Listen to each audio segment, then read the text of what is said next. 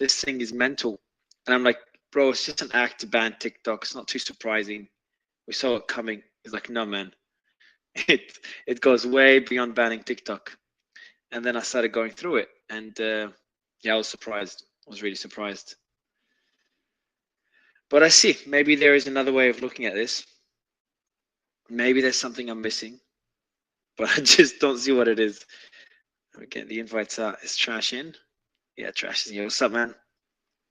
Hey, what's up, guys? Good to see you guys. Yeah, there's a lot here, Mario. There's a lot here. Have you gone through this? That's crazy. That's crazy. It's super crazy. And there's a lot here and has nothing to do with TikTok, just to be clear. That's insane. Should we call this the Twitter files or no? Patriot Act 2.0. No, but I want to kind of like a catchy title. Twitter files. Sorry, TikTok files. Would that make sense or no? It's too much. Yep, that's good. That's good. We call it TikTok files. Yeah. TikTok files is a good one. All right, I got your blessing. All right. If people give me hate for calling it TikTok files, I'm blaming it on you, man. But everybody blame it on me anyway. Yeah, it's fine. I want to get Digital Sister up. Should be great to have. Digital Heidi, I've sent you through an invite to you in the audience. You should have it via DMs. Wait, Heidi's going to come up? Heidi, I've been trying to get you into the spaces for like a month. Like, you need to come up. Like, come up, please. Yeah, Heidi's accepted the invite, so I think she's already up on stage. No, she's not. She's laughing at me. She's accepted the invite, so it'd be great to have her. And then let me get Catherine's here. Ian's invite is up, and we got Dr. Malibu here as well. Yeah, that's gonna be pretty interesting. What have you? So first glance, what was your first impression, Trash? Well, this was a way for them to actually legislate. Like, so Patriot Act 2.0. The reason I call it that is because it's not about TikTok. They want to be able to come in and through maybe actually, Trash, kick it off. I have an idea. Kick it off with Patriot Act as we prepare for this. And just for everyone, there's a thread that is still being tweeted. Sliman's tweeting it on my account now. I'm just going to pin it above.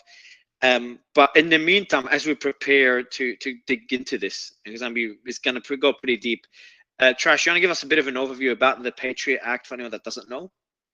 Yeah, so the Patriot Act was signed in the early 2000s, and what it was designed to do was basically give the national government and our intelligence communities broad sweeping powers to be able to spy on citizens because they were concerned about, terrorist cells that were existing in the United States after post 9/11.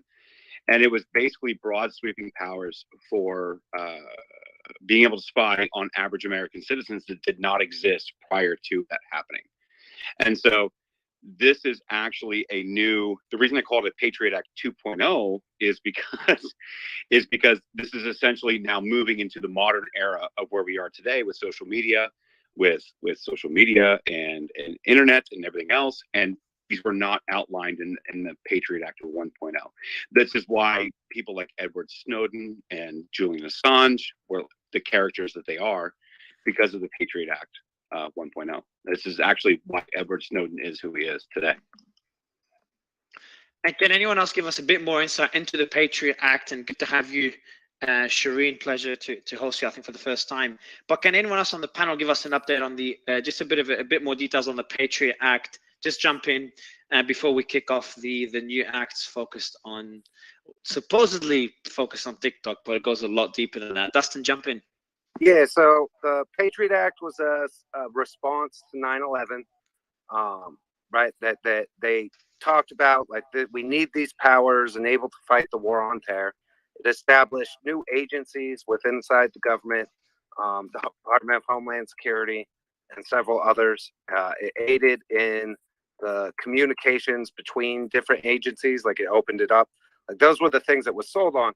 But really what it was about was creating like the apparatus for the surveillance state that Edward Snowden revealed, and all of the data collection and the FISA warrant system and the abuses of that system.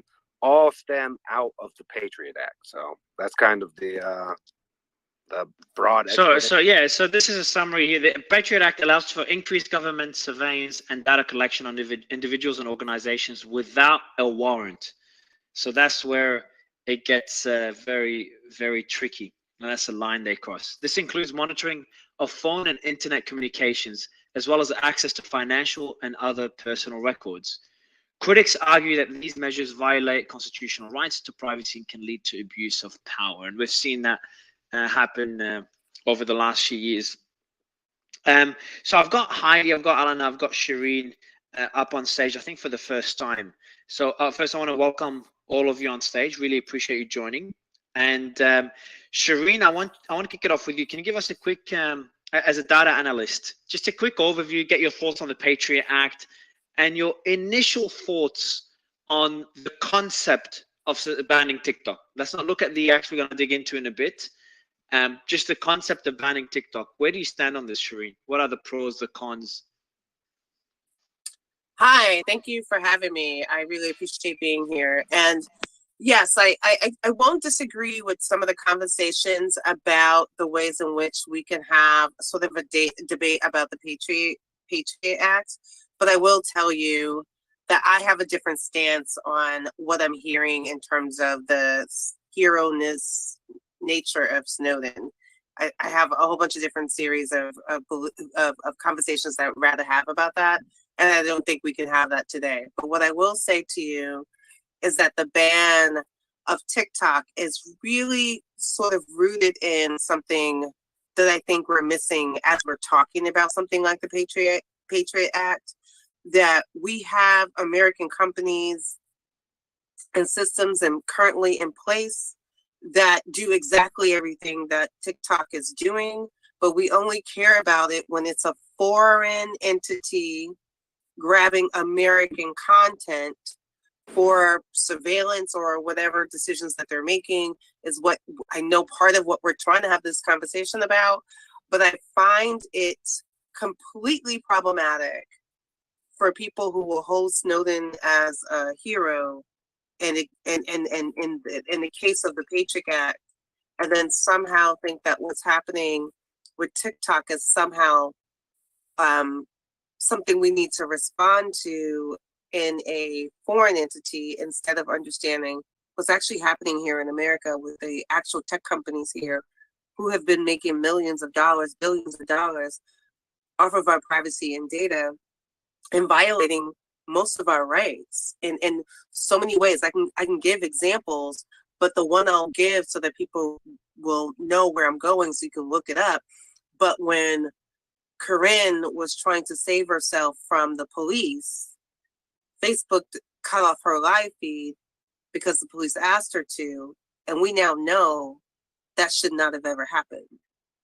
We are not having the same conversations in some instances about this, and I'm willing to have this conversation, and thank you for having me here. Yeah, pleasure to have you. And I've got to ask you a quick question as we prepare the room and wait for more people to join. And Slyman, where are you up to in the thread, by the way? Which tweet are you up to? 32. All right, cool. So there's a thread that Slyman took days to write, and then the team helped him out today, but reviewing it before it went out. That's why the space was delayed. It's pinned above. It kind of breaks down the act, and we're going to go through it in the space. But I've got to ask you a question, Shireen. Is there an argument, because it's very difficult to find anyone that's happy to openly make that argument, but is there an argument where you could say, censorship has benefits? And I don't know, it's hard for me even to make that argument. But whereas, we talk about misinformation, for example. That's maybe one way of making that argument. Disinformation and misinformation could have a negative impact on society. We talked about having a run on the banks. Name redacted, you're on stage. You're probably one of the biggest guys on Twitter fighting against censorship. Yet me and you in one of the finance spaces, we're talking about how censorship, when it leads to a run on the bank, when it comes to a healthy bank, could, for example, make sense.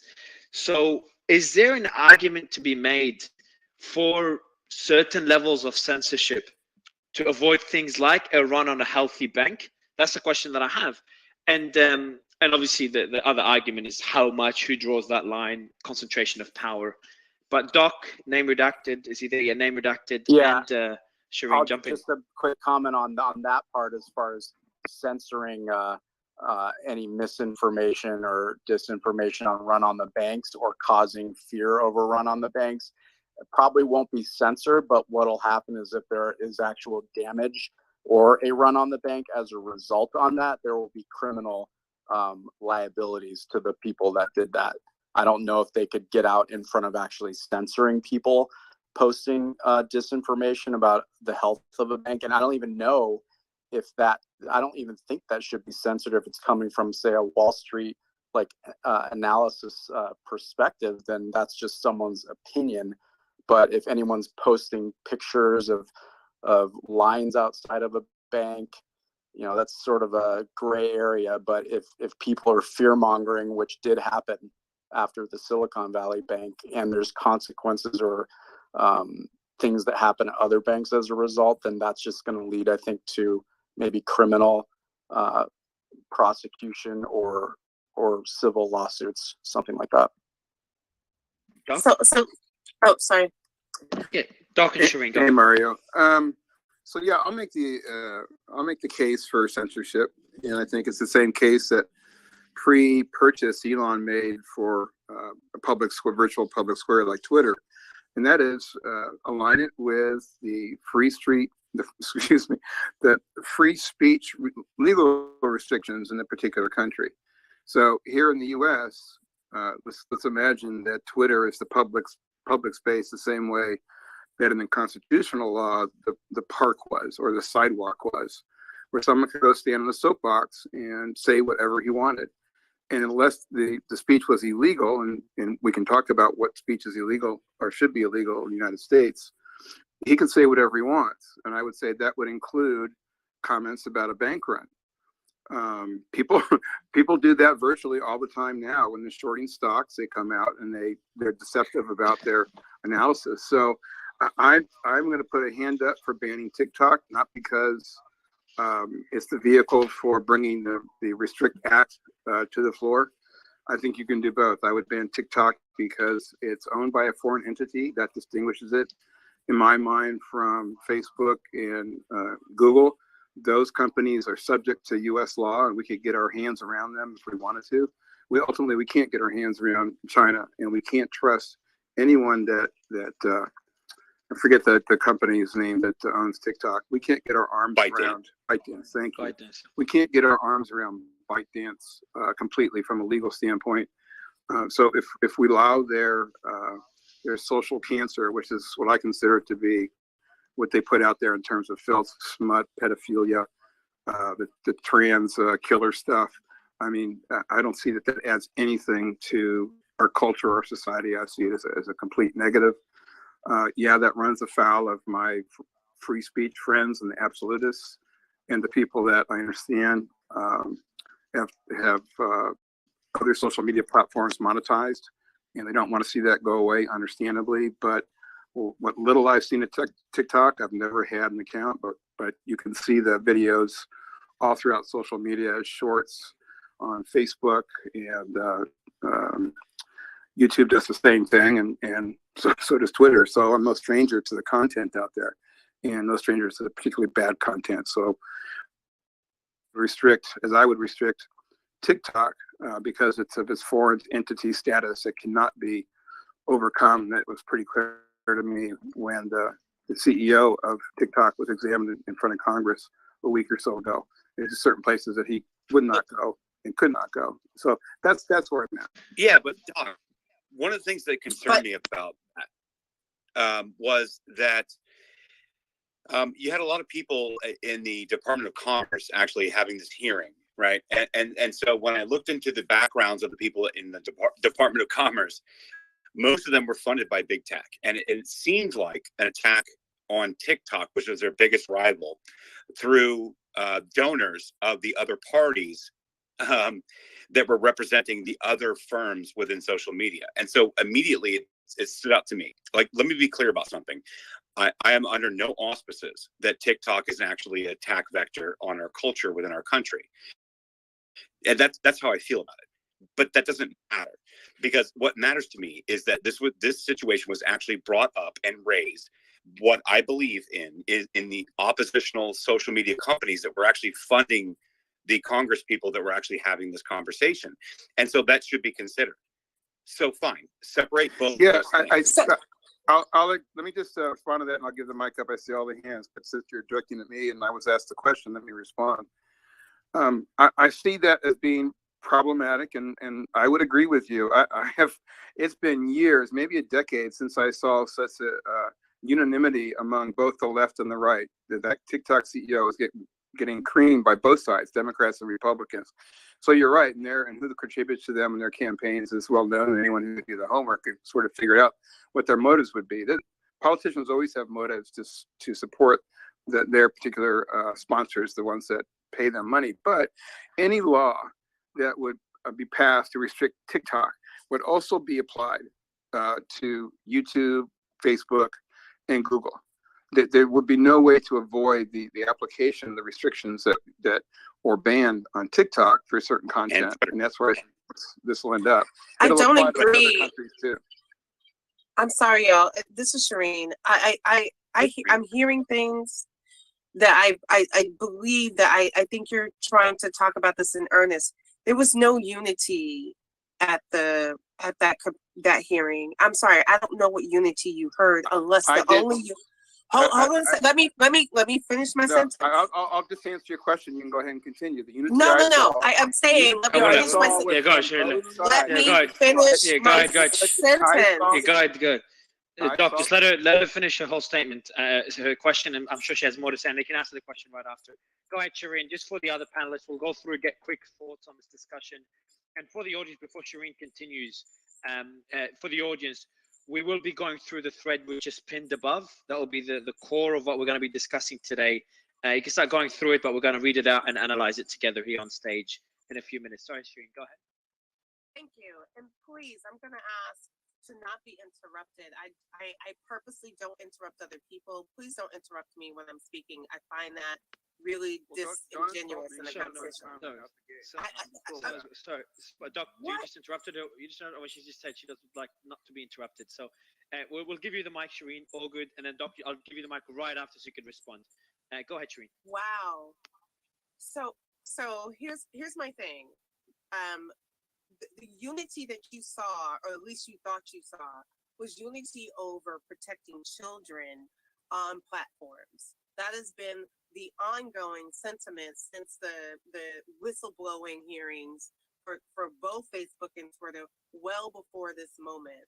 I need people to hear what unity looks like, because that's not what I'm hearing. Because what most of us are asking for in conversations that you are speaking to is about censorship, about content that will get people killed, like the disinformation around COVID, or the disinformation that actually allows more hate speech on these platforms that was not covered except for one or two congressional members at that hearing. So I'm trying to make sure that we understand that what you were listening for is not what I'm listening for. And my hope is that we get to have this diverse perspective about that, because I have no instance of dealing with the conversation around children when they mean specific children and not Black and brown children, or any other proportions that have to do with the way in which that these platforms have targeted not only children, but also people from marginalized groups.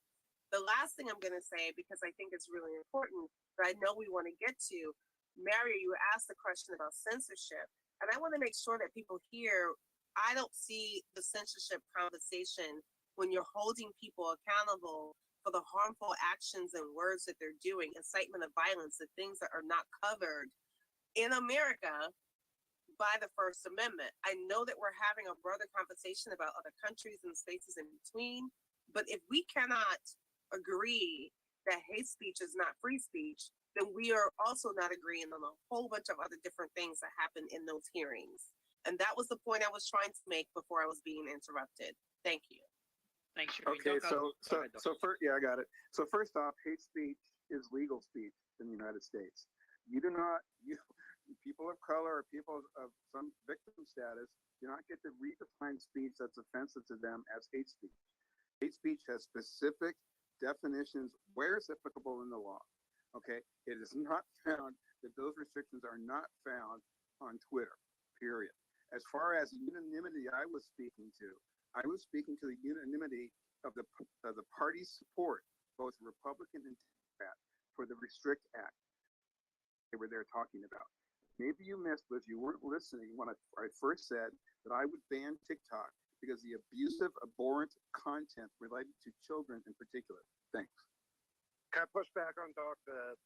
So I just real quick. Can I go ahead? Can I respond after Dustin, please? Yeah, sure, of course. Go ahead, Dustin.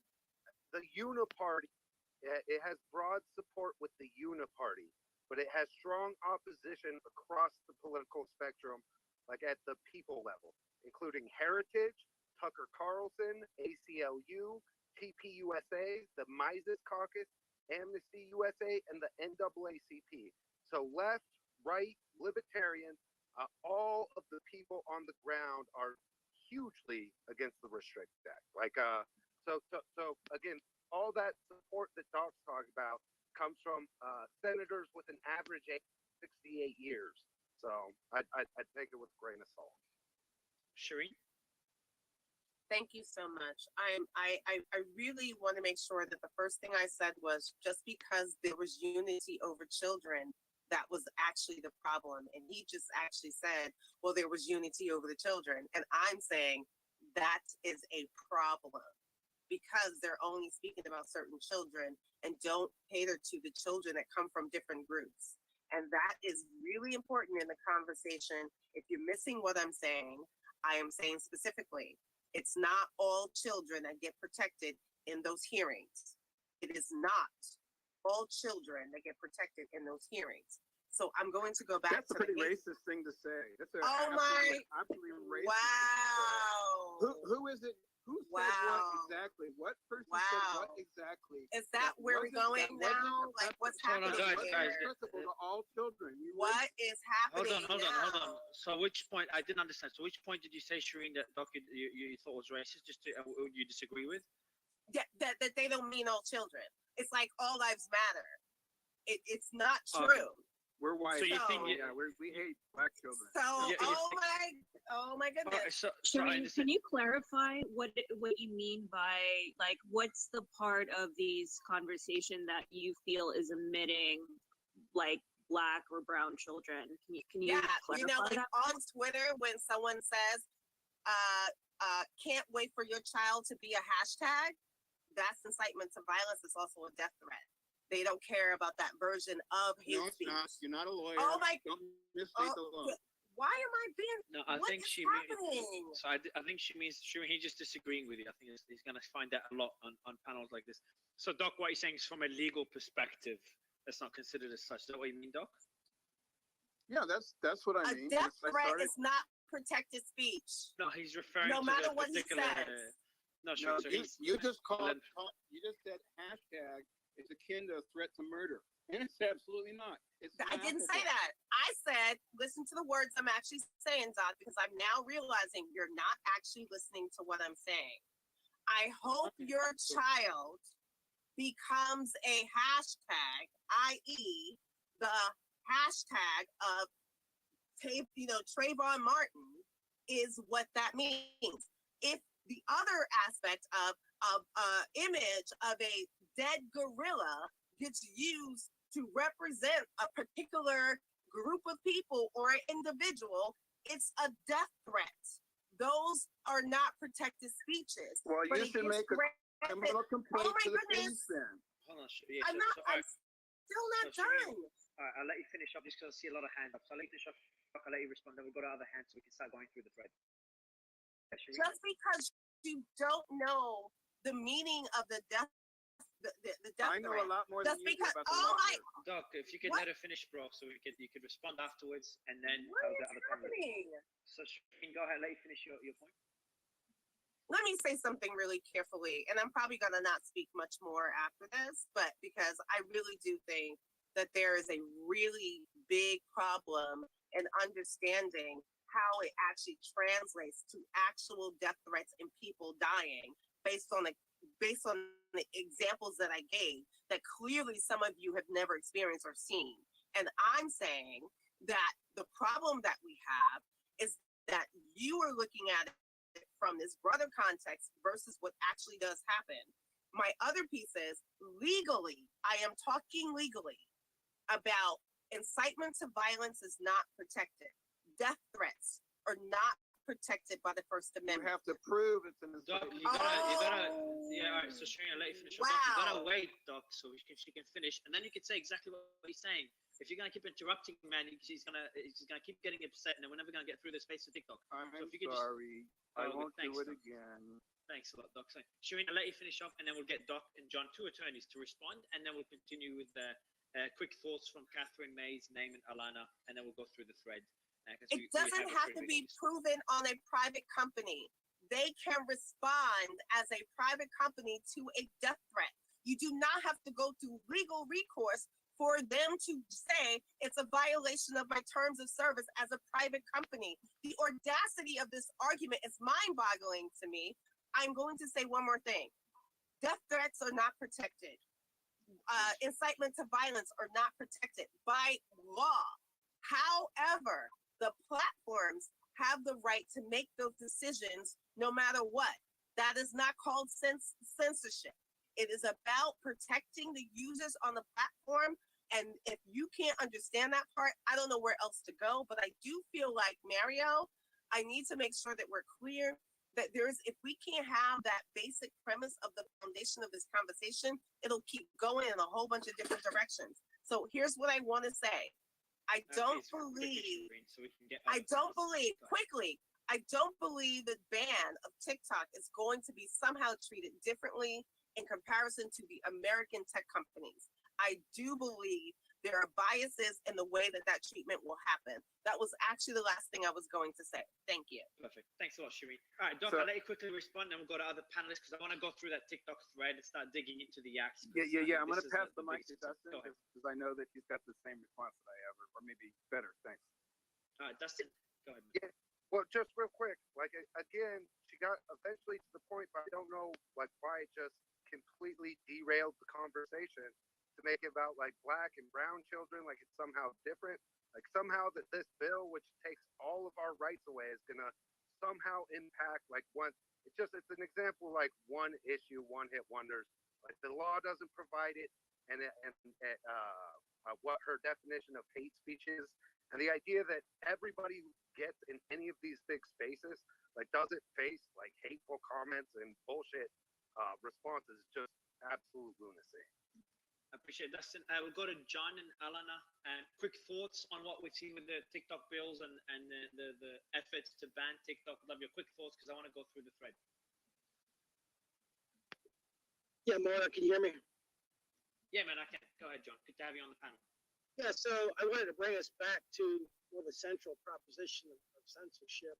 And I think that the motivation and the primary concern here, although maybe should be differently, is not the content of TikTok. It is the investigative nature in which the Chinese are gathering information. And so it's becoming a national security threat. That's a whole other discussion. The nature of fraud is to hold yourself out to one thing and yet be something else. So that, I think, is the primary motivation here, not the bad content. And I agree with the folks that are talking about concern for children. That's a wide order to make that. When we talk about censorship, we're presupposing that's the bad part. The good part is we're presupposing that the free exchange of ideas is a virtue. This is something that we want to see in classical, democracy.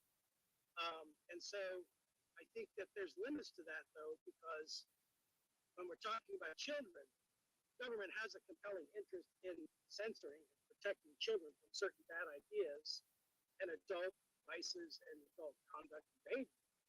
However, when you get older, you're in college, then we have the exchange of ideas. So I think that's an important distinction to make. This particular platform is in fact targeting children. So it's not only a national security issue, it's also a concern for children as well. I can't speak to the specifics of the act. Obviously, there's some issues with it, unless all these organizations do not have concerns with it. I think that, Well, if we're going to talk about censorship, we have to look at this. yeah. So one of my John, problems. before you jump in, just John, just for the future as you speak, your mic has something where it's hard to hear you, and so you're kind of going in and out and a bit muffled. Yeah, go ahead, Trash. Yeah, so like one of my problems with the Restrict Act is that TikTok is not mentioned anywhere in the bill. And so this is where I'm actually like really concerned about what the bill's being presented as, right? So like the conversations are revolving around TikTok, right? And listen, like I'm with you. I could probably sit here with a lot of people on this space and be like, holy shit, like TikTok, the algorithms, what's being pushed in the from ByteDance in the American culture versus what's being pushed in the Chinese culture, STEM fields in the Chinese culture, and then the gender ideology, whatever's being pushed here in the American culture. But the Restrict Act does not have TikTok anywhere in the conversation. And so what they're trying to do is they're trying to conflate TikTok with its algorithms and its pitfalls and its control of information to actually put this through. So let's assume for a moment that we ban TikTok from the internet. That's fine. Let's say that no one in the United States is actually allowed to have TikTok. That's fine. But it does not exclude third parties that are collecting the data on us from any kind of free app that we download from the App Store or iOS. It does not preclude us from the internet browsers. It does not preclude us from algorithms on any other social media platform. And it nowhere mentions TikTok. What it's saying is that we as a government have control of whether or not you should be able to use a platform or not. And this is where my fundamental disagreement comes from. If they were talking about TikTok specifically in this bill, then okay, we can address that. I would still not be for it because I don't want the government to have any kind of control over it, but that's my own personal opinion. But for the provenance of the space, TikTok is not mentioned anywhere in this bill. You can go search it yourself. Look up the Restrict Act and type in TikTok. It's not there. And I think that we should all be alarmed. But John, I agree with you, specifically like between you and I. Go ahead, Marius. Well, I think part of the problem is if you name TikTok, you might have an equal protection challenge under the Constitution because the law has to evenly apply to all companies. You can't target a company. Obviously, this is a unique situation. I'm not aware of any other app that has that. Yeah, so John, they have to word it in a way because the act cannot target a company. It's a very important point to make. So when TikTok is not mentioned there, that's because legally it cannot be mentioned. That's what I understand. Correct, John? That's right. Yeah, So I will. Go ahead, Catherine.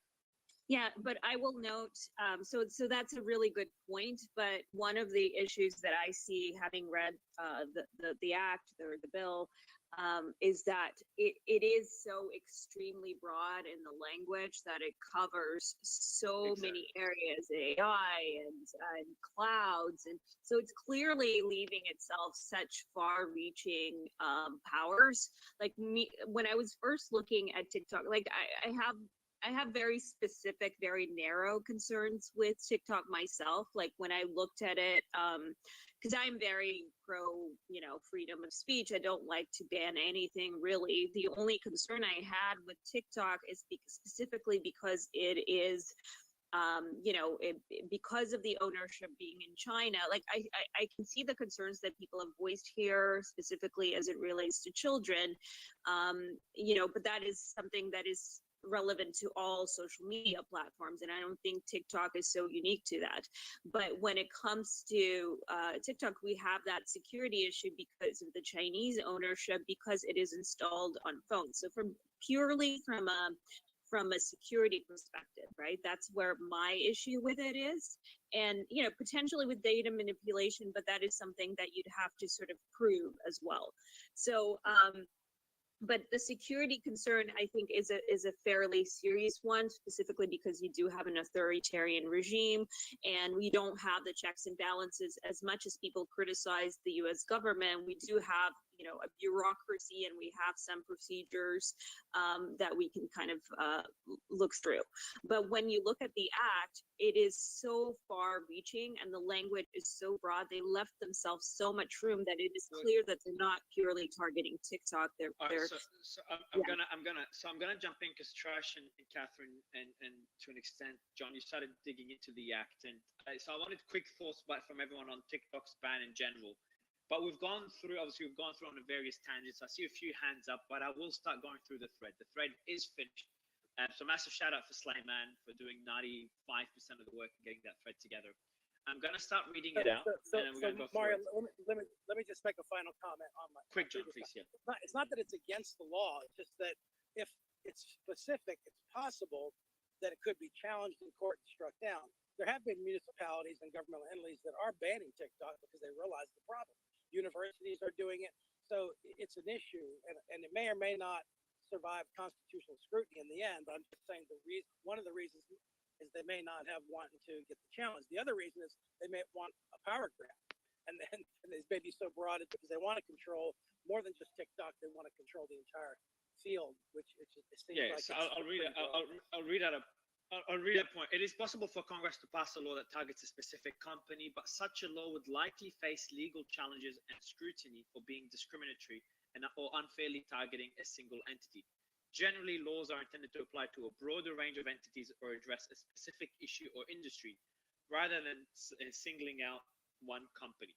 So it goes to the point, and I'm going to start going through the thread. And I appreciate there's a lot of hands up, and there's a lot of people requesting to speak. We will be we had we had a set panel, and we'd love to rotate it as the space continues. So we will be bringing you up. Please do DM me, and the team will liaise with you. But I'm going to start going through the thread, and one thing you'll find is that what started as an attempt to ban TikTok, for obvious reasons, became something significantly more concerning, at least for anyone that lives in a democratic country. And we'll try to break down why that is. So I'm going to start going through it. First tweet, anyone that wants to follow from the audience, the pinned tweet at the top is what you should go through, okay? There are plans to ban TikTok due to fears of the Chinese spying on Americans. The bill received bipartisan and public support. Most people don't see the darker side of the bill, one that should concern every citizen of a democracy. Tweet 1. There are concerns about TikTok. Its parent company ByteDance is Chinese. The CCP, which is the Chinese Communist Party, has a 1% stake in ByteDance, but because they have golden shares, it gives the CCP a seat on the board where they can impact, quote, business strategy and investment plans. And there's a screenshot there that says TikTok parent ByteDance has special stock owned by China's government. Here's how golden shares give Beijing influence over the social media giant. There's an article labeled as such. 2 or 3. TikTok was used to spy on reporters and track their sources. They were tracking IP information, and this was used to monitor journalists in the US.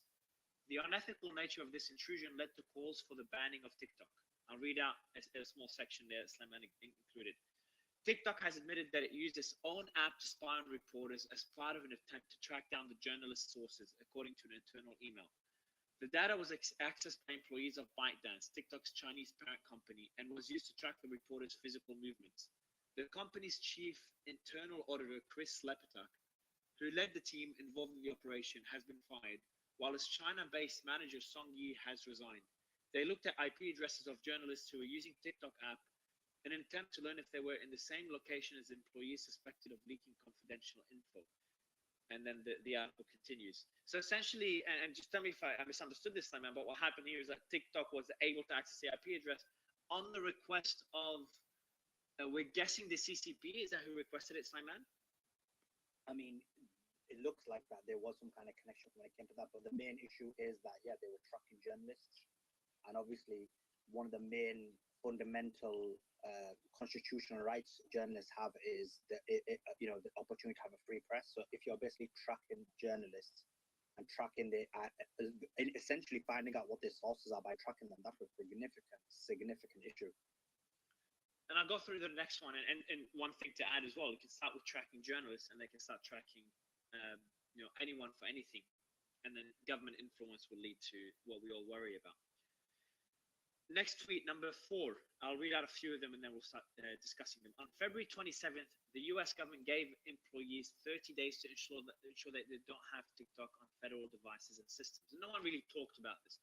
We're worried that it could set the precedent for something bigger, but it wasn't that concerning. I'm not sure if anyone on the panel disagrees, but if the government doesn't allow federal employees to have TikTok on their phones, it's understandable. The main concern was that TikTok had given the CCP direct and intrusive access to Americans. Representative Mike McCall said, quote, anyone with TikTok downloaded on their device has given the CCP a backdoor to all their personal information. It's a spy balloon into your phone. I'm guessing that was... But it just shows that, you know, and we're going to be bringing up Ian very shortly, but Ian was there co-hosting and covering the Twitter files, and we saw massive pushback, not massive, at least pushback from us discovering all this, but we saw some pushback within Twitter and within society when we found out government had it by name redactors on stage, and name redactor was leading, you know, similar investigations. When we saw the government put their tentacles into these different social media apps, not enough, and we're still pushing back even further. But in China, you won't see that same pushback, and I'm not sure if anyone has knowledge on Chinese censorship and the influence the CCP has within the Chinese community. But Ian will probably be able to give us a bit more insight there. I'll read two or three more tweets. The government ban was not implemented by the US, but other countries such as the UK followed their lead. Quote, the ban on government devices applies to government corporate devices within all government departments. So we saw the UK follow the US in terms of banning TikTok on government devices. Number 7, Forbes reported that TikTok planned to monitor the physical location of American citizens. TikTok's Maureen Shanahan said, quote, TikTok collects approximate location information based on users' IP addresses to, among other things, help show relevant content and ads to users. So on that particular point, can anyone give me more clarity? Don't other social media apps also track your location? Of course Don't they they do. track very similar Yeah, things? of course they do. That's A what I lot of thought. that, like I would say 99% of stuff that TikTok is being accused of doing, which it does, every other platform does it. Twitter does it, Facebook does it, Instagram does it, Google does it. When you're logging into Google from, say, I don't know, the Netherlands, you're going to see Netherlands-based content. It's not crazy to think about. I don't understand why this is suddenly an issue. I think the issue is because it gives access to the Chinese government, which is seen as a rival to the US. So that's where, if it wasn't Chinese owned, we wouldn't be having this conversation. Yeah, and it's a broken we're game. not That's what I having this said conversation. earlier. Oh Yeah. my God, China's doing this and that. It's like, what about the deep state? You know, like we saw the Twitter file. Yeah, but No, but honestly, but you can't. I said that earlier. Yeah, it's a fair point, Shireen. But Catherine, I'm gonna probably, I know what you're gonna say, Catherine. I'll give you the mic to say it, and I'll kind of add on to it as well. Go ahead, Catherine. Sure. Yeah. No, I think there is a difference. We're essentially, I hate to be, I don't mean to fear monger or whatever, but we are essentially in something equivalent to a Cold War with China at this point. And so, and China has a regime that is very different from our own. So when we're talking about the deep state, as you call it, I mean, we are living in that country. So, and we do elect the government of that country. So whether you like it or not, I mean, that is different. It's the citizens of the country. We are, you know, we hold those leaders, we try to at least hold those leaders to account. There is a critical difference in that. I mean, who started the Cold War? The one that you're going through right now. Cold War number 2. Cold War part 2, Electric Boogaloo. Malaysia. Yeah, Malaysia. I mean, no, America started this thing with China and Russia, this trade war. Started with the trade Wait, war. why do you say, Ian? Why do you say that America started it? I mean, I think when it's. you- I think there's a when you- few when things. you, Okay, I think if we start digging into Ukraine and No, when it you gets into a bigger weaponize, discussion. okay, here's the thing: when you weaponize the U.S. dollar and use it to sanction other countries that don't go along with the policies, I mean, you're basically starting a Cold War. This is what China's responding to, right? So whatever China does right now, when it comes to trade, when it comes to how it deals with other countries and it builds its own sphere of influence, this is America's doing. That is the response, right? What China's. But we're seeing, but Well, Ian, we're This seeing, has been but happening moving for away. longer. Yes, but moving away from this, moving away from geopolitics, what I want to say is that there is bipartisan support And and that's why you should be public scared. support, and That's even why on you this should be panel, scared. and on this panel as well, there is support Because it is Chinese I know, owned, and because it is and giving that influence to the doesn't rival mean that of the US. The fact that there is no, well, there's very little pushback from the There is conservative pushback on right. the rest of the It's thread. coming from people who actually care about the Constitution. What's being done to TikTok No, I right think it now comes. is No, no, against it's the not. It's First not. Amendment. Ian, it's not only that. I think it's people that understand the bill and the repercussions Yeah, from because the we bill. actually read it. Like no one's gonna go We through actually like we read are. it, we actually read the bill, and it's fucking scary as hell. This makes the Patriot Act look like a piece of garbage. This gives the United States 1984-esque Big Brother qualities, right? It gives them the ability to censor and monitor everyone under the guise of protecting them. You trust your government after what happened 2 years ago, last year, the way they shut down everything? I don't think most Americans even trust the government. So this is ridiculous to the extreme, and a few congressmen have spoken out against it. So, I mean, good for them for speaking out, but man, this is insane. This is insanity. Ian, I've got a question for I you. wanna, Ian, I've got just one question for Ian, Alana, then you. And Yeah, we've got it already, yeah. So obviously we're going to come to the specifics of the bill halfway through, but right now it's more about TikTok. So question to you is, let's ignore the bill for a second. Yep.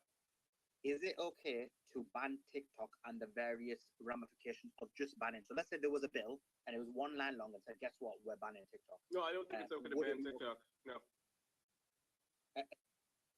What's the reasons for that? Because Catherine's position is that basically you're giving your enemy sight into America. Well, there are many legal reasons why you can't do that. You can't single out a single company and decide to ban it. That's not how the law is supposed to work. You can ban a company owned by a foreign entity. It would have no impact on U.S. owned entities that do the same business. Well, you could try to sanction the company, and if you can have actual evidence against it, but that company, keep in mind, does business in the United States. It pays American taxes when it comes to this stuff.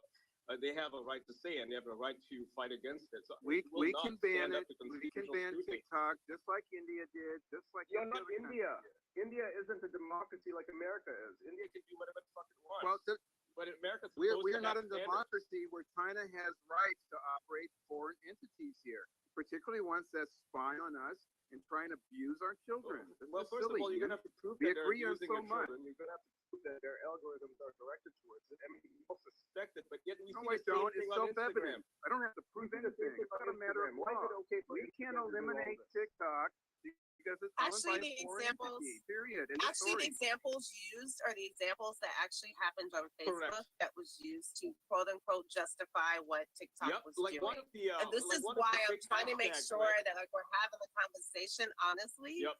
Because if you do care about children, then it should matter in those instances. It didn't matter before. And I'll say once again, we're still only talking about certain children. Yeah, now The racist speaks issue again. here, the issue here is that the laws are not being applied equally. So yes, we You don't might know the ban law. TikTok, Don't. but we're You not don't gonna know the law. we're not gonna stop those laws from being used. We're gonna disproportionately use those laws differently for the American companies, depending on what is profitable for them and the ways in which they target our children.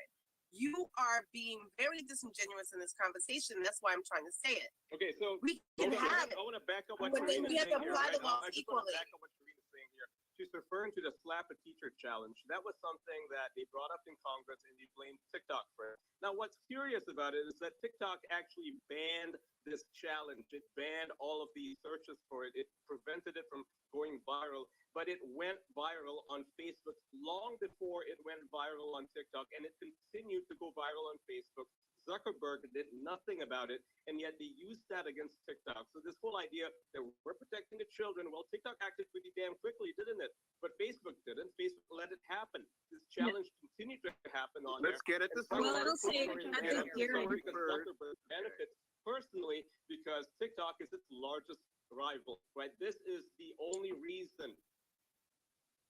well, at the Facebook hearing, has- at the TikTok, I'll Yeah, just. let me quick- Catherine, I'll like quickly respond. We'll go to Alan. Yeah. I've been waiting for a while. Yeah. And I'll continue going Sure. through the thread. Sounds good. So at the TikTok hearing, I did find that it was disingenuous. Like some of because like the reason I bring up the security argument is because it is unique to TikTok. But in terms of the way that it affects kids and these other concerns that were brought up the hearings for TikTok, I do find that the fact that they targeted TikTok is kind of hypocritical and unfair, because all these other social media platforms, as Shireen and Ian bring up, those things do occur on these platforms. So if you are targeting TikTok for that you must also equally apply those rules to these other platforms. Oh, do it. So I think go ahead. that kind of goes into my point, where my overall stance on this is that I think we're skipping steps here. We're looking at the TikTok ban, which is attached to the Data Act, and the Restrict Act is kind of separate. But in my POV, it's if they can get away with a complete overreach. We don't have any standard regulation or legislation on data collection, data storage, data privacy. We look at the EU, which has the GDPR. We don't have anything like that. And I'm an older Gen Z, so I kind of grew up with the birth of the digital age. And the same things that are on the internet now have been on the internet since 2002. I've seen ISIS recruiting on Twitter. I've seen MS-13. I've seen people committing suicide and writing their suicide notes, and that's not uncommon. And to only kind of bring it up now because an international player is in the market and kind of dominating it. I work in marketing, and it's seeing it on the back end and seeing how it is affecting consumer behavior, consumer sentiment, what people want from personalization. It's disrupting the market in many ways outside of just social media. And so to only jump on it now and not even have broad legislation or regulation on how we protect people, not just kids, but just people in general, you don't have that. We need that first. And then let these companies, both domestic and foreign, get their act together, give them a chance to do that. And if they can't do that, then let's see what we have to do at that point. But like, I'm just looking at an example with Meta. They're currently in the class action suit with Advocate Aurora and WakeMed because their MetaPixel tools collected sensitive health data of over 3 million people, gave it to Google, gave it to Facebook, and also third-party vendors. But why aren't we addressing it? That's not the first time that it's done that.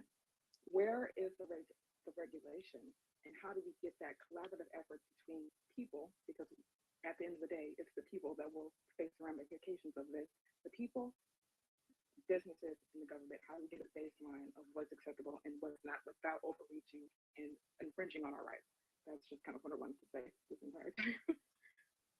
No, thank you for that. But like that is such the most important part of this conversation, because there is like this overarching perspective, like, oh, we can do it because it's a foreign entity and it's basically a national security issue.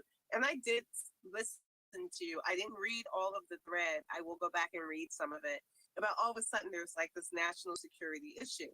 When in essence, many of the doxing and death threats that happened on these platforms was about people being able to have access. The swatting, when we tried to get laws in place for that, people who were doxing and doing that was America's issue. That was not China. And the fact that we're like trying to talk about location-based issues, does everyone forget Foursquare and all the things that went down around that? Like, honestly, some of this conversation is a little bit disingenuous in my opinion, but I also want to make sure that I'm being very clear. I am looking at the law in itself, and I'm also trying to make sure that we're being honest about the way in which we're choosing which laws we want to put into effect and who they impact and who they don't. And that is the part that I think is being really missed, because there's laws in place and there's de facto actions that still exist in this country that people want to pretend don't happen. Thanks. So Shireen, like, I would like to ask you a question. Do you believe that some speech is allowable and some are not? And if speech is allowed and then is not, how do you determine, and who determines what speech is allowed? Everybody who asks me that question is asking the question because they're using it as the First Amendment argument. And I'm going to give you the First Amendment argument. Your speech against the government is the only speech protected. Everything else is not. That's what I'm going to tell you. Private companies and individuals have the right. Oh my God. Private individuals, private companies get to decide what that is. The only speech that you have protected is to make sure you are not punished by the government if you speak up against it. Period. That's where I come from. So actually, the First Amendment is actually protected speech where the government cannot infringe on the speech that you're committing. It doesn't say what you can say or not say, whether it's against the government or for the government. What it is actually designed to, you can speak something regardless if the government agrees with it or not, and then you're protected from the government imposing any kind of sanction. Two terrible takes. Well done. Well done. All right, Mitchell, good. Your take is false. You can have the free speech you want. You are not free from the consequences of it. All right, so let's get Fidget and Doc. Guys, you're both attorneys. I'll let you respond. Maybe Fidget, do you want to go first, and then Doc? Oh, so there's no such thing as a take because it's a law. So. Well, when you're saying it's about the law, yeah, you got to properly define it. So I think right? there's two different things, Mario, going on here. You have the issue of the national security, right? And then there's the concern for children.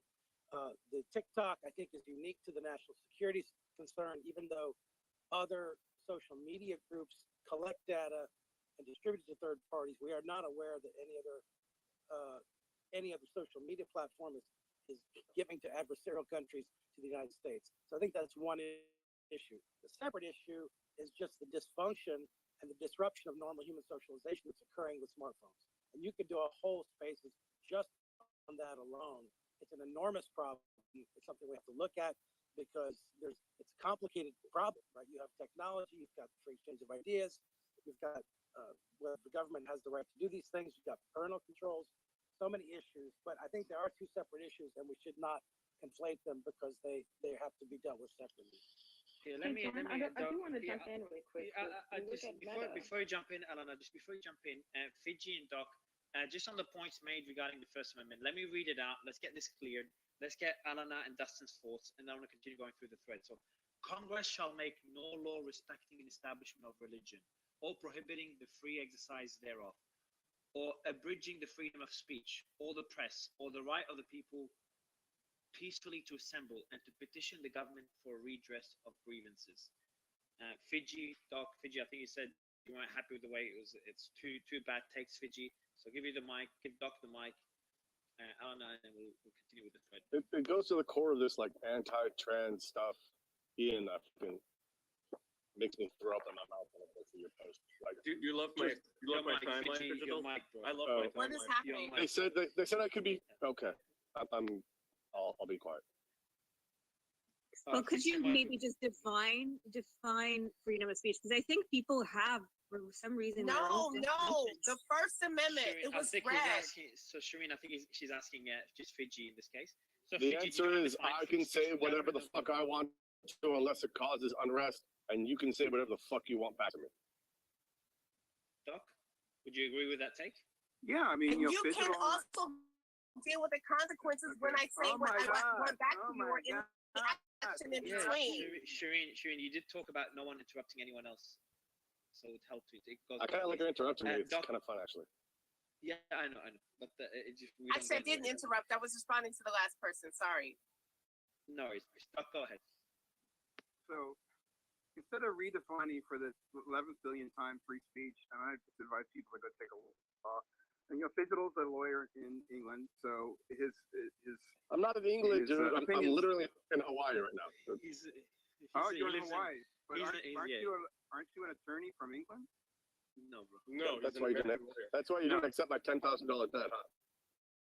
Because you don't. I forgot you guys. I forgot you guys go way back. I forgot about that. Anyway, Doc, quick. So Fidji, guys.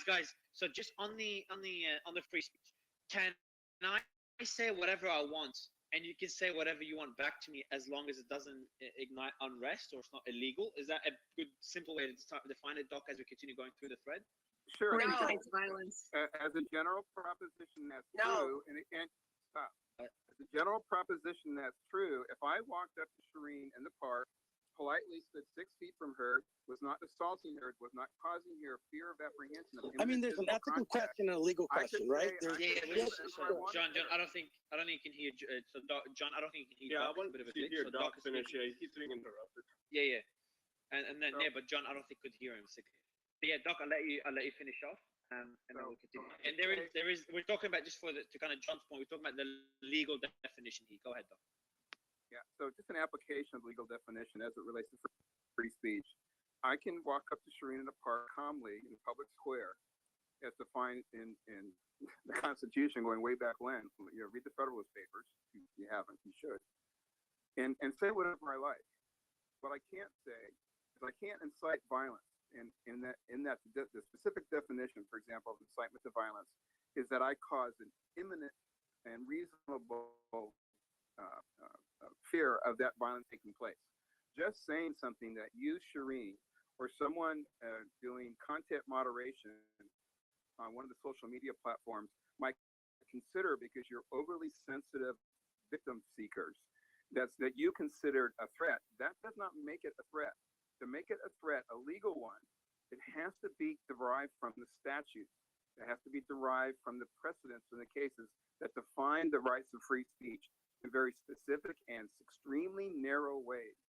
The generalized application of Twitter's power under Section 230 is itself a bastardization of the free speech rules. In this room a year ago, had it existed like this, would have been talking about, other aspects of restrictions on speech under 230 and the way that Twitter applied it. So free speech is being restored here. And as it does, more and more victims who previously enjoyed the suppression of free speech by a corporate entity, given that right under the law, under a misapplication of 230, is really repeating. I agree with Trash and with Dustin. This is 230 on steroids. This is a Patriot Act on steroids. There are really no restrictions in the way that the government can restrict the speech under the Restrict Act. And yes, TikTok is being used as a stalking horse for this problem, because people like me and people like Tara don't like the abuses of children particularly. And Shireen, you and I share that. You just think that only white people are protected. I don't. I'm not a racist. You are. Okay, so we're gonna press our text. Now she's gonna respond back, and you know it. You know I'm going to respond back. So are we clear about what just happened? Yeah, wow. I called the racist a racist. Yeah, I'll be quiet now. Yeah. You had to do it, Doc, didn't you, man? Shireen, I'll let you respond, because obviously there's a bit of an attack there, and then we'll continue. And we'll get. I appreciate that. I appreciate that, Mario. So here's the thing. I didn't call anybody. Mario.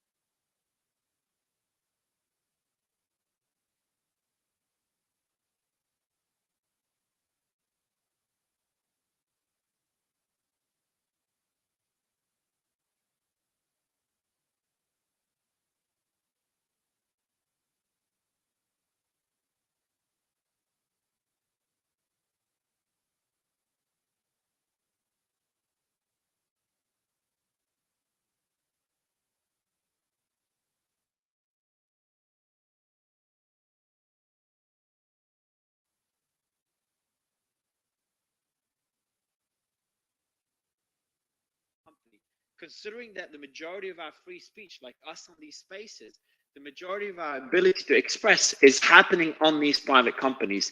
But this is a separate discussion from a legal perspective, and I think you make a valid I think what point we need there. is an But online bill of Alana, rights, Mario. I think that would solve a lot of problems. You create the online bill of rights first, and you give people the right to say what they want online and protect that speech, and then you can take action against these social media companies, what they can't do, right? Because you don't want to censor people. You don't want to censor normal people in the event that you decide to take action against any social media company. I think that's the issue here. It's because right now, when they want to censor or control or moderate any social media platform, they're effectively censoring people as well. That's not okay.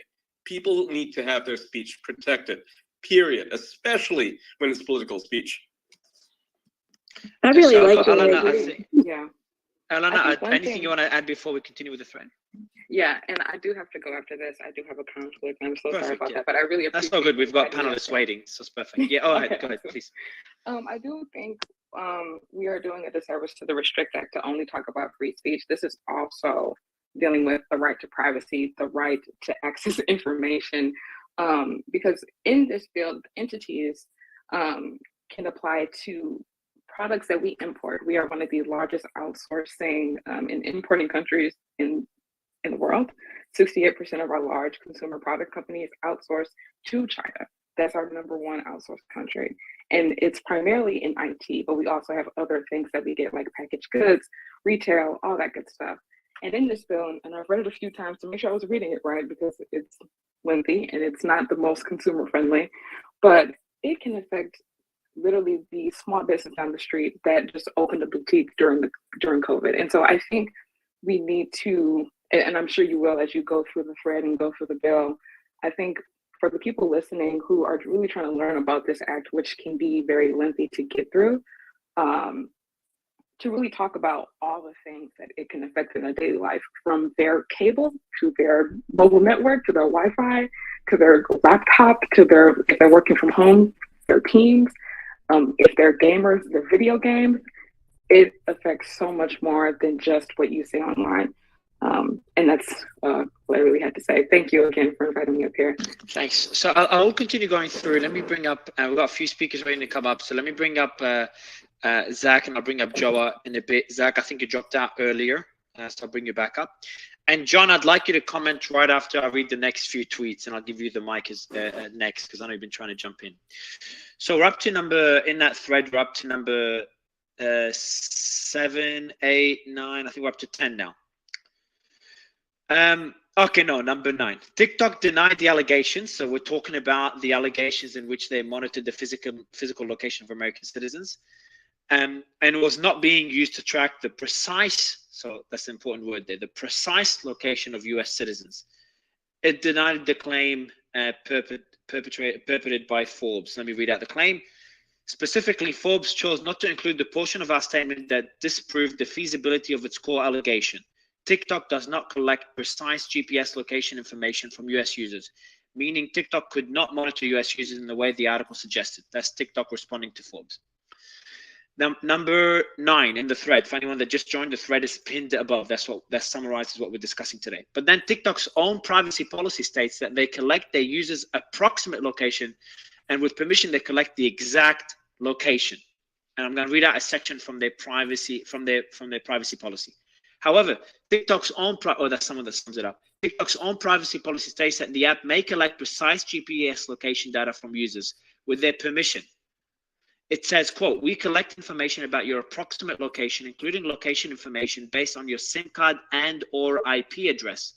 With your permission, we may also collect precise locations such as data, such as GPS." Now, what's funny is I'm reading it out in such a dramatic way, but I think a lot of us on the panel, even people in the audience, might be like, yeah, Mario, we knew that. And I'm guessing this is relatively known, that social media platforms, and I know Zach, you're the whistleblower on Google from a while ago under Project Veritas. But I think a lot of us know that these apps do track our location. Does anyone not know that? Anyone in the audience? You can use the comment section in the bottom right corner. I see Zach, you're unmuting. But anyone in the audience, do you not know that your location? Oh my is being God, tracked? there's a Put it in the GPS comments, on I'm your curious. phone. Holy shit, I'm gonna break my phone right now. Anyone else like Ian that does not know that they're being tracked? Zach, you trying to jump in? Yeah, sure. And the thing about tracking is that even if you turn off all the tracking within the phone, it's the cell towers themselves that still have the ability to triangulate your position anywhere on the globe. And so just merely having your phone on will result Anywhere on the globe or within we're talking about the US, because obviously if you're in... Anytime you've got your phone connected to a cell tower, you are being tracked. And the only way that you can shut that off is by turning the phone off completely, which they're removing. No, Zach, your vaccine tracks you as well. No, but hold on. So Fiji, you don't think that they can track your phone when it's off? I'm not saying someone. I think Zach said someone's actively watching being you. facetious, but no. Just turning it Yeah, I off know, alone. but Being facetious because if you're a good person, you don't have to worry about being. Hold on, Ian. You speak. Hold on, guys. You speak both at the same time. I answered nothing. Yeah, That was no, said. I was just saying that turning off your phone Yeah, go- is not enough. You have to remove your SIM card because your phone is technically in a low power mode. It's how your Apple and your Google phones can give you like a location for where your phone is, right? Let's say you lost your phone and you want to use Find My iPhone. That's how it detects it. It's in low power mode, so you can't just. Does Find My iPhone work when your phone is off? Does it work when your phone is off? Yes, it does. Yeah. Okay. All right. But Fiji, digital made the argument My that question if you're is, good- okay. Fiji, No, can you no, start just- speaking? Just keep speaking, bro. Not if you hear a voice, you stop talking. My As soon as you do concern that- is why are you so concerned about being tracked? What are you so concerned about? You're being sarcastic again. Come on. No, he's he's not. not. being He's actually sarcastic. being- No, he's not. He said, In he the said pattern that I earlier. have. Hold on. Well, Go ahead, hold on. Catherine. I was saying, because what I heard Fidgetal say was, if you're a good person, why should you be concerned about being tracked? That was the point. Yeah, so this is where it gets tricky because in today's society, and that's a valid point. I've made that argument a couple of years ago as well. I'm like, I don't have anything to hide because I do everything. I'm fine with everything I do. If everything is public, I'm chill. I don't mind. And so that's from a legal perspective. If someone tracks everywhere I go, I don't mind. But then there's a counter argument. First, when I became a public figure, people start twisting basic things and making them look bad. I'm like, shit, okay, things that I thought was normal, factually, it's nothing wrong with it. People can make it out into a whole different story. Like, let's say I'm walking with my brother in Korea. I'm like, hey, that's a strip club. Let's see what's in there. And then just as fun, we go in for 2 seconds and come out. And then that could, and by the way, I'm making it up for anyone that wants to use this against me.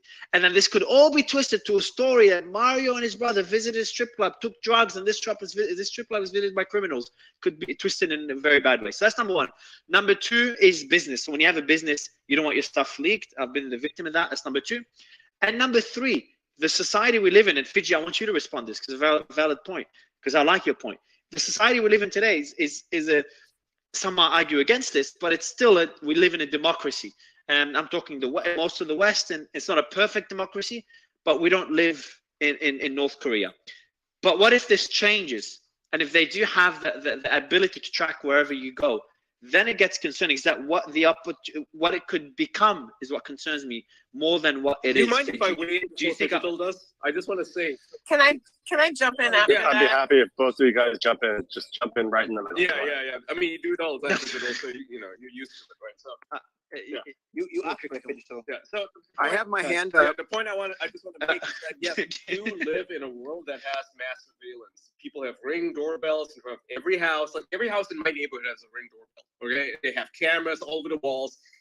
They can see you, and there's a pretty good chance other people can as well. Wherever these networks are, they're capturing all this surveillance footage. Not that it's used for anything, because legally, right, the government cannot just surveil you like that.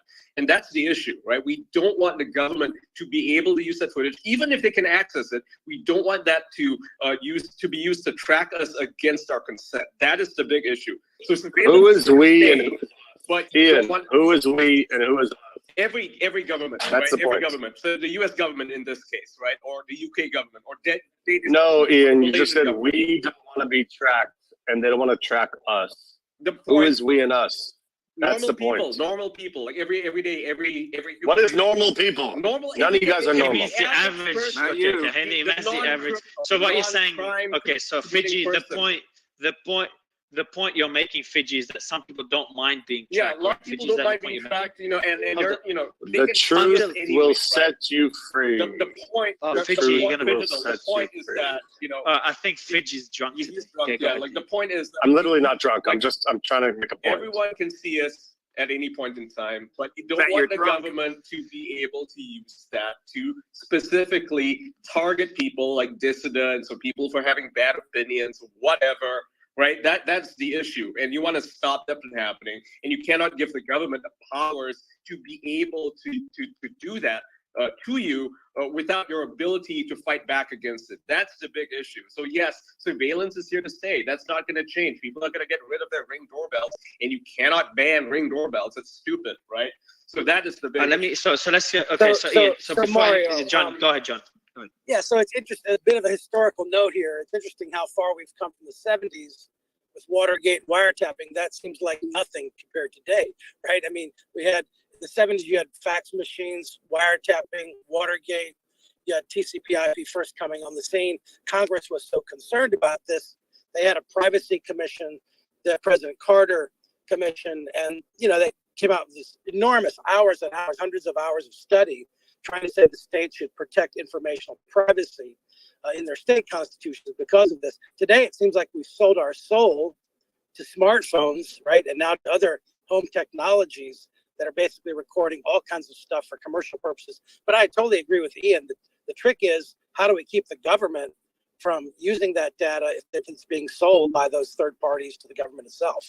I don't know the answer to that, but it's very, unless you're not going to use a smartphone, that's kind of the device that's really propelling all of this. There's no way you can stay off the grid without being tracked by commercial entities and perhaps even the government itself. All right, Yeah, so I'm gonna before you just weigh in on that, I just wanna say, hold on, no, Chris everyone, Christie was right when he Ian, talked about, Ian, the industrial society and its Ian. effects, right? He talked about how So- we will so become Ian. slaves to the technological society. This is where we live. This is reality. Ian, just let me. I just want to kind of move on with the thread. So Fiji, because I know you disagree with that point, Doctor. Do you stand with? Do you also disagree and think that maybe censorship is not that bad? Sorry, the ability to not track your location. If people track you, it's not that bad, or you think it is bad? Because if you think it is bad, Doctor, I'll go to Fiji instead. No, I think it's bad, but I would agree with Ian. It's here to stay. And accepting that, you can always turn off your phone, get rid of your phone, pull out the SIM card. You're essentially agreeing to be tracked. I do have a problem with Fidgetal's argument, though, in the obverse, and that is Fidgetal. If you want to tie that acceptance of the tracking being universal and ubiquitous, why are you also agreeing that you should be attached to good behavior? Because, man, you are way down the slippery slope on a social credit system when you frame it that way. And the other thing, just while I've got the mic real quick, I think there's two issues that we're arguing about, and people are coming at two issues from different ways. That's why it's so chaotic right now. I want to talk about TikTok in the sense that it's child abusive, it's a foreign entity, and beyond that, in terms of the way it accesses your network, my understanding, which comes from a detailed Rogan podcast that I watched, and so I may not know what the fuck I'm talking about, but he had an subject matter expert, and he made a lot of sense. He says what TikTok does that the others don't do is they grant that once they get into if your phone is also attached to your home network, if your phone is granted access to that phone network, and most people's, that they have that set up, then they can access every other device. They can download video. They can run your Roomba around the house. They can detail a map, an interior room map of your house through that way. So I think that's why TikTok is generally bad.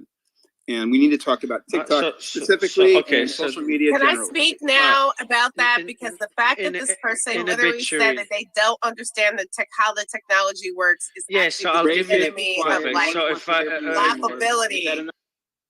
All right, so if you guys gonna keep interrupting each other, or if there's any more personal attacks, and I won't point out who's making those personal attacks, but please, I will have to remove you from stage just because it removes from the quality of the space for the audience. But you mentioned a few points there. You kind of summarized them, Doc. As number one is TikTok being, you said abusive to children.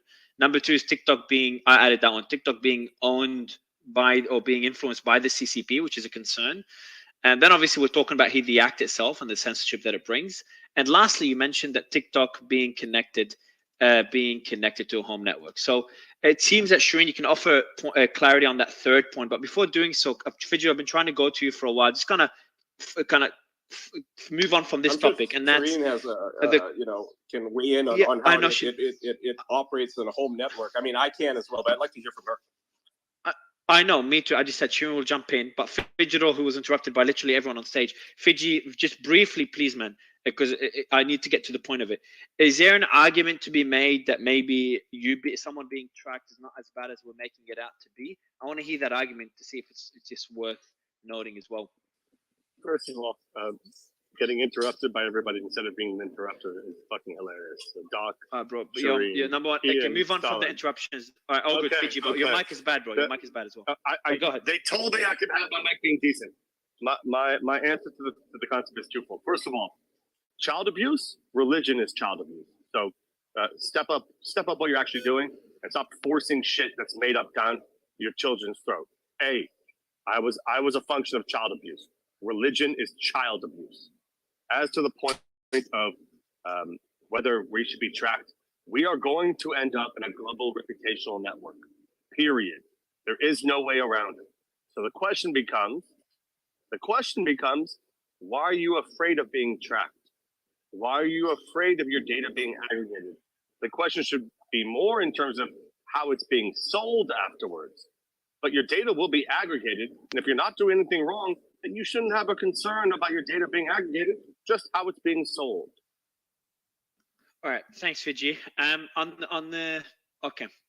gonna go to Shireen to kind of wrap Sorry, up Mario. on Was that too offensive? No, all good, bro. Oh, you were good. Just your mic. I will go to Shireen just especially on the point, Shireen, because I want to try to keep it short, as people like Heidi haven't spoken at all. So I want to keep it short to continue going with the thread. But you were kind of commenting on the fact that TikTok, if it's connected to all your home devices, do you know much about that particular point? Because I did hear that, Doc, on the Joe Rogan podcast. I think I know what you're referring to. So any clarity on that point, Shireen, would help.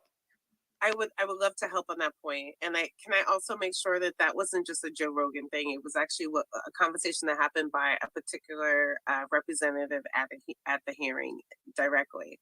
And the question, just so that we're clear, the answer to the question is, if you connect to your Wi-Fi while you're on your phone, that there is a connection there. And that means that Facebook has the connection there, Instagram, YouTube, Clubhouse, whatever you have on your phone when you connect to the Wi-Fi in your house, that is exactly what that was speaking to. If you go back to the hearing, please go back to that particular clip. But here's the thing. We're still having the same argument. Is that data, is that information more sinister in a foreign company's database or in the American database? And that is why this argument is being had the way it is. And I mean this sincerely. The way in which this conversation is being discussed is really challenging in reference to this, because even the person who was speaking is still not speaking from a technological understanding. Like there are many conversations we can have about the cell towers and how the cell towers do the exact same thing for every telecom, and why the telecoms were used for the 1990, like the Communications Act, which is where Section 230 actually derives from. And what Section 230 is about has everything to do with ISPs and mobile aspects. I have a hard time when people are trying to blind us with the conversation that is mirrored in connection to all of this in between. The last thing I'm going to say, one more really quick thing I'm going to say is this. We can have this conversation about free speech and technology without putting them and pitting them against each other. We're not doing that right now. We are making very distinct conversations happening in this room, but across the board, about what tech gets to do versus what free speech really means. i.e., the law. So I will Thank go you. through. Thanks, Shireen. I'm gonna just quickly elaborate on the point that Doc made and a few other things I found. So I just asked So anyone that's using Chat GPT, make sure you use the number. Hey Mario, before you GPT-4 get into and that, can I just add a little bit of what to what Shireen just said? So yeah, just briefly. Actually, let me read it. Actually, yeah. please, yeah. So Okay. when TikTok, when they say it can read what other home devices that your network is on, I mean that's just how addressing works. Without the ability for any app or like even your browser can view what other devices are connected on your computer. It just has to be able to do that, because without the ability to address anything, you wouldn't be able to have a network. A network has to be able to assign an IP address, like an internal one, to each device. But it grants permissions automatically. It grants permissions. It's not just that it has access. So let me read out. Let me read out exactly what I found. So TikTok. So TikTok. So TikTok. Okay, so I'll read out where the concerns are. TikTok reportedly tracks users' personal data more than other social media platforms. The source of this comment is CNBC. A study found that while YouTube also collects a significant amount of user data, it mostly keeps the data for itself. That's comparing to YouTube, whereas TikTok allows more third parties to access the collected information. That's according to. So that's according to CNBC as well, the same a different article. Additionally, a Consumer Reports investigation, it's on the Consumer Reports website, revealed, and that's where it gets concerning, that TikTok partners with a growing number of companies to gather data about people as they travel across the web, even if they do not use the app. So that's where it gets concerning. I'm going to check if the other apps, other social media apps do this exact point. They do. And if you They do exactly that. If you're really concerned, all of that. If you're really concerned about your phone or your TikTok, whatever the hell is tracking everything that you have on your home network, then just make multiple home networks. Just get a second router and do it that way, right? You can set up things that way. It's not that easy to do, but you can do it. You can privatize everything on your network if you don't want all these computers that are connected to your router to see each other, right? Like it's not. It's a matter of how users use it. Like there's a reason it's convenient, because I want my phone to be able to communicate with my computer. It's as simple as that. If you don't want that to happen, get a separate thing and set a private network so that they can't see each other. You can do that. It's not going to be able to intrude on that. This is a user issue. The idea. Yeah. So Ian, I'm going to confirm it. Yes, I've asked Chat GPT. Do other social media apps other than TikTok gather data about people as they travel across the web, even if they do not use the app? Yes, it is common for social media apps and other online platforms to gather data about people as they browse the web, Mario, even if they do not use the app. This is typically done. I'll let you go, Joe. This is typically done through the use of tracking cookies and other tracking technologies that can collect information about users' browsing behavior and interests.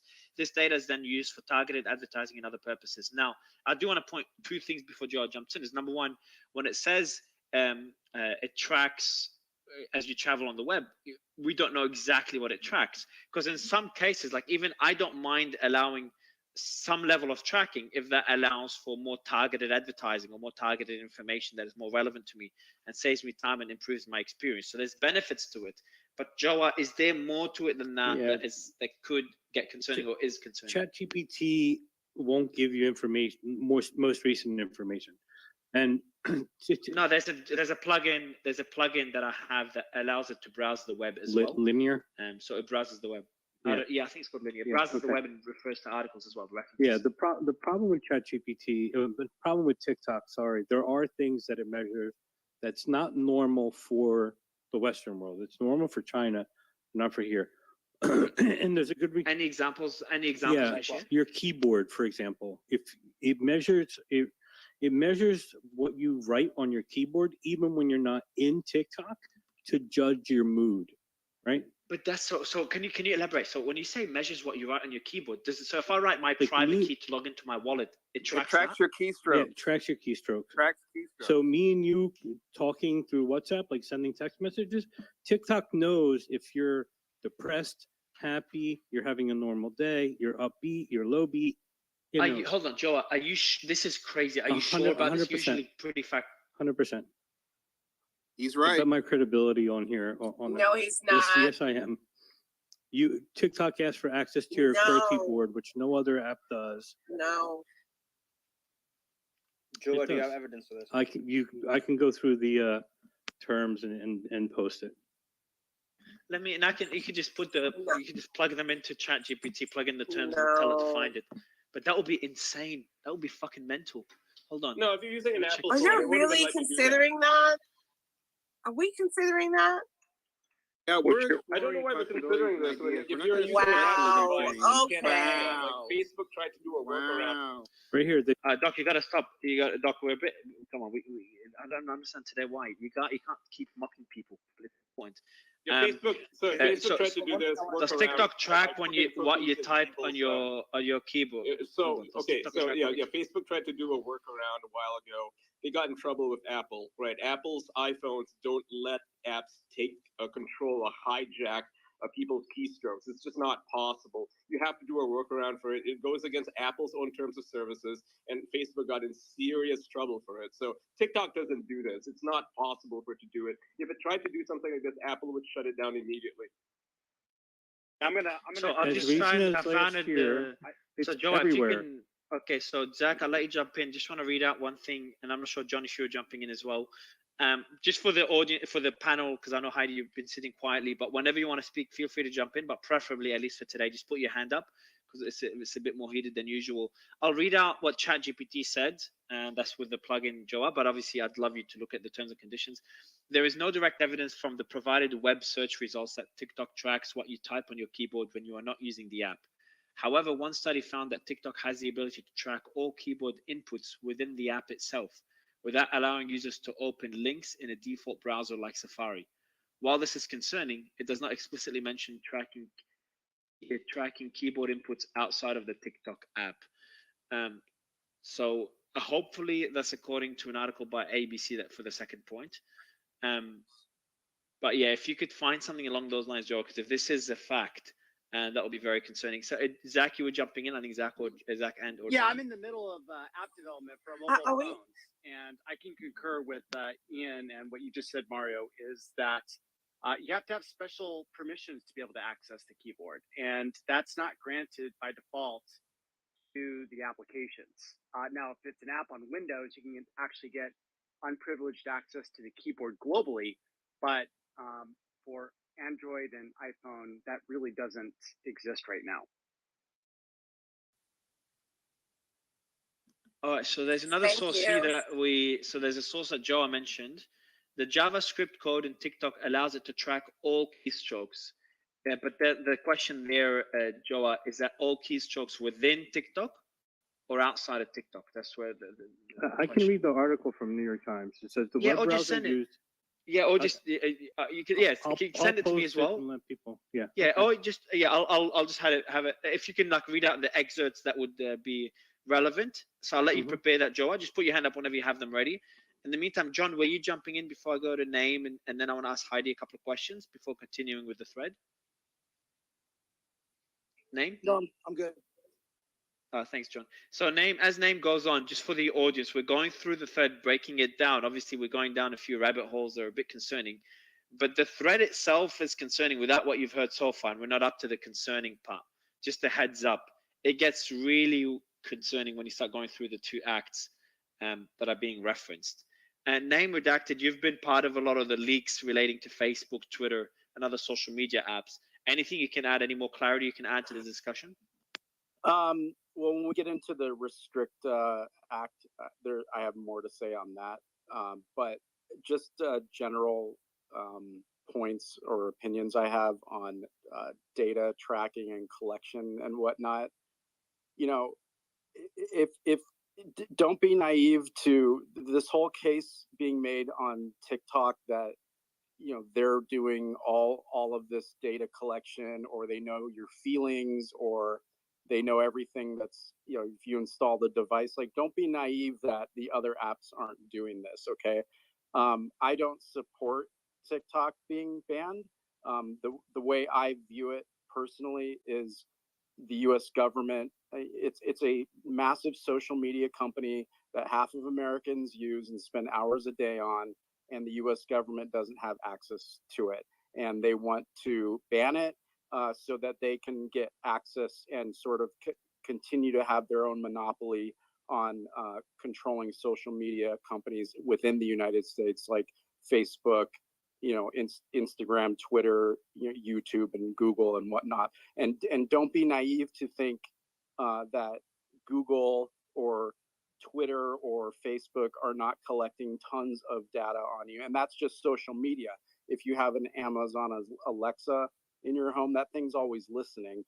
And that's, it is what it is. And of course, fine, cell towers always know your location and whatnot.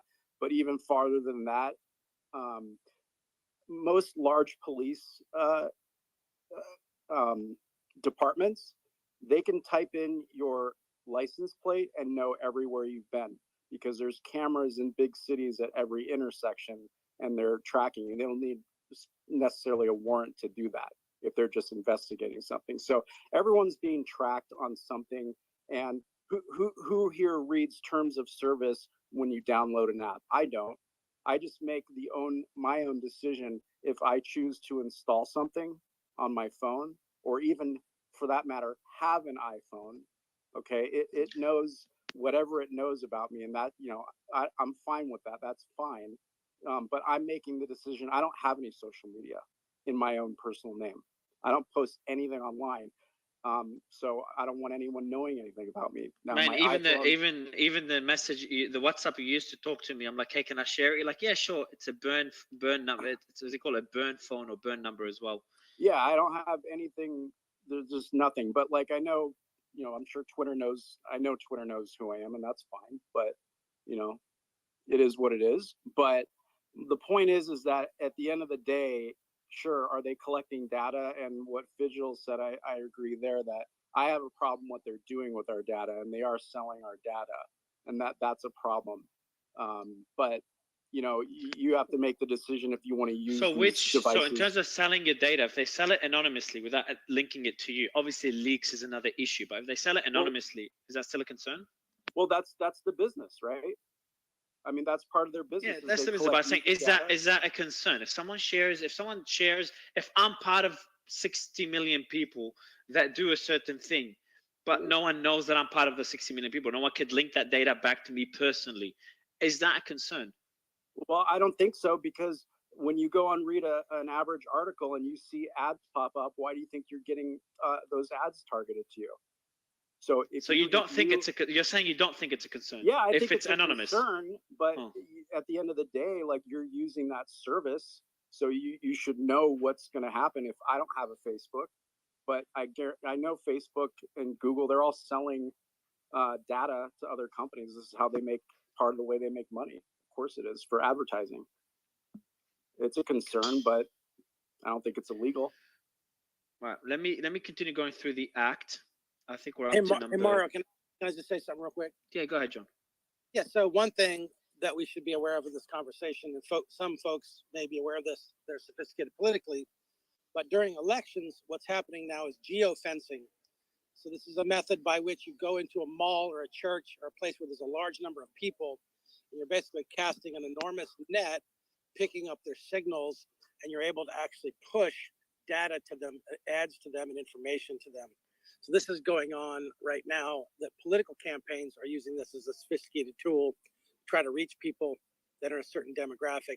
I know that certain campaigns have done this with churches particularly, because you have a captured group of ideologically similar people which can get messages. So also yet another concern here in the privacy realm.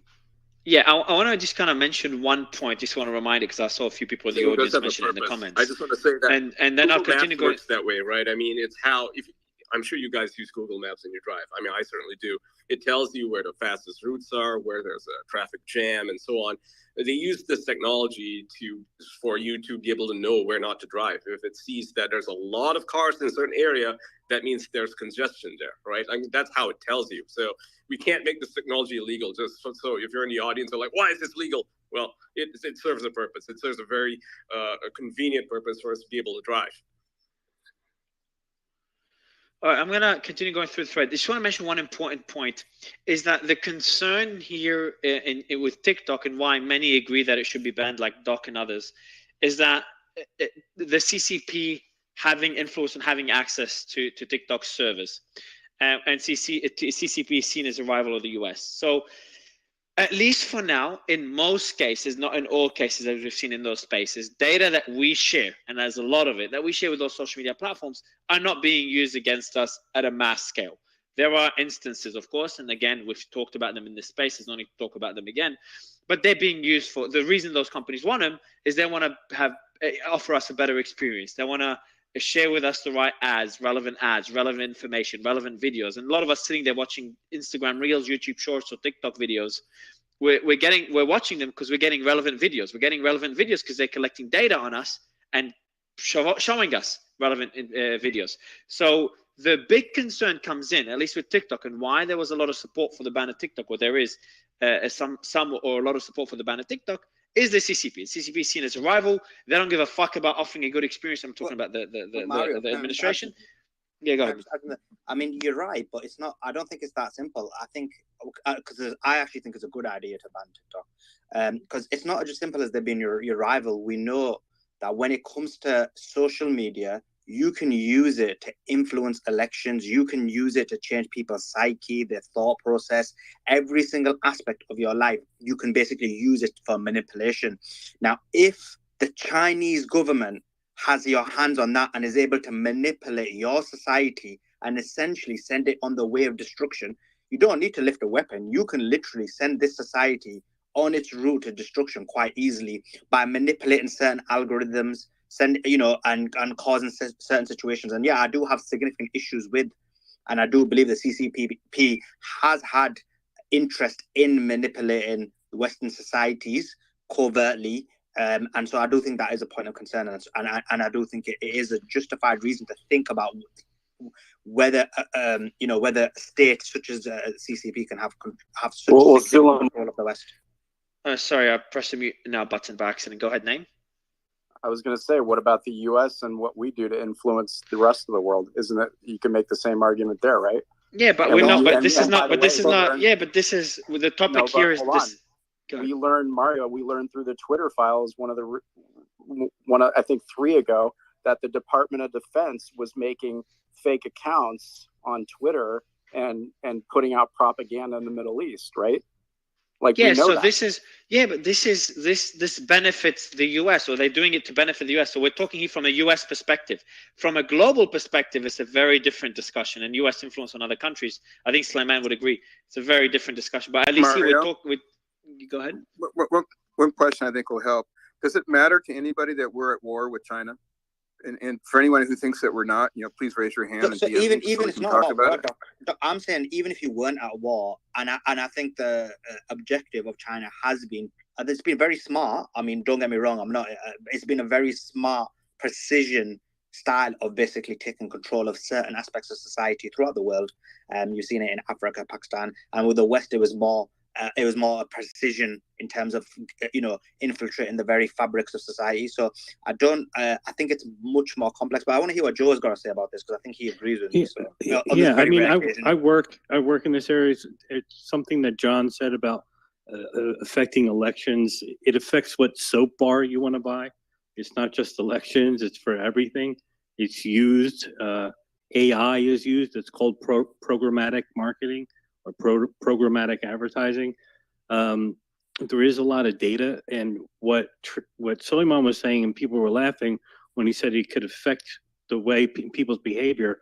This has been studied. Like, the effect of the algorithm has been studied on extremists on both sides, and it has been shown to play as a very big part on them becoming more extremist.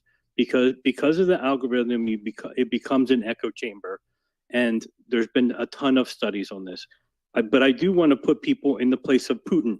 Putin got rid of Facebook and Instagram. Why does he do that? It's a threat of propaganda. All he needs to do is all US needs to do is talk to Instagram and say, hey, can you guys show 10% more footage that's anti-Putin?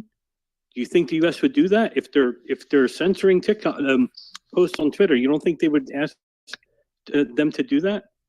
Do you know what I mean? So If let me these read social that, media Joe. platforms have a lot of impact on people's behavior, and it's very easy to go unnoticed. I'm not worried about the Oh, there's, data. there's I evidence don't think of this. I mean, you I don't don't even think need to go to anyone the That here has sounds a university. satellite illogical. phone.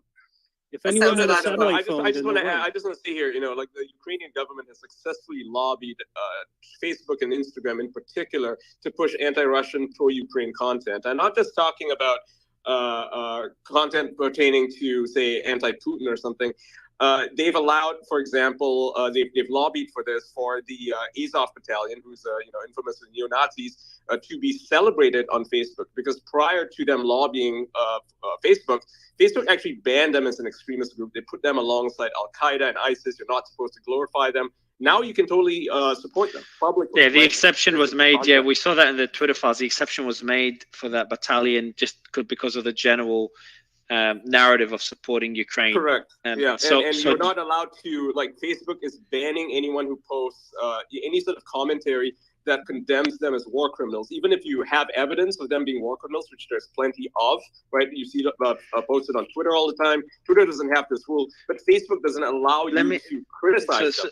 let me Yeah. just quickly jump in, Joe. I want to jump in on what you tweeted above what you put in the nest. Can I mention that? Yeah, go ahead.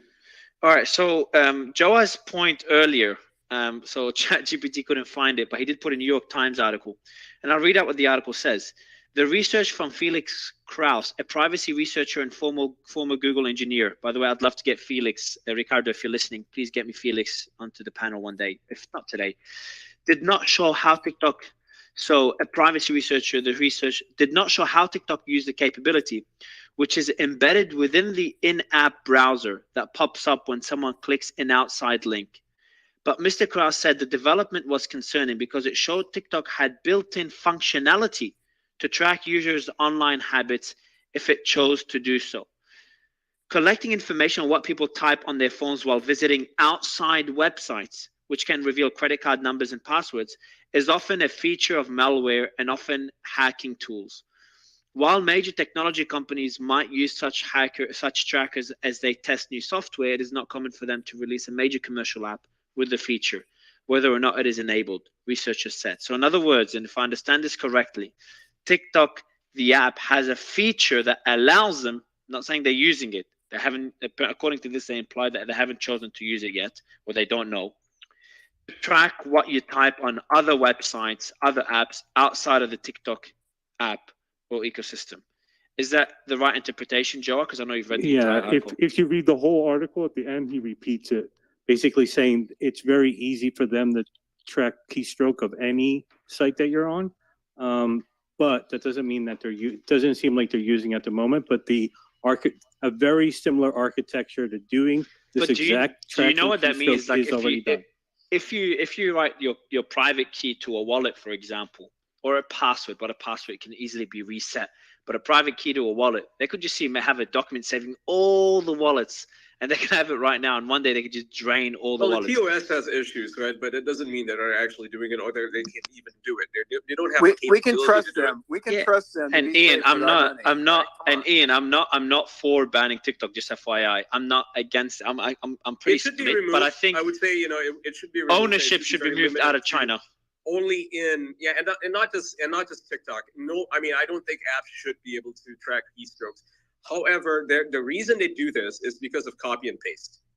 Like, do you guys not know what copy and paste is? I mean, you know what copy and paste is. If I want to paste something and I write something in a notepad, say, in my Apple Notes, the app has to be able to track that, and you have to give it permission to do that. No, Like, that is these, what it yeah, but refers to. these, no, No, these that's what it refers to. It refers to that specifically, and now they can but they're obviously saying, modify the terms of service to say that it will but Ian, only they track copy and said, Ian, because the copy paste works on everything. I think it's embedded within the phone, not the app. But you have to. But It has to be enabled. Yes, No, it's but I embedded, want to you let have to me. But Mario, the article. like if you're using let an me, Apple bro, phone, I don't know Ian, Google Ian. Notes, right? I know. But let me just finish what I'm saying.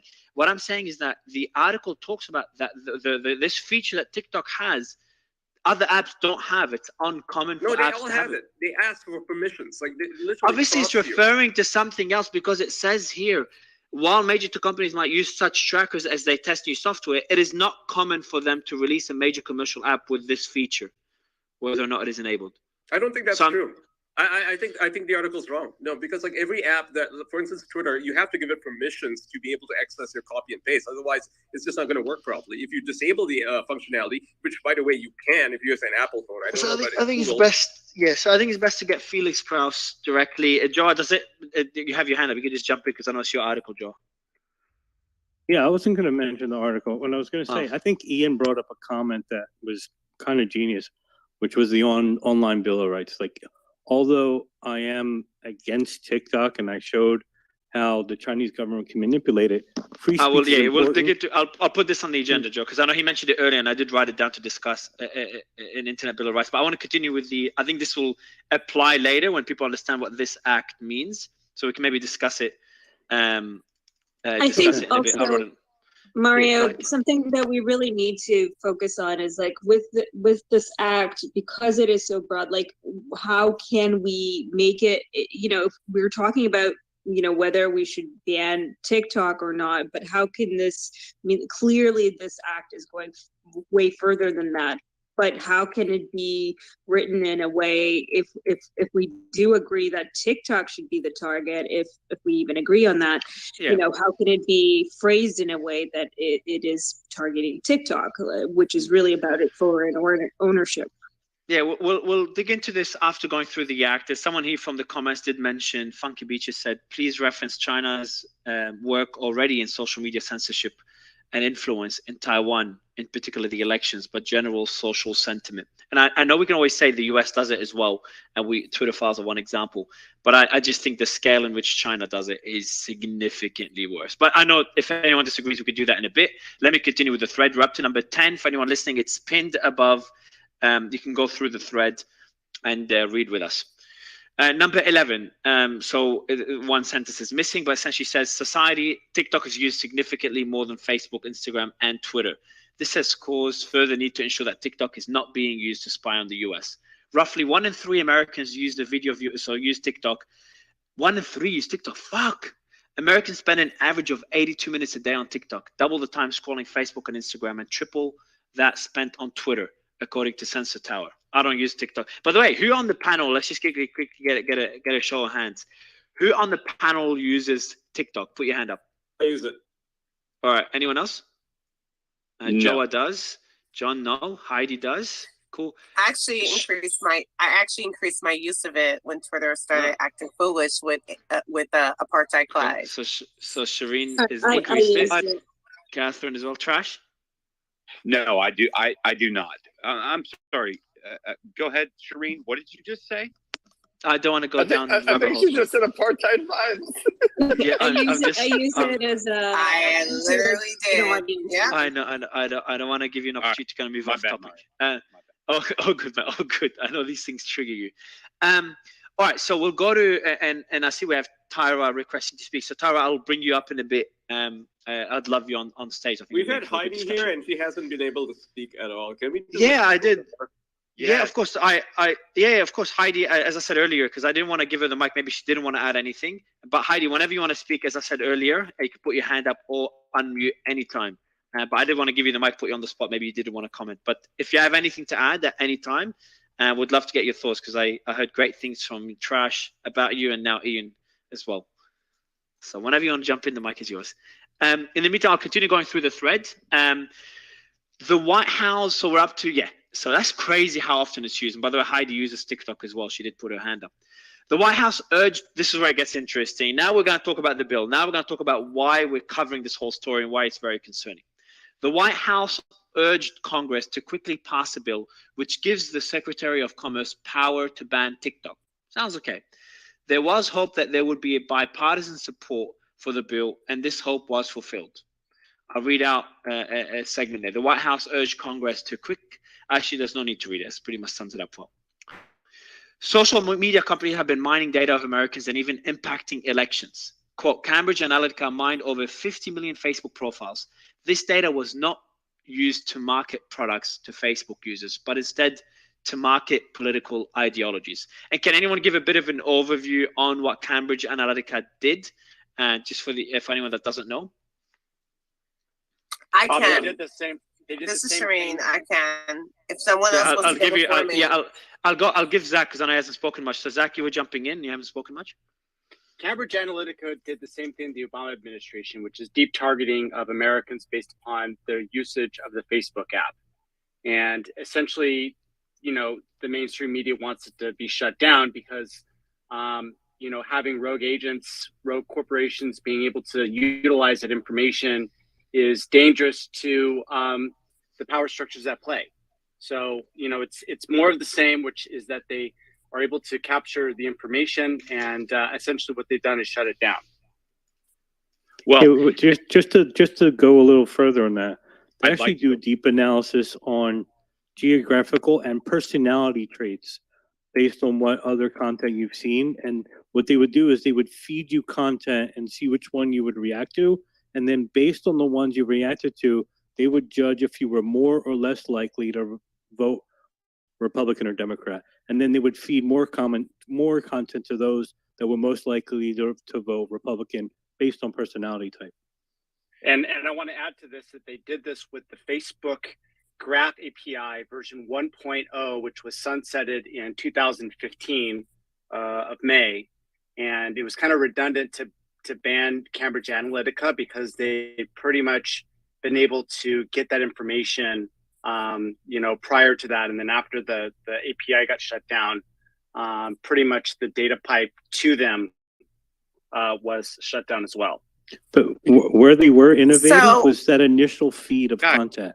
They would All right. feed content to everyone to then classify them to then feed them more content. That's where they were innovative in how they used it. Right. But also you could get a list of everyone's friends. And so what they were doing is that they were reconstructing the social graph network, because what your friends do influences what you do. And so they're able to map out entire regions in the United States of what certain types of people were doing. Well, it was beyond that, right? Can I And- please speak? Yeah, I mean, you've been speaking, but yes. Yeah, haven't we heard enough? I'd like to hear from Trash. Wow. No, please, Shireen, go ahead. So when it comes to the Cambridge Analytica conversation, I actually have way more details on it than I think most do. But let me just do this part. That what they did was they took data that a third party app used Facebook for collecting that data and then used it and came up with an AI algorithm. And in that context of the AI algorithm, even though Cambridge Analytica as a company is no longer in existence, the actual product, the data, the way in which it was used, the AI that was able to grapple that data is in the wild. It still exists. It is out there. We cannot take it back. There's no space and ability to stop what's about to happen with it as it goes. So, Trash, anything else to add before we continue with the thread? No, I think we should probably have a space on Cambridge Analytica. There's actually a lot there, but it's actually an attack on populism, and so like it's actually way deeper than what we could actually explore on this space here specifically. I'm going to resist, but I think we should have a space, Mario, on populism and Cambridge Analytica. To be fair, Cool, man. Yeah, we'll do that. All right, so let me continue with the thread. For anyone listening, it's pinned above. You want to go through it with us. And now we're starting to go through the act and why it's very concerning. All right, so the White House urged Congress to pass a bill, and they did. There was bipartisan support. We talked about how social media companies have been mining data on us for a pretty long time and impacting elections as well. So then the question is, why the focus on TikTok? There were weak arguments that TikTok is more, quote, aggressive in its data collection. But in reality, the issue goes full circle back to TikTok being a Chinese company that is controlled by the CCP. Quote, when the app is in use, it has significantly more permissions than it really needs, said Robert Potter, the co-CEO of Internet 2.0 and one of the editors of the report.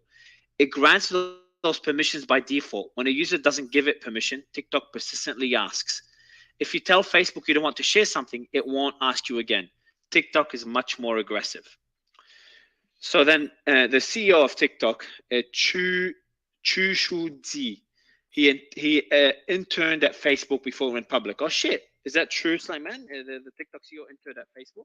Yeah, before it went public. Just for anyone, the reason I asked Slayman, guys, is Slayman is the one that wrote the thread, so he knows it more than me and most of us. He has worked out of Singapore TikTok offices for 3 years and has been the chief executive for 2 years. TikTok developed Project Texas to address the concerns of the US. Content related to national security concerns would be governed by an independent board of directors chosen by TikTok, but reviewed by the Committee on Foreign Investments in the US. So that's last year. TikTok took that step to and then there's an image there about unrelated to the topic. But there's an image. Oh, that's the same image. You put the same screenshot in tweets 15 and 16. All right. So number 17. In order to ensure that TikTok was not banned from the US, there were reports that they were considering separating from their parent company, ByteDance. They also considered selling TikTok to a US company. I remember those discussions. I think that happened back during the Trump administration, and I thought that was going to happen. I was pretty confident that TikTok was going to be sold. I didn't expect it to be banned, and that it was going to be sold to a US company. I thought banning TikTok would have been crazy. It's unprecedented. It made sense why they would. There's a good argument there, but I just did not expect it to happen. My mindset is a bit different now. This was around the same time that the Biden administration had threatened to ban TikTok unless they sold their stake to a US company. If this sale went ahead, would China do the same? So there's a question there. The Biden administration had threatened to ban TikTok in the US. We know that. TikTok CEO was brought before Congress, so it was a few days ago, over a 5-hour stretch where he received relentless questions from both Republicans and Democrats. The bipartisan stance would later result in unified bills that we would come to know as the Restrict Act and the Data Act. That's where it gets heated. Now we're going to start digging into the acts and why they're very scary. So for anyone listening, this is where you should really focus. Number 20. So the CEO argued that TikTok put measures in place to protect teenagers. He said the algorithm makes young users watch STEM videos, which are science, technology, engineering, and math. And these had been viewed 116 billion times. He also said that ByteDance, which owns TikTok, is not owned nor controlled by the CCP. And there's a 5.5-minute video there where he says that. But then, by the way, has anyone heard Trash? Did you hear his appearance in Congress before Congress? Did you hear the testimony or not? Okay, and I heard it was really bad. Is that true? Yeah, it was really bad. And he was actually like recently, like within the last 3 months or 4 months, actually put up in that position. So like they did an entire corporate restructuring before this hearing, just so they could appeal to I don't know the American people, the committees, whatever it may be. And so the solution was, and they said like, it was a very bad appearance, and he was very, very new. The solution was, they said, okay, divest any CCP executives from the company, and then relist or resell or whatever you may do. He was kind of the fall guy here. So like they'd be like, well, I'm not actually Chinese. I'm not from the CCP. I'm from Singapore. Yeah, but you were recently put there, like within the last 3 months. So it was really bad. So their trick didn't work. They put a good-looking guy from Singapore to represent, to kind of make it seem that the Chinese did not have much influence there.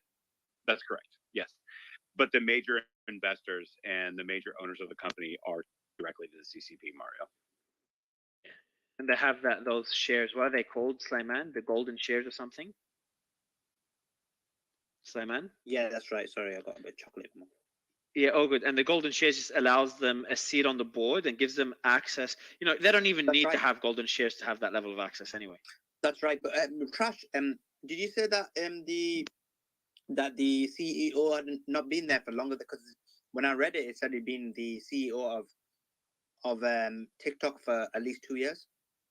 No, he was at the company for that long, but he was put up into CEO within the last So I read he'd been in the company for 3 years, but then been CEO for 2 years. No. Is that wrong? Yeah. I read because I wrote that in the thread and I did read that somewhere. Oh shit! No, right, we'll put a correction at the end. Well, no, I mean, I think the thread's correct, but he was within the company for that long, but he was not CEO for that long. Let me check how's. All right, let me continue with the thread. So he's been CEO of TikTok for, the answer is, I'll let you know in a bit, since 2021. All right, let's continue with the thread. It's going to get interesting now. Now we're going to start looking at the act and why it's very concerning. We're up to tweet number. So in the thread above, we're up to tweet tweet number 21. But then in the cross-examination, it was established that key individuals such as ByteDance CEO, Douyin CEO, and ByteDance editor-in-chief all worked or are affiliated with the CCP. Where did this come from, Simon? How was that established in the cross-examination? Oh, okay, they confirmed that as they questioned Mr. Chu, correct, Simon? Yeah, that's right. That's right. He was questioned on it. quite good actually. It's in the video that we posted on. Yeah, it's a video. Anyone that wants to watch the video, it's a 2-minute video. So 2.5 minute video. I won't play it now. She does it good. She goes like, you know, ByteDance CEO, he's part of it. Do you know him? And she's like, yeah, I have a conversation with him. He's CCP, and but that goes through the list of the many people we mentioned. He says they're CCP. He says they're CCP, but he doesn't respond to that. So she says, do you know? And she mentioned the CEO's name, and he goes, yes. I mean, do you speak to him? He says yes, and then she goes, okay, that's a member of the CCP, and then she goes to the next person. So that's how she does it. Okay, but did she have proof that he's a member of the CCP? I mean, one assumes she would because she mentioned it, but yeah, I do believe there is. I did check there is. Bro, I wouldn't mention these. I wouldn't mention anything they say. No, trust me. No. I'm saying she's right. She is right. Okay. All right. Yeah. That's correct. Go ahead, Trash. All right, cool. Yeah, no, Rand Paul argued TikTok should not be banned based on 2 reasons, and 2 logical, valid reasons. The First Amendment protects free speech. The Constitution prohibits a specific bill against a person or company. He said fear was being used by regulators, and the same argument can be made against other social media companies. So essentially, either you apply this ban on all social media platforms for that same concern, or it should not be banned. And obviously, his argument that it should not be banned. Again, that kind of moves away from the point that we mentioned earlier, is that China is seen by many as an enemy of the US, or at least as a rival of the US. So there's an argument there. The bipartisan support, along with trepidation about the CCP and concerns about the invasive nature of social media, resulted in significant support for the ban of TikTok. The bills produced to ban TikTok were the Restrict Act and the Data Act, but these bills are far more intrusive than what they sought to ban. And there's 2 screenshots there of the bills. Should I read those 2 screenshots? They're pretty short, or no need? No point reading. No point. All right. So I won't read the screenshots in any of them, because you summarized them well. Yes, Simon? No, some of them I think you shouldn't read, but I'll highlight the ones you should read. Yeah. All right, cool. You're going through the thread with me, yeah? That was just the introduction. All right, you'll tell me which one I should read, okay? I'm up to 24 now. Anyone that wants to read them, you could go through the thread with us. And Heidi has a hand up, so I'm going to give Heidi, I'm about to go through the juicy part. I'm going to start digging into it. So I'd love your thoughts so far on what's been discussed, and then I'm going to start going through the juicy parts. Heidi, the mic is yours. Thank you so much. Yeah, my name's Heidi Briones. Just so you know, I've been studying civil liberties in the U.S. for quite some time. I actually started an ACLU chapter on my college campus. So familiar with you know, these types of laws being passed, such as the Restrict Act and other you know, laws or bills with clever acronyms used to manipulate and confuse the U.S. public about what they actually mean, including the USA Patriot Act rather, the RAVE Act, which is most people don't really know about that one, but it was actually passed under the Protect Act. So this is something that you know, the U.S. has been doing for quite some time to restrict civil liberties and passing them under these different names.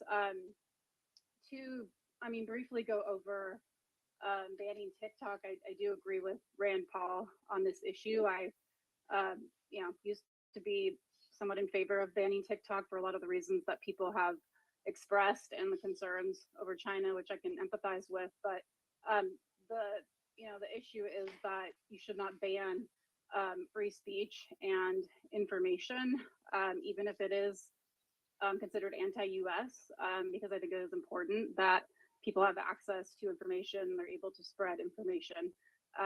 So that's something that, you know, is my opinion on that. I don't think banning social media apps that are used to distribute information quickly is something that we should consider for many reasons. And as far as what other people have mentioned, this Restrict Act is actually like an amendment or an addition to the USA Patriot Act, and that's really the concerning part. Would here you for say? Would me. you say it's? Would you Mhm. say it's the most concerning out of all the acts you've seen so far that have been sneaked in? Is it one of the more concerning ones? I would say it is because it expands upon the Patriot Act and uses the term critical infrastructure, which is a term that the U.S. Patriot Act defined. So because of that, restricting the emergence of security threats and risk information and communications technology act. I mean, what the hell does that mean? I mean, what it means is it gives the government more authority and power, and specifically the Secretary of Commerce, which is very strange, to impose, civil and criminal penalties. And so that is, of course, concerning. That part is very concerning because it expands upon the U.S. Patriot Act in that manner. What also is concerning is that foreign adversaries, which are listed currently as China, Cuba, Iran, North Korea, Russia, and Venezuela, that can be expanded by the Secretary of Commerce. Very strange and concerning, especially when you consider that language in the bill also includes things like internet-enabled payment technology, online retail. This is like restricting So the ability to make payments. what one thing, if you could do, Heidi, and everyone else on the panel, I'm going to start going through the concerning parts that we and Slimane spotted. If there's anything we miss, definitely write it down, because at the end, when we go through all the parts that we think are concerning in both acts, I would like to see if there's anything else that we missed that you think is concerning, and I think the audience would appreciate further additions to the thread. So we're up to the Restrict. We're going to start with the Restrict Act. The act begins by giving power to, quote, enforce any mitigation measures to cover, quote, transactions by any person or property in the U.S. Fidgetal, Doc, Tyra, I'd love your thoughts on this in a bit when I go through it. Obviously, all three of you being attorneys. So again, it gives power to enforce any mitigation measure to cover transactions by any person or property in the U.S. This act imposes control, not on TikTok, but instead on Americans. It is mass surveillance of citizens. Let's look at the bill. And I'm going to read this one. Yes, Slimane, 24. Yeah, please. Slimane. All right. Section 3, addressing information and communication technology products and services that pose undue or unacceptable risk. So again, Fiji, Doc, and Tara, please pay attention to this one because I'd love clarity on it. In general, the Secretary, in consultation with the relevant executive department and agency heads, is authorized to and shall take actions to identify, deter, disrupt, prevent, prohibit, investigate, or otherwise mitigate, including by negotiation, entering into, or imposing, and enforcing any mitigation measure to address any risk arising from any covered transaction by any person or with respect to any property, such as the jurisdiction of the United States to the Secretary, such as, that's what you refer to, Heidi, subject to the jurisdiction of the U.S. that the Secretary determines. So Secretary, I'm guessing Secretary of State here. Oh, it's Secretary of Secretary of Commerce. Commerce. Secretary of Commerce. Secretary of Commerce. Yeah. Okay. Yes, the Secretary of Commerce. They're So- giving him so- mitigated powers, and there's no way to shut him down, because if you read the clause in there, it says that Congress and the Supreme Court, well, maybe not Congress, but the White House and the Supreme Court can't do anything about it. It's fucking insane. All right, so that's the first one. So when you say imposes, so before I continue, when it says it gives power to enforce any mitigation manager to cover transactions by any person, what does that, or property in the U.S., what does that really mean? Well, it means Enforce- that the Secretary of Commerce is effectively a fucking dictator, right? And nobody can question him. This is an unelected official. This is the issue, right? This is not someone you voted. But what is upon. it? So dictator is obviously brought to him. So what does this particular brother. clause mean? Enforce any mitigation manager to cover transactions by any It means he can person. do whatever he wants. He can do whatever he wants. He or she can do whatever they want, and there's no way to shut it down. Like the White House can't step in, or the Supreme Court can't step in and say, "Hey, you can't do that," because he is under zero oversight. That is the issue. Ian's right. And the problem is, Mario, and you pointed out in that language, is you have to ask questions about exactly what it means and what the limits of that power are. So once that's granted, the people who have been given that authority are also the ones who get to interpret the limits of their authority. This is treason if this is voted on. Anyone who votes on this is voting for treason, in my opinion.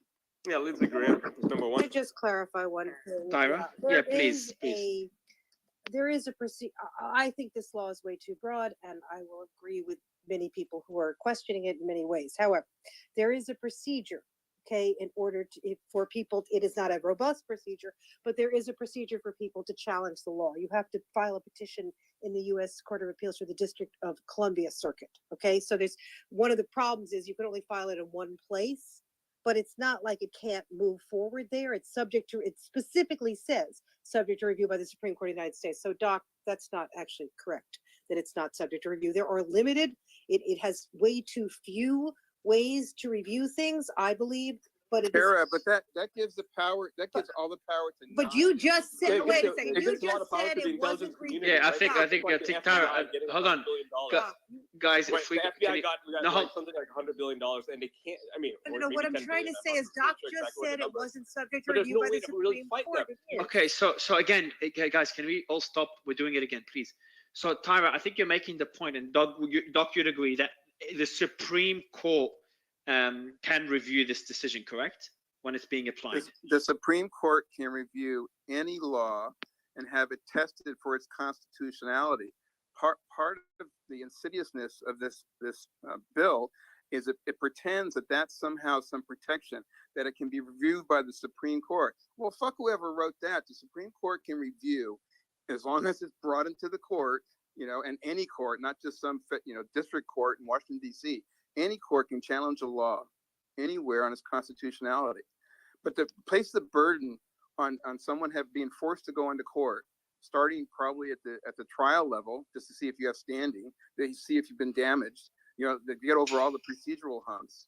I mean, this is an abomination. Okay, Doc, I don't think you actually read. It's the same deal with DACA. You can challenge it. You can try as much as you want. But So you hold can't on, get it shut down. Ian, yeah, hold Can on. I just, Let's get let the me just attorneys. clarify. Go ahead, Tyra. Okay, Doc, you, I don't think you've read it. Once again, I'm saying I agree there are limited procedures for review, but basically you don't go to a trial court, you go to the District of Columbia Circuit Court, right? And then you would appeal that to the Supreme Court. Those are your procedures. So millions of No, people, but you're just who making, want to go, you just are said the going to go wrong to that one stuff. court? I'm just What pointing if out you what if saying the me and wrong 1,000 things. people all at the same time want to go to court? That's ridiculous. The court could I never haven't, handle So I'll it. read. I haven't said let it's me- correct. I've said that you have misspoken when you've talked about it. Thank you. Okay, so You're I'll and- continue with it. I'll continue. It's an I'll continue irrelevant with the point, second Sarah. tweet. You're Yeah. nitpicking. All right, so I'll continue. I think you all agree. The bill explains how the act will be used to spy on Americans. The controls will even occur in the operation and maintenance of information and communications technology in the US. This will be done under the caveat it is to stop the risk of spying whilst actually spying. So that goes, I'll read out the screenshot.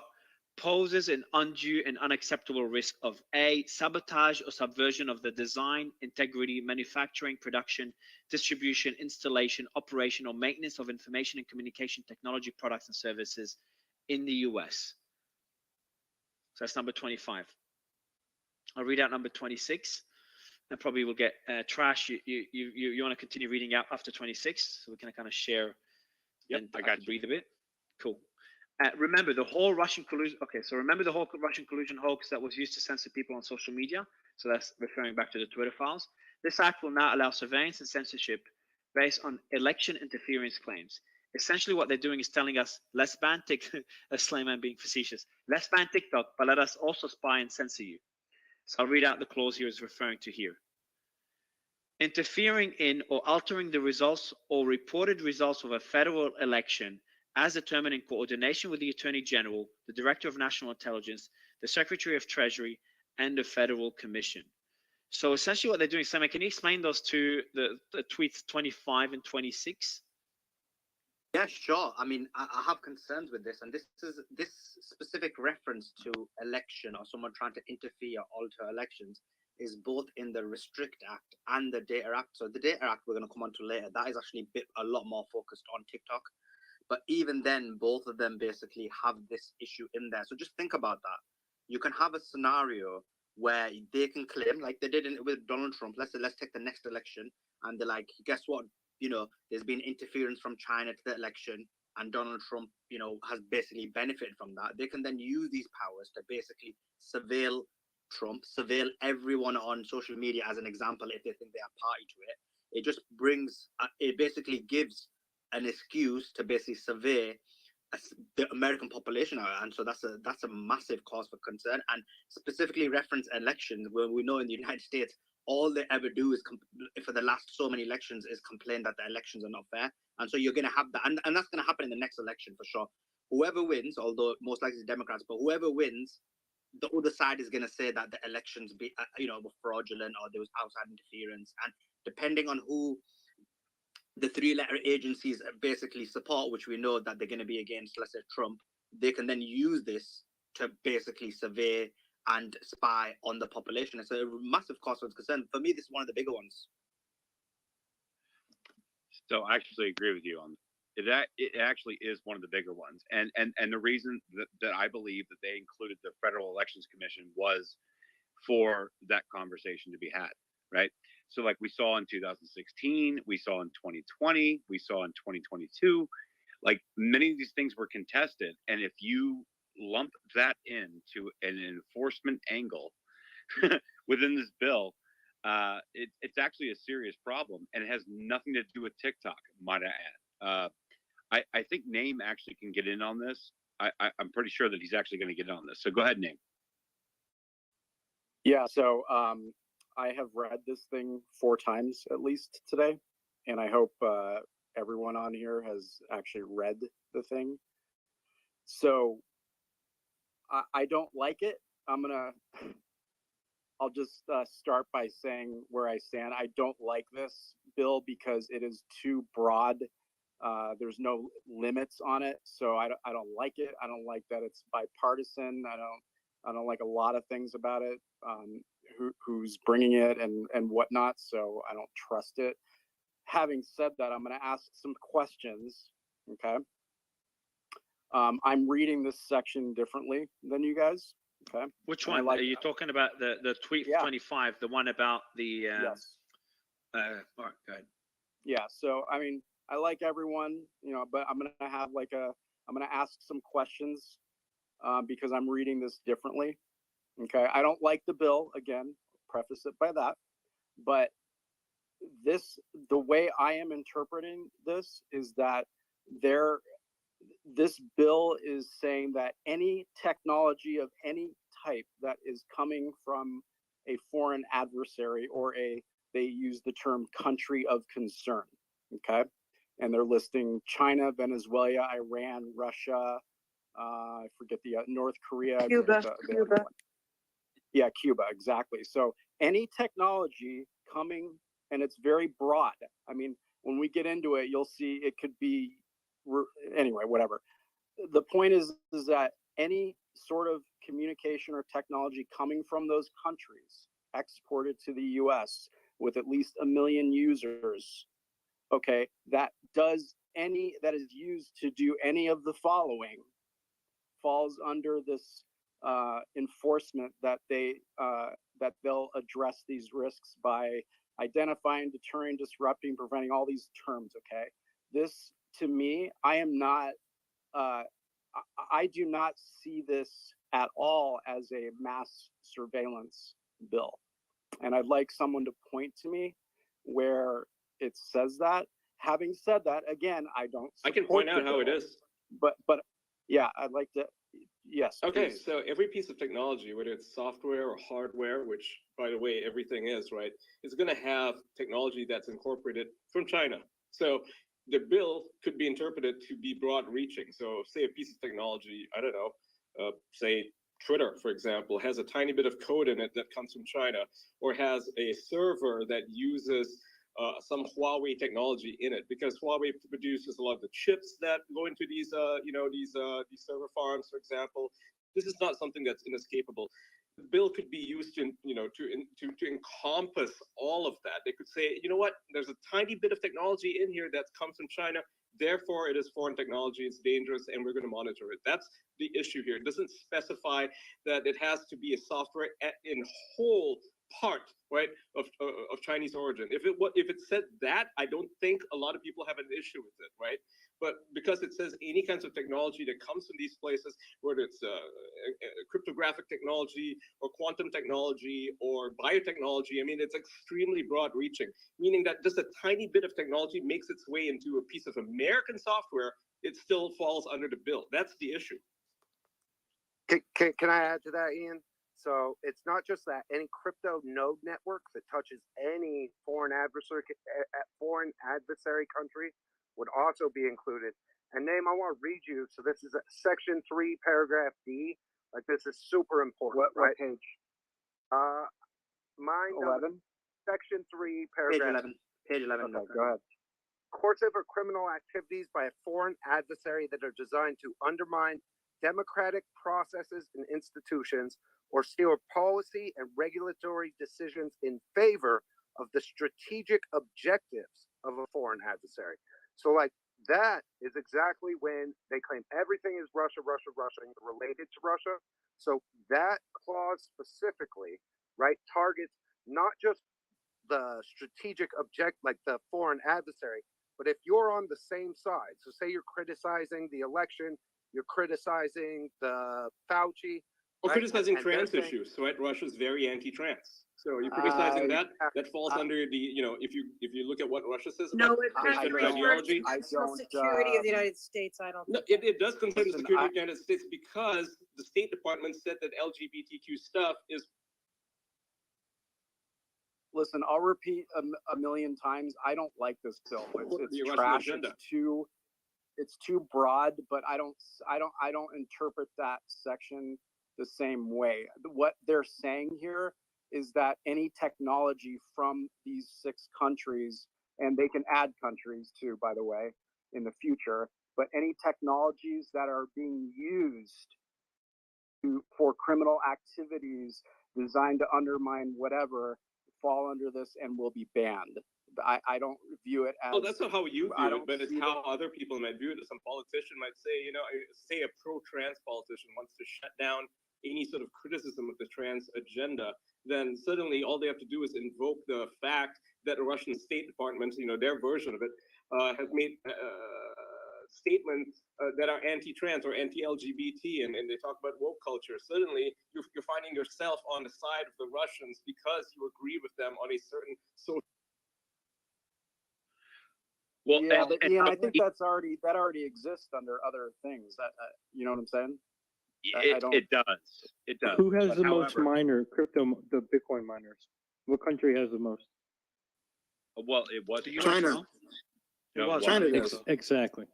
It was. They could Anyway, ban the it. bottom line here is I don't like how broad this is, and what I can agree with everyone on is that it can be abused, and it most likely will be abused to do things that we're probably afraid of, and that's why I have a problem with it. I just don't see it, you know, staring me in the face of the surveillance part, but you know, But that's it's fine. giving just a That's- very few number of people the right to decide what should be surveilled and what shouldn't be surveilled, and it doesn't include Congress, and it could be anything. It's just a very open and broad, you know, statement. And so now these few people can say, oh, that's suspicious, and whatever is suspicious is actually very broad, so that can change at any time as well.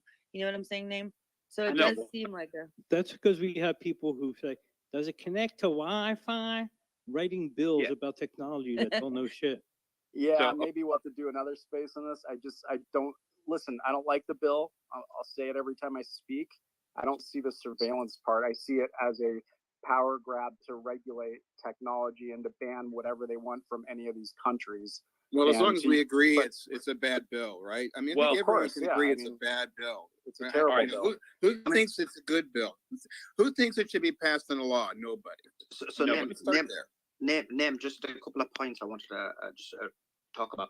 The first thing is, you know, when you mentioned the million users, I did read that, and that's going to come later in the thread. But for this specific section, it wasn't specifying the million users. It So doesn't. this- It doesn't have to, because further down in the document it says for sections 3 and 4, here's what has to apply to that.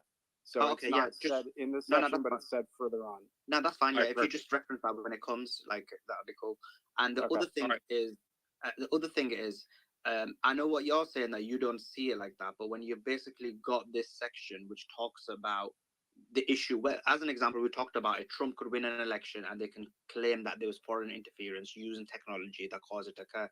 You could basically use that to survey. And then how does the surveillance part come in? Well, they mention it specifically, the various modes of doing that surveillance. So they, for example, just from the top of my head, it was like mobile phones, Wi-Fi. It was a very, very intricate mode of doing that. And so, yeah, you could but say, they're not talking about surveillance, Suleiman. no, but I mean, they didn't use the word surveillance, but that's literally what it means.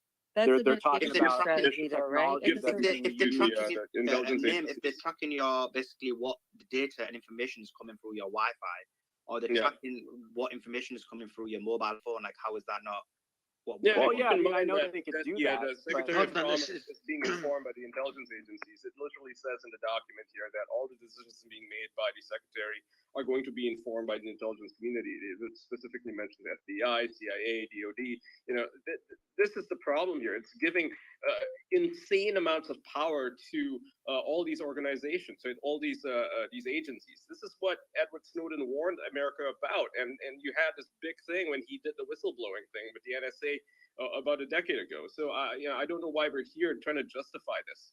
Well, no here we one's go. I don't think. Hold on, hold on, no, just to be clear, I don't think anyone tried to justify it, and I And think by Name the way- Redacted, and just let me finish, Name. Just Name Redacted is not only probably did more work than any of us here on stage, including me and Ian and Tyrone. We did at Kim when we did the Spaces on Twitter files, and doing his own files that we've covered them in the space. So, Name, you don't have to keep explaining. Oh, phone call. Yeah. Mario cut out. All right. My You're gonna have to block that having the person, same issue, Mario. been cutting out. My Twitter client crashed. Foreign interference. No. I just Mario. turned, guys. I just turned on Siri by accident. It cut me off. Yeah, so I'll let you respond, Name, to Suleiman's points and concerns, because I'm curious, like, because and Name, I want to also add, like, if what you're saying is true, and obviously we're trying to interpret it here, we do have two attorneys on stage, but if what you're saying is true, it doesn't sound that bad though. If what he's saying is accurate, and obviously being vague makes it consider, the more vague it is, the more room it is, the government is able to abuse it and go because, beyond the that bounds. name is very informed on the The issue. vagueness is the issue, but just the point, if they're banning, exactly my but if they're problem just cracking down on technologies that the US is using that were created by enemies of the US, that sounds logical. And I think most of us, including panelists before, I can't remember her name, who came up and said, like, I was initially for this bill, for banning TikTok, but that kind of changed. But go ahead, Name. Mario. Yeah, I mean, like, look, I mean, the fact Hold on, that I Ian. am interpreting it in the most broadest way possible means that some fucking congressman who has zero knowledge on technology is going to interpret it the same way. Just like you That's who my have zero concern. knowledge of technology. Is that what you're saying, Ian? Go ahead. No. Go ahead. I have a lot of knowledge in technology. The Alright, point. no, I'm getting I at got is makes that sense. because If you find it, yeah, if you can't, they can as yeah, well. fair point. Name, you Yeah. were saying something? Like if everybody in Congress was super knowledgeable on the facts, which by the way they're not, they're stupid people, right? They're very, very dumb people. If they were all as smart as Name Redacted, we wouldn't be having this conversation. Be like, okay, fine, they interpret it in the most logical way possible, but that's not how Congress works. It's not how the intelligence agencies work. They look at a broad law like this, a vague law, a very sweeping law, and they think, you know what? Here's our opportunity to do whatever the fuck we want because the law is so broad they can be interpreted in any number of ways. Yes. That's So how they're so gonna use Name. Go ahead.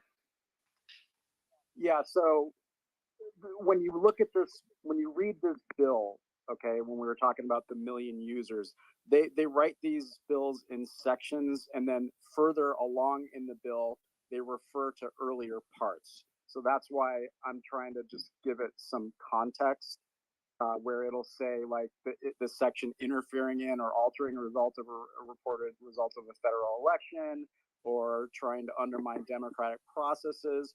You know, they refer to these sections 3 and 4 later on in the bill, and then they talk about, you know, penalties Name, for name, it. can I ask a quick question? And by the way, I'm basically, because we know you basically analyze things, and you've been very.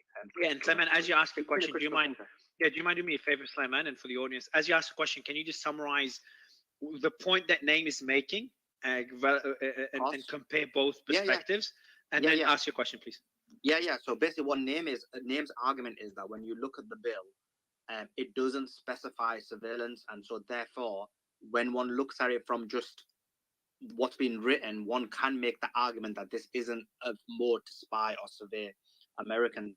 The counter argument to that is it's so broad, and my actually argument is that it is actually a mode to surveil, and they've specified how it can be. And in addition to that, we've got this bill isn't happening in a vacuum. We know that there's tendency from Section 702 from the Patriot Act to make these type of moves, and this is just another byproduct or the next step in that process of doing it. We had the Section 702 that came about just a month ago. So that's what Name's argument is, and I just want to say that because I don't want to finish on mine and spend more time on it. So Name's argument is that, look, it's saying 1 million users, so it's not talking about the individual.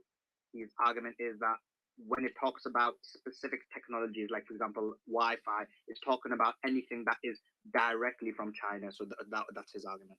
If I hope I said that right, Name. Well, that's actually what it says. It's any technology from those 6 countries that is being used or targeted by at least 1 million or have sold 1 million. I mean, it talks about drones. What It's page? very broad.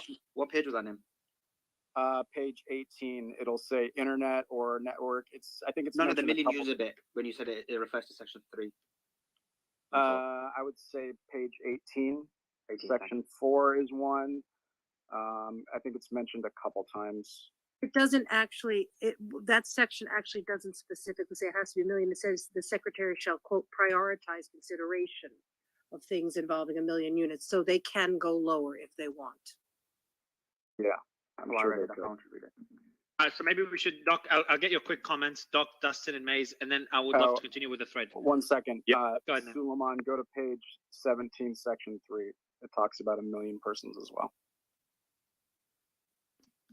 Go ahead, Doc, and Dustin, and Maze. So I just want to emphasize one thing. Tara can confirm this. There are basically 12 standard objections to evidence offered in court. This is not really on point, but it shows the overall sort of review of the ambiguity of this and why it's a problem. If a question is too overbroad, then that means the person it's addressed to, the person on the stand, cannot understand exactly how to answer the question, because it's just, there are too many options to respond. It's not specific enough. It's not strategic enough. So that objection would be upheld. I think Tara would agree. The same problem we're having here with this bill and the language, it's overbroad. It's too ambiguous. It's open to interpretation. And you say the secretary is going to determine, how this is applied in practicality. Well, you're going to get a secretary like Mayorkas, who's guarding our southern border or not guarding our southern border.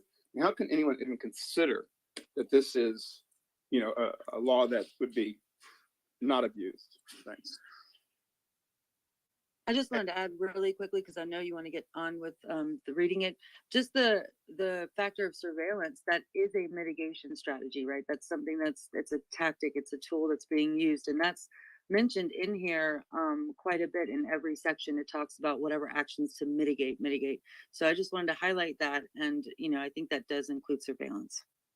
Yeah, so Name, and I just want to throw this out because like my interpretation is Section 9 lays out information to be furnished. What page? It's just Section 9. I'm on a different one. I don't have page numbers. I've got it up on my computer.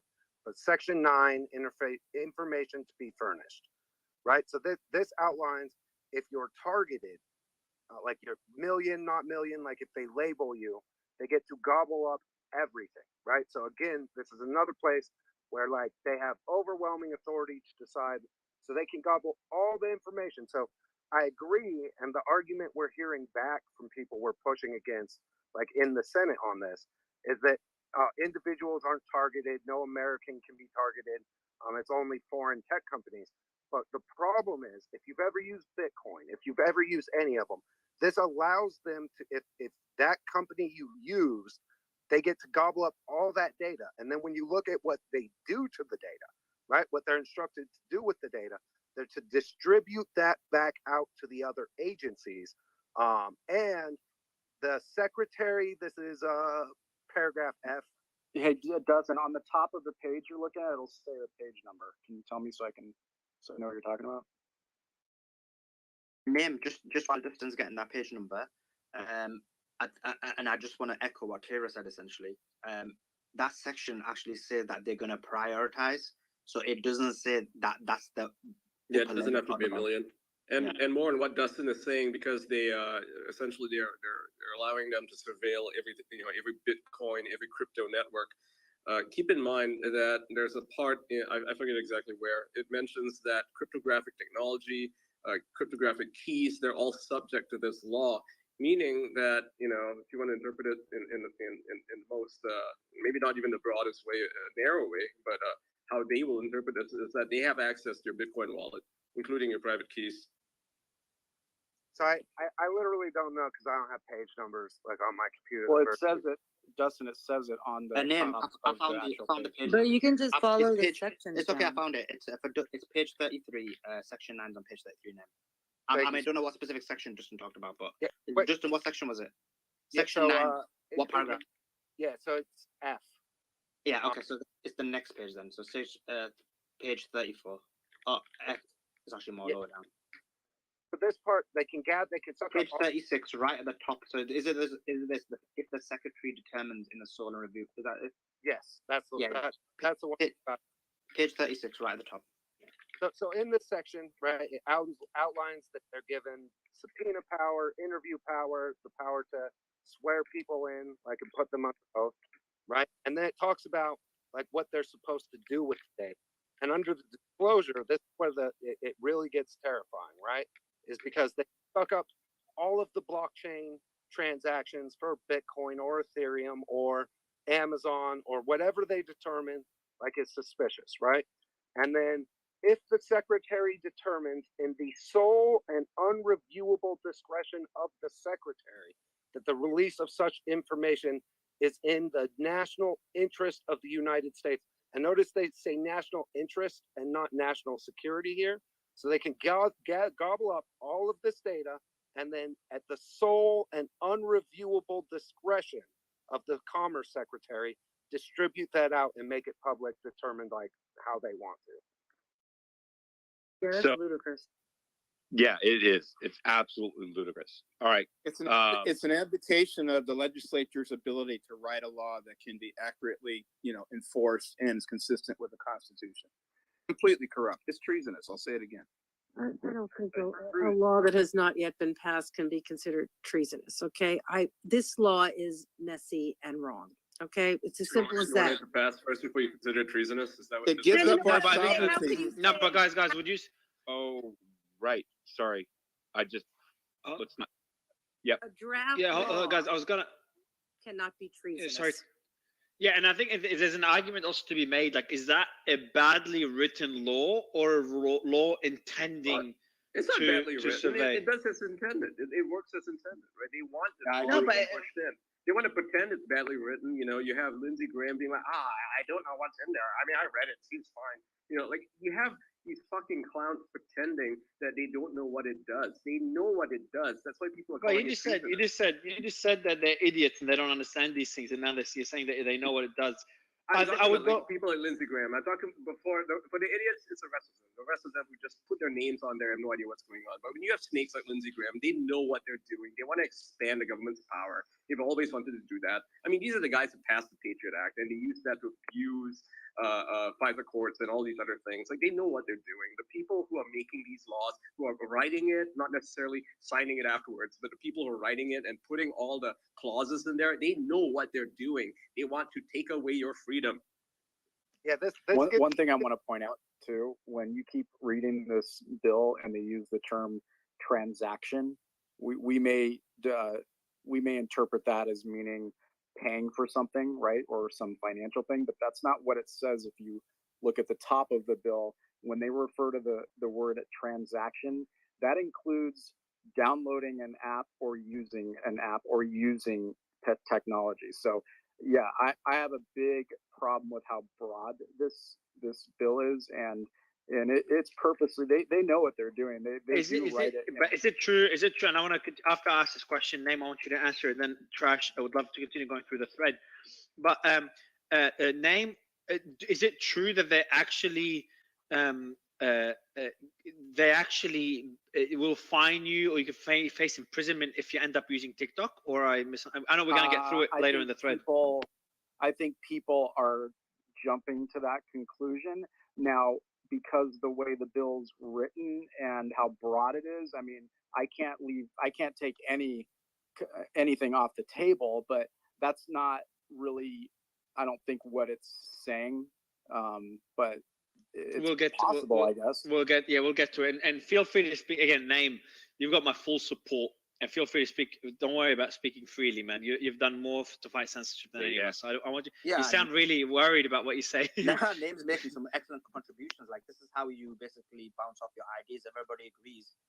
Boring. I'm not in that as well. We might have missed something because we have biases, so it's brilliant. Well, and like, to be fair, guys, like the reason they're putting this forward is not to enforce it, right? Like, if you put this forward, then you have to have enforcement.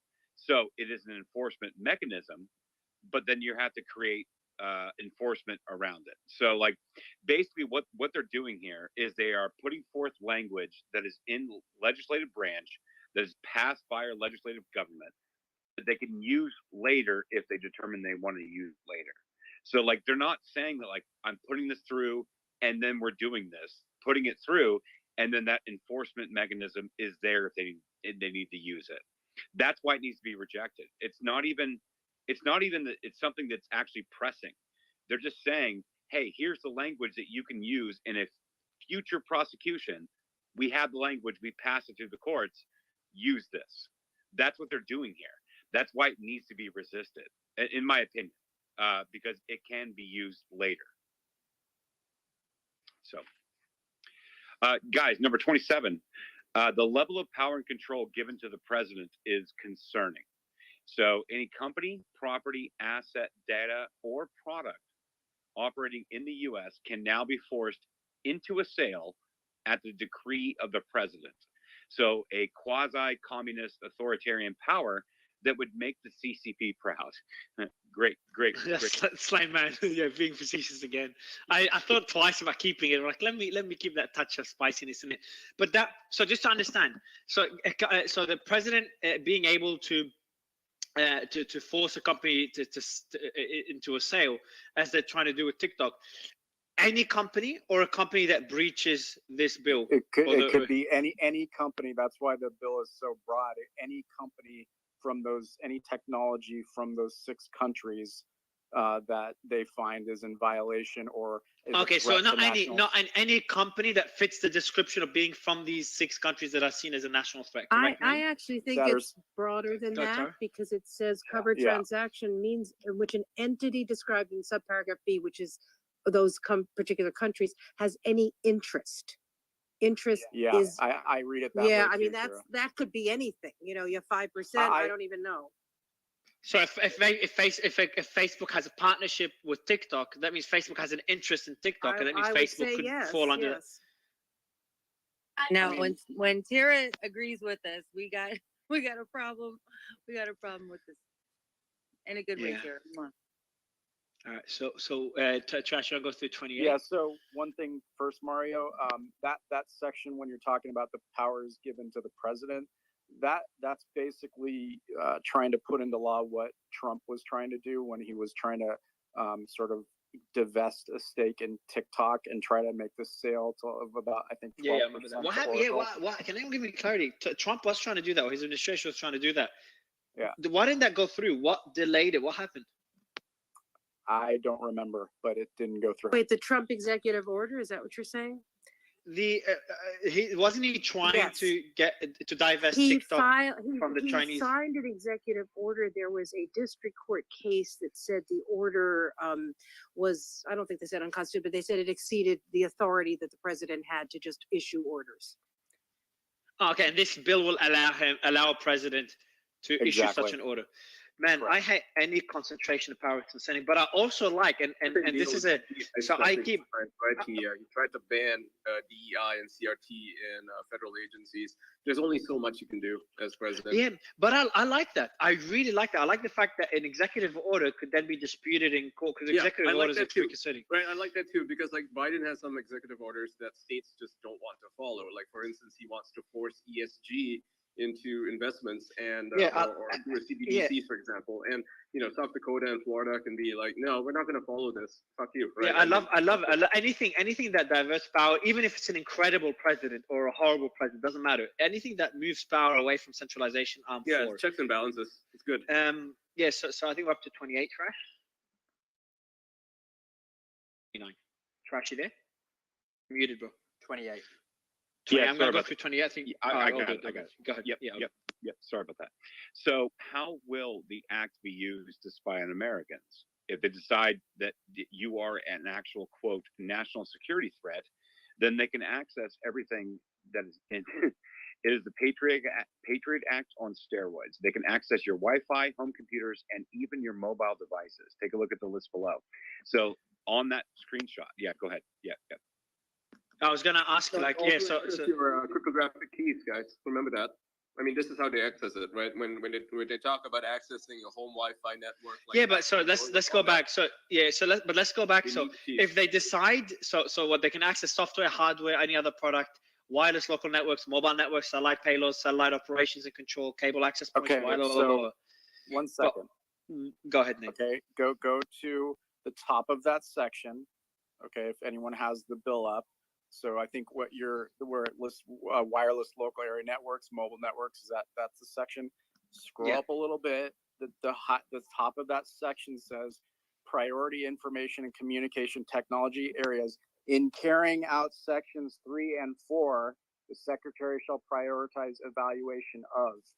So this is what I was saying earlier, that this section is referring to like the law that they're laying out in section 3 and 4 and listing all the technologies that encompass this law and how broad it is. And it's not that they're necessarily going to spy on all these things. This is all the technologies that they're saying can be banned or are subject to being banned or whatnot. But 3 and 4, just to remind people, that's the elections part, right? That's also the democratic institutions and principles, right? So it's so sweeping and broad.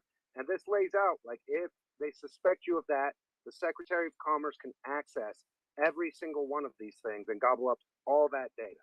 But Dustin, it's not suspecting you. It's suspecting a technology from a foreign country that they're suspecting is undermining our democrat process or election or whatnot. It's not the individual. That's not how I'm reading it. No, but name. The thing is, I get what you're saying, but the thing is, there will be scenarios where they would suspect individuals. For example, let's say it's you and you basically, I don't know, you've got a company. It doesn't have to be large, but it's enough that you basically, they want to now look at those different technologies to find out because they see you as a foreign threat. Remember, when you keep saying foreign, remember this whole idea of a foreign threat was used in the Patriot Act, Section 702. This is not like new water that we're treading.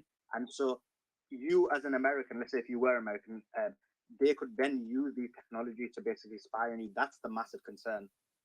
Once you open this window up to basically being surveyed, you have a huge problem. I get it, but like we're talking about the Patriot Act, they already wrote bills to do the mass surveillance. So I don't really know if they need to write additional bills to broaden that. It's already pretty much, if you know I know the Patriot Act, but I would say this one the NSA, sorry, I mean, it's already in place. No, I mean, I agree a This lot. one gives it expanded powers. I mean, when you have access to cryptographic keys, if you look at this bill, it's significantly expanded. Sorry, I didn't do that again. Someone did that. Yeah, it's significantly expanded. So, for example, you'll see next it's talking about AI, robotics. There's like significant expansion. So there is a huge amount of expansion, and then they're also covering the minutiae as well. So it's actually, from their perspective, I know people think it's a badly written bill. I don't agree. I'd say if I was going to survey the public and I wanted to get something through which would convince people that I'm not going to survey them, this is just a well-written bill. Yeah, I mean, it covers everything. Drones, unmanned vehicles, autonomous or semi-autonomous vehicles, Tesla. So that's where one thing maybe, Tira, you can comment on this. So just, I'm trying to, just before you continue, I'm trying to understand it. So name, Ian, on this particular point, if they decide you're a national security threat, are they referring to the company itself or to somebody? Like, what is that actually I think referred they're to? referring to the technology. Okay, that's what the bill says. I mean, it's not referring to.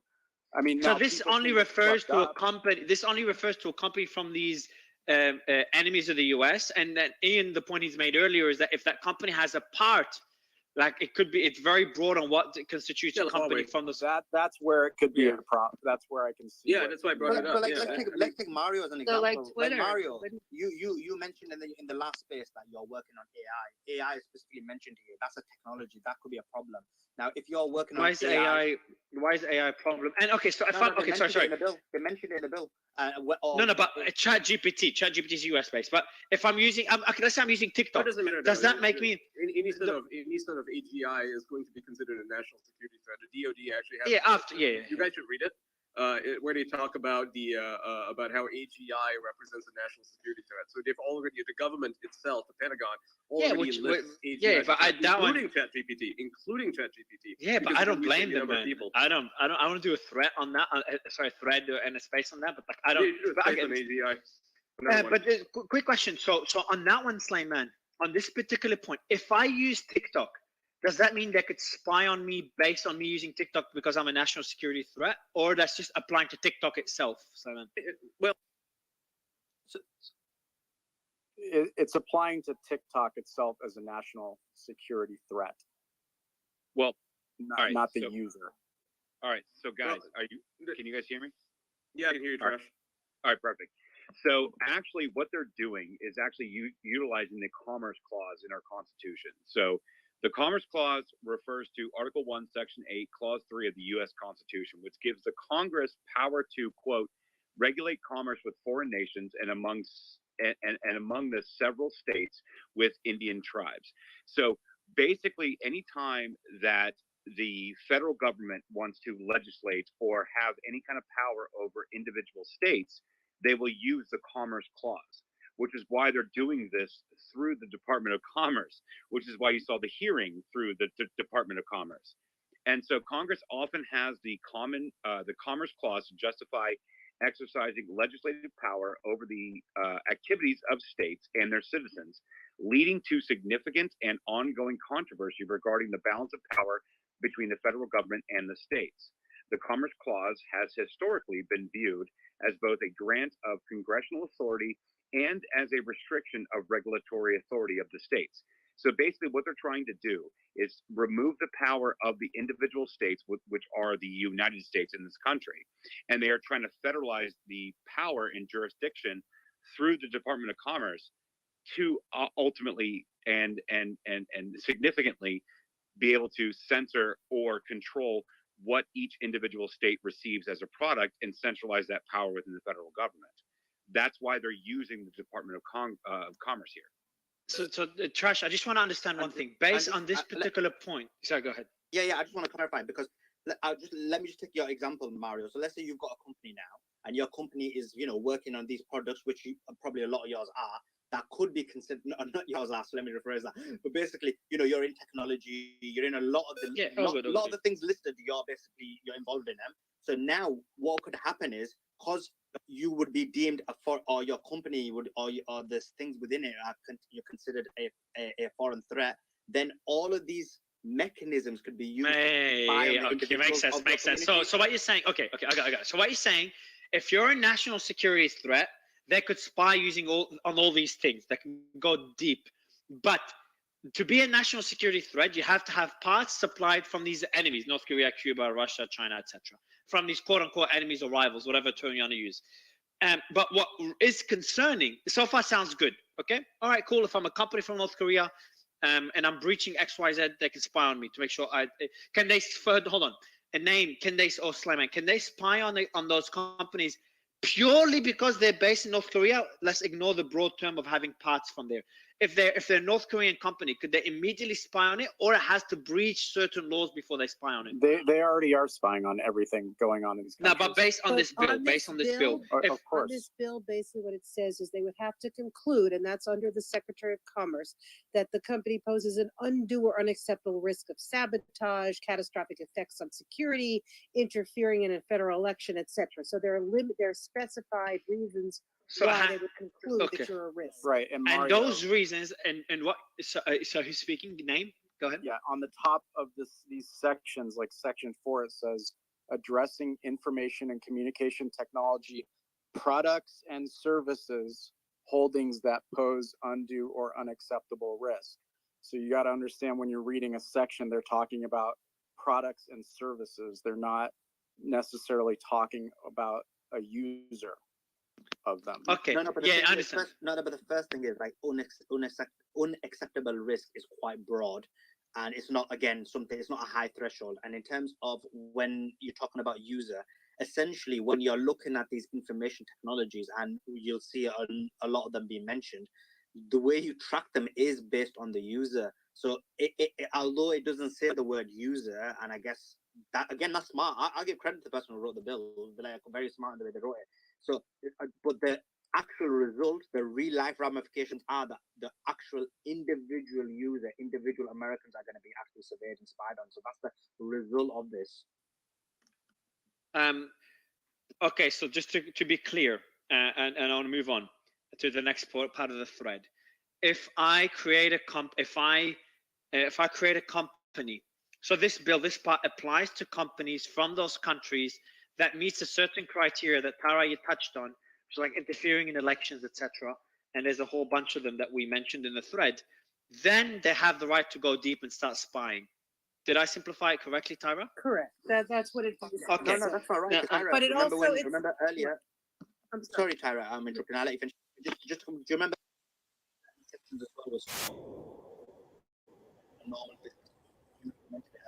Yeah. So let yeah. me expand. Let me expand. I was going to expand on that. So Slayman's concern is that it is a few other panelists, including Ian and Doc earlier and Maze, is that it's so broad that it allows, like, for example, what defines a company from North Korea? It doesn't have to be a North Korean owned company. It could be one that potentially uses technology from North Korea or China, or buys parts from China, which Ian said is very common. So that part is very broad. And then the criteria it has to meet to allow for the spying is also very broad. So it's like too broad. Slayman, am I right in saying this is the concern, is that these two sections are too broad? What constitutes a company from those countries, and what constitutes interfering in elections? Another thing, Mario, is it doesn't even have to be, and the bill does talk about this right on page 2 when it talks about a covered holding, that it could be any company in the world, but if there is a covered holding, which means a controlling holding directly or indirectly in an ICTS entity by a foreign adversary, that's where it gets opened up to pretty much anyone, any company that any of those countries have a stake in, right? Again, an important word in that is indirect. So this is what I mean. It's literally, and so that's what I'm saying. So obviously, if there's good actors, you reframe this entire bill, and you could have a scenario where you could say that it's not. But we know how these bills are used, and the very, very broad nature of it. We've seen how Section 7. We saw how Bush and Cheney used the Patriot Act and actually retroactively used Section 702 to basically because they'd been spying on Americans. So we know, based on the broad nature of this is essentially going to be used to spy and to survey on Americans in such a broad way. It's unbelievable. Can I ask a question? As I said, I don't like this bill. I have major issues with it. I think people who write these things clearly don't. Well, maybe they do understand what they're writing, but in many cases they just write crap, and it doesn't ever work. But would there be any bill in this area that people would support?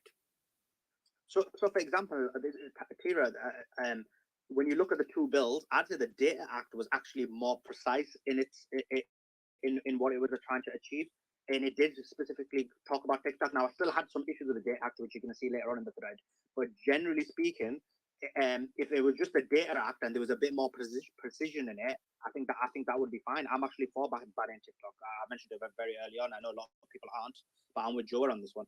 But so yeah. No, I'm not for banning TikTok. I'm for banning I'm for control of algorithms. I think every population needs a platform outside of their own nation to express their voice, but the algorithm is what the problem is. So any bill that would limit the algorithm's manipulation, I think is extremely important. Oh and yeah, it plays on what Ian was saying. That's actually my main concern. So my main concern is the algorithm manipulation. I'm not like a technologist, so I don't have like deep knowledge on it. So if there is a way of doing that and you can control it, and you can make sure the CCP can't override it without you knowing about it, and all of those factors in, then yeah, of course. Yeah, these algorithms are always black boxes. Like we just saw, I don't know if anyone knows whether it was an April Fool's joke or not, but this whole thing about the Twitter algorithm where there's only 4 types of users: Democrats, Republicans, explain power that? users, and Elon. Yeah, they explained that on the Twitter Spaces. An engineer brought it up, and another engineer responded, explained why it is that way. It is to track.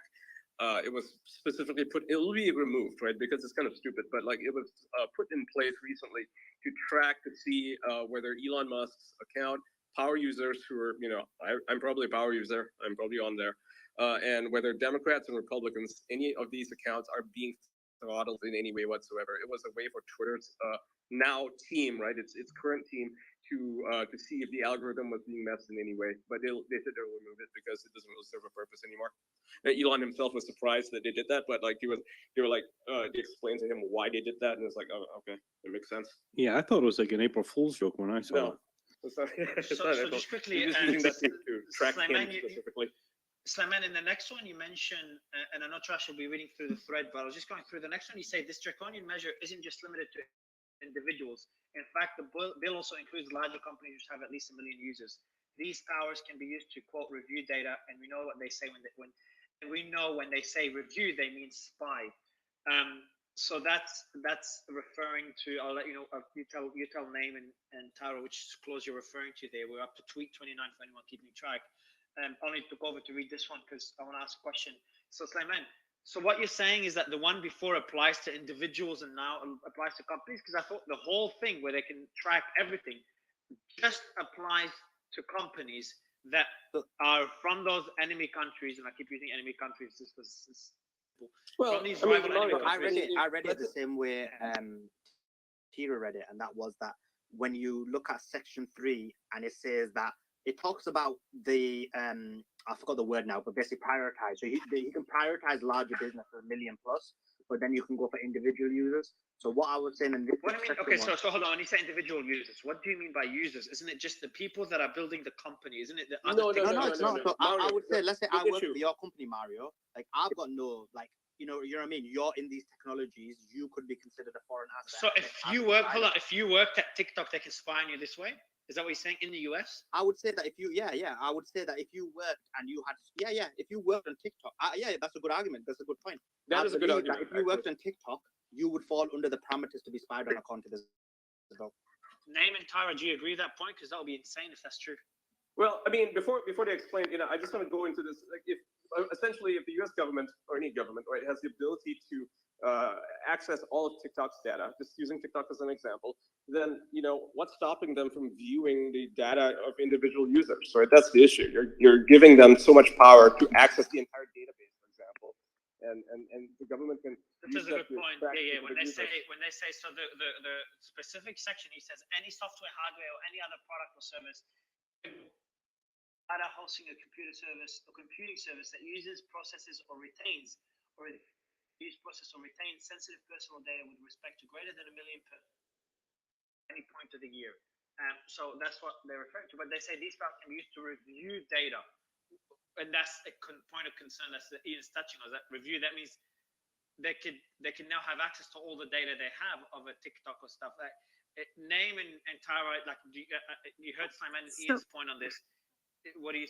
I think it would be somewhat difficult to go after an individual under the circumstances you're saying, although not impossible. The act allows for people being individuals, etc. So, for example, it says nobody can cause or aid, abet, command, or do anything when there's a regulation in place. So, if you, for example, had a VPN and were accessing TikTok, let's say, when it had been banned, you might do a criminal act at that point. There are things that could happen here, and I don't really know what aiding and abetting would be in this context, right? If you tried to help TikTok avoid the ban or something like that, maybe you get into trouble. There are situations in which people can get into trouble. I think it'd be somewhat difficult just for some of the circumstances you're saying. Do you understand? For people to actually be indicted or anything. There are civil penalties, but there are also criminal penalties. But Tara, that almost sounds like what they tried to do during Arab Spring, where people were using VPNs to log into Twitter, and then they would broadcast a signal so other people could connect as well. So that person in that situation, he would be, committing a crime with this new bill. But this is happened in the US. this is separate to the clause we're reading now. This is the one where you get fined for accessing TikTok. Sorry, is separate, correct? Just want to make sure we're referring to a separate clause now that we're going to get to. No, but this No, is the it's the same because enforcement, we're these gonna- are the what we're penalties gonna- for a violation of the act, of any Yeah, Kira's violation. right. So even that's right. So even in the thread, we talk about the penalties later because it's talking about the penalties are for these things, Mario. Yeah, so if you use a VPN and you use it to access TikTok, you are in violation of this specific law. Wait, so wait, you face assuming, up to 1 assuming that million. under this law, they try and do something to TikTok or they ban it or violate it. You wouldn't be in violation just by using a VPN to access it without them doing something, but once they start that process, you would be in violation. Yeah, and we have to ask the question, right? I mean, how do they plan exactly on going after anyone who uses a VPN to access TikTok? First of all, they have to be able to prove it. And now this is going to necessitate the creation of new laws for them to but Ian, bypass how would they? any sort of How would they do that? any sort of like privacy measures that the VPNs have in place. Like there's a reason why a lot of VPNs are located in places like Switzerland because their data privacy laws are extremely strict, right? They do not even provide information to governments that request it. They're completely against it. That's why sites like Proton Mail, for example, do not provide any of this information to governments that request it. I mean, under this law, they could essentially try to ban VPNs or ban private email services like Proton Mail because it prevents this law from being enforced. That is the issue. It's a completely broad thing. It's step one of total surveillance, right? You think this is scary? Look at what happens next when they say, hey, we have to enforce these laws, but in order to do so, these sites, these technologies cannot exist. We have to get rid of encryption.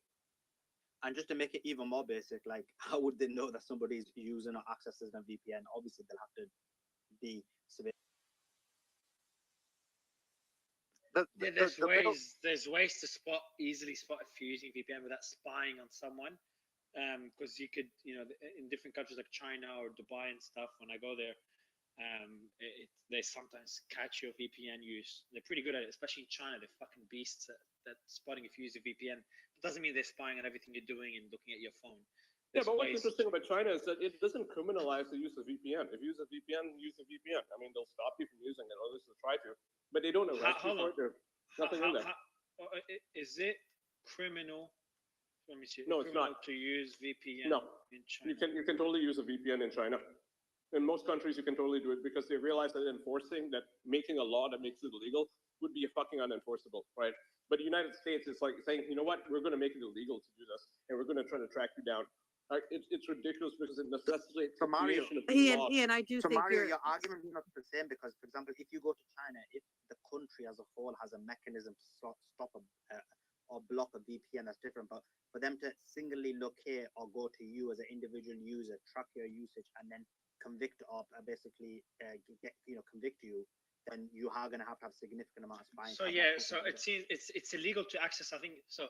In some cases, individuals have been fined or detained for using VPNs, unauthorized VPNs that allow them to access blocked websites or bypass government censorship. So it's like you can use VPNs, but you can't access those websites. And if you use VPNs and access those websites, then it'd be. But I don't want to dig into Chinese censorship because it's a different story. But it's still like if they ban VPNs in the US, which we're going to get to, and I want to make sure this is true. Maybe you should, that is crazy. US censorship is going to be like Chinese censorship. But No, can bro, we just step back? It's heading in that way, but I just want to step back a second on the VPNs. Okay, I just want to say that it would have to be that TikTok was banned or limited in some way, and you had a VPN, and the provision here is F in section 11, I think. No person may engage in any transaction or take any other action with intent to evade the provisions of this act.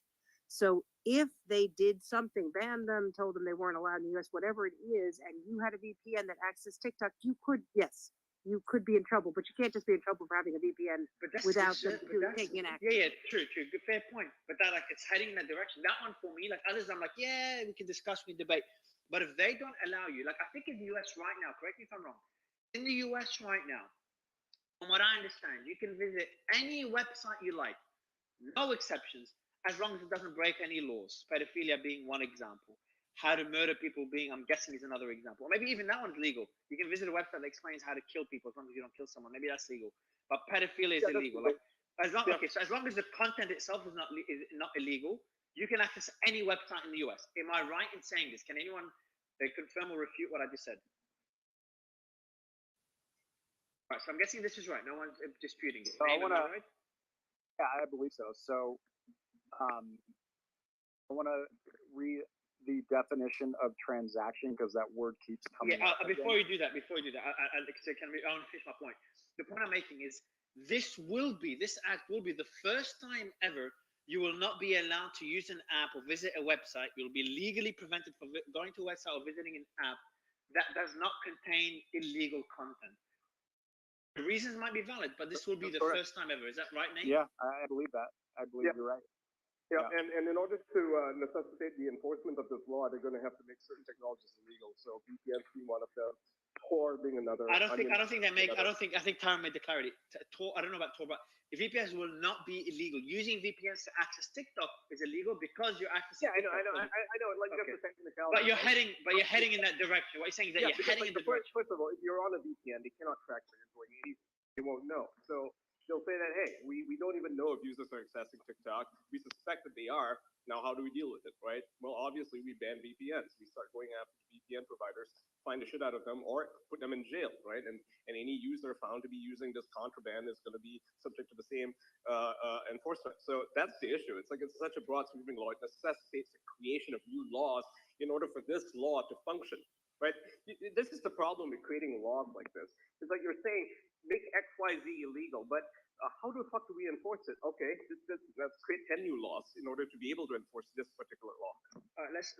I know we need to go back through the thread. And I do want to give the mic. I do want to give the mic to the three speakers with their hands up. But before that, name, you wanted to define transaction. So when Tira said the part where any transaction done is a violation or whatever, and where they define transaction on page 10.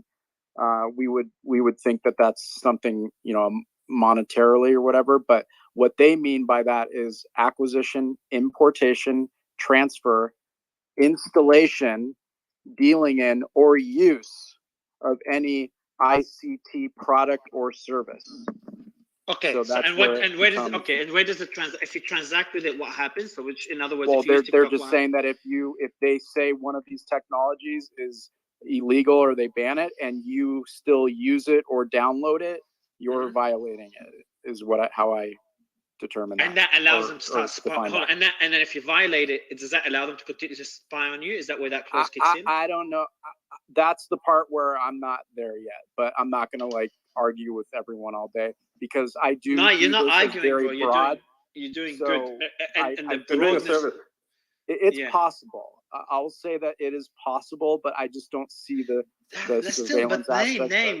Before going to Maze, this is fucking mental. That means now in the US, you technically cannot use TikTok, the most used social app in the country.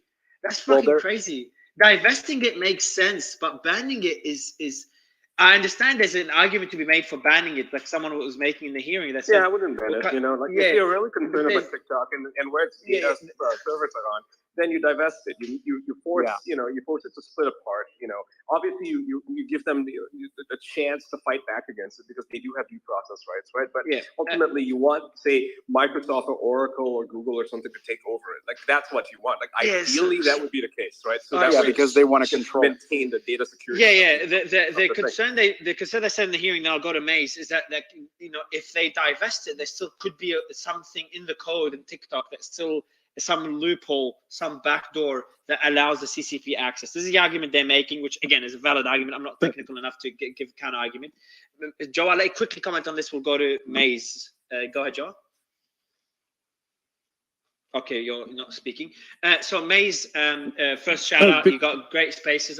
Joe, I'll give you the mic in a bit. But you got great spaces on a regular basis. I'm sure you've covered censorship multiple times. So it's a pleasure to have you here. Thanks a lot for joining. Fantastic. Mace, thank you.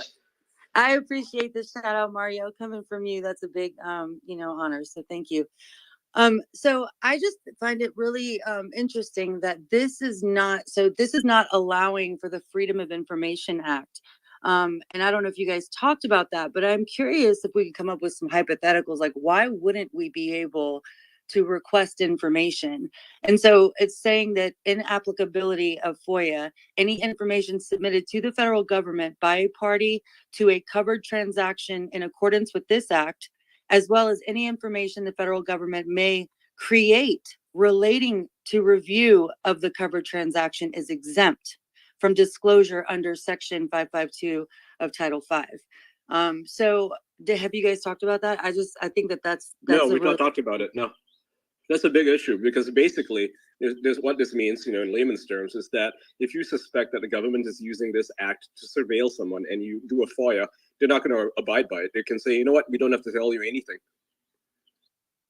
right. That's what I've been really problematic. That's what would be a hypothetical scenario where that would be like a risk for them to let us know, like why would that information be hidden? That's crazy. Well, So, okay. See, here's the hypothetical situation. Let's say your Bitcoin wallet gets quote unquote hacked, right? And because this law is in place and it says that it has access to all your cryptographic data, meaning your keys, your private keys, it's all in the bill, right? So let's say, you're a holder of Bitcoin, you have, I don't know, $1 million or something in Bitcoin for whatever reason. Maybe it's legal, maybe it's not, but let's just say it's legal, right? And it just one day just gets suddenly stolen, and you have reason to believe that, say, that the feds or something were the ones who delved into it because they have access to your cryptographic data through this act. Now, you want to request a FOIA. Let's say you're suing the FBI and you're requesting a FOIA in order to get that information to see that, okay, maybe the FBI did have access to my keys and they used this to access it. The FBI can say, what? No, we don't have to give you anything because we did it under this act, and you don't have a damn thing. There's nothing you can do about it. Yeah, no, 100%. And actually, I've actually had a lot of concerns about that, and I've actually brought that up in a lot of spaces. And I'm pretty sure like Dustin actually wants to expand on this. Go ahead, Dustin. Well, thank you, Trash. Now this is to Ian's example. The problem is that they're going to say it's in the national interest and national security to cut us off from decentralized crypto, right? When they do the dollar, right? Like when the petrodollar starts collapsing and they roll out Fed now, right? They're going to say no access to any centralized cryptocurrencies. It's all spelled out in here. In fact, I think that's the real intention behind the entirety of the legislation.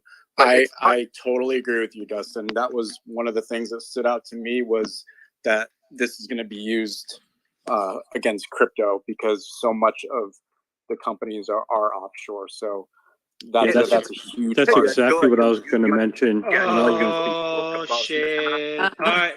Oh shit! All right, I'm back. Trash. No, hold on. Trash. Hold on, everyone. I'm muting everyone because I need to freak out for a second. One by one, Name and Dustin and Joe and Ian, you all agreed on one thing in this whole fucking discussion, and that's about the impact it will have on crypto. I was just pinning the newsletter to promote it, and then I heard this shit. First, the newsletter, it's pinned above. I've retweeted on my account. You need to go there to get the summaries of the spaces and to be notified of spaces. But screw the newsletter for a second. Name, can you please explain exactly what Dustin and everyone just said? I want Dustin to finish because I did. All right, Dustin, yeah. So Dustin, can you explain in simple terms? I know you referred to the petrodollar dying and CBDCs, and they don't want access to central currencies. I've talked about this in a couple of interviews on this as well, with all the action, all the crypto being targeted, heavily targeted. How does this potentially impact crypto? How can they leverage this to impact crypto, and how does it work? Yeah, so when I read through this, right, the broadness seemed intentional because it was everywhere, but the pull through kept coming through. That it's all about everything. Every time it's broad, it's specific to crypto. So like the covered transactions, the links to foreign adversaries, all of that.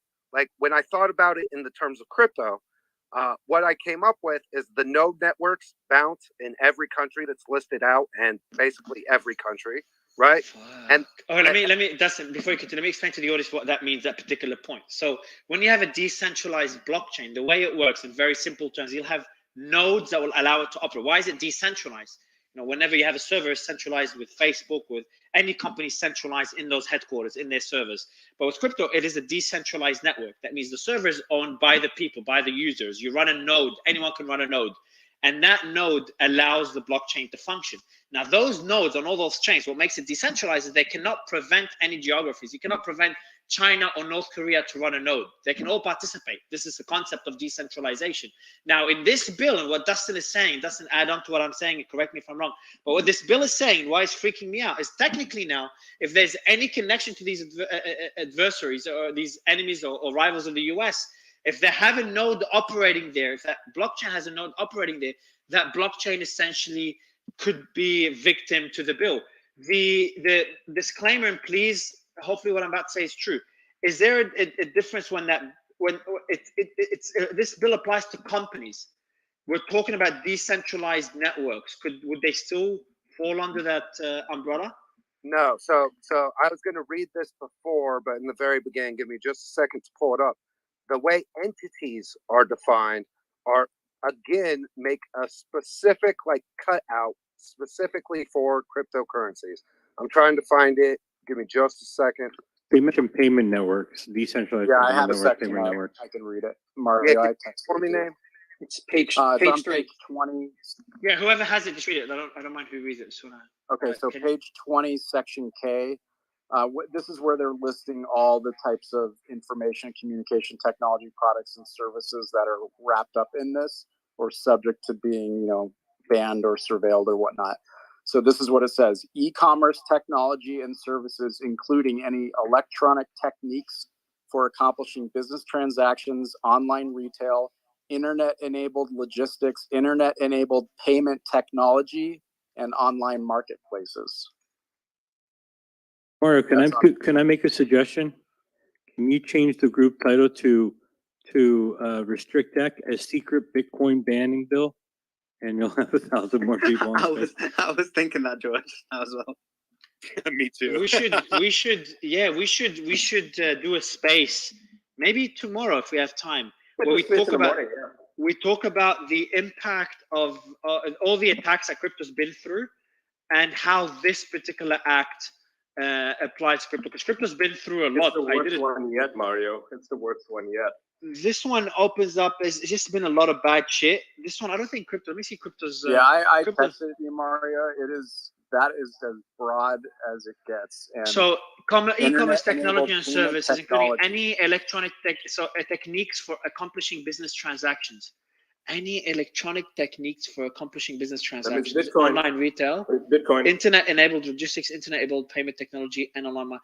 And this is a broad one, including any electronic technique for accomplishing business transactions. There you go. And Mario, just to give you an example, they do this kind of thing a lot where there's a lot of people in the United States that go to trial for federal charges because they used an email server, even if they were mailing someone in the same state, just because that transmission had to go to Google headquarters to then get redistributed to your neighbor.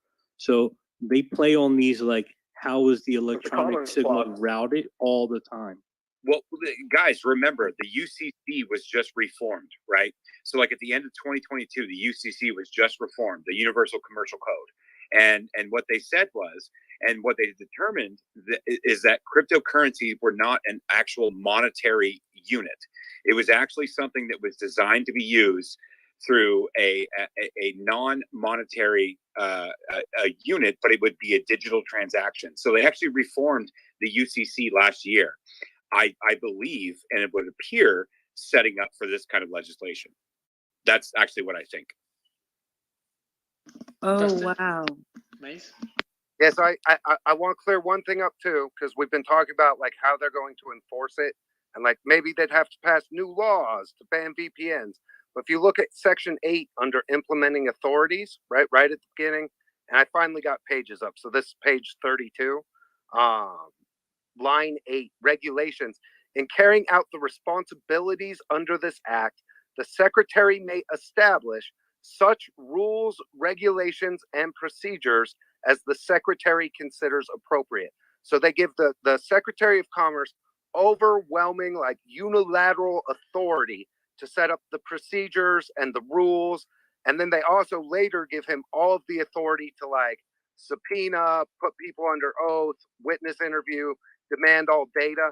Like that, again, the TikTok part of this is just to argue it because they think TikTok's weak. It's a red herring. This is really an attack on cryptocurrencies so that they can monopolize. Fiji, come up on stage, Fiji. I see you back in the audience. Come up, bro. You're a crypto attorney and one of the big players in the space. Because you'd want to know this. We'll probably do a whole space on it. But just to kind of summarize what we discussed, Fiji, and anyone listening before we continue going through the thread, is that we spotted one clause on what constitutes one of those foreign, a breach of this bill, and that's what constitutes a company that is part of the companies that could breach this bill. That is part of that network. You know, what's that? What are those countries called? North Korea, Russia, China, these adversaries? Countries of concern. Countries of concern. E-commerce technology, so including any electronic technique for accomplishing business transactions. That means any entity that essentially uses a node would fall into that clause. Does that make sense, Fiji? I'm just catching up. Give me a minute. All right, so I'll name. Can you explain it to Fiji? I think you'll do a better job explaining it than I am. Yeah, basically there's, let's see, it's page 20. When they're basically going through the list of what the types of technology, it's basically called, they're going through, they even talk about drones, autonomous vehicles, and then they talk So about essentially desktop. what constitutes a company that is part of they're just trying to describe different types of technology. Okay, and here's one on page 20. The last one in there, section K, says e-commerce technology and services, including any electronic techniques for accomplishing business transactions, online retail. The rest, I think, internet- doesn't matter. It's just the first one, no?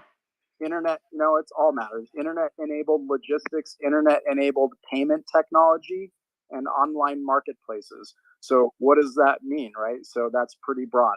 And that But also online retail, does that mean that if a company, no, it can't mean that. If a company Jesus imports Christ, from, is it really that broad?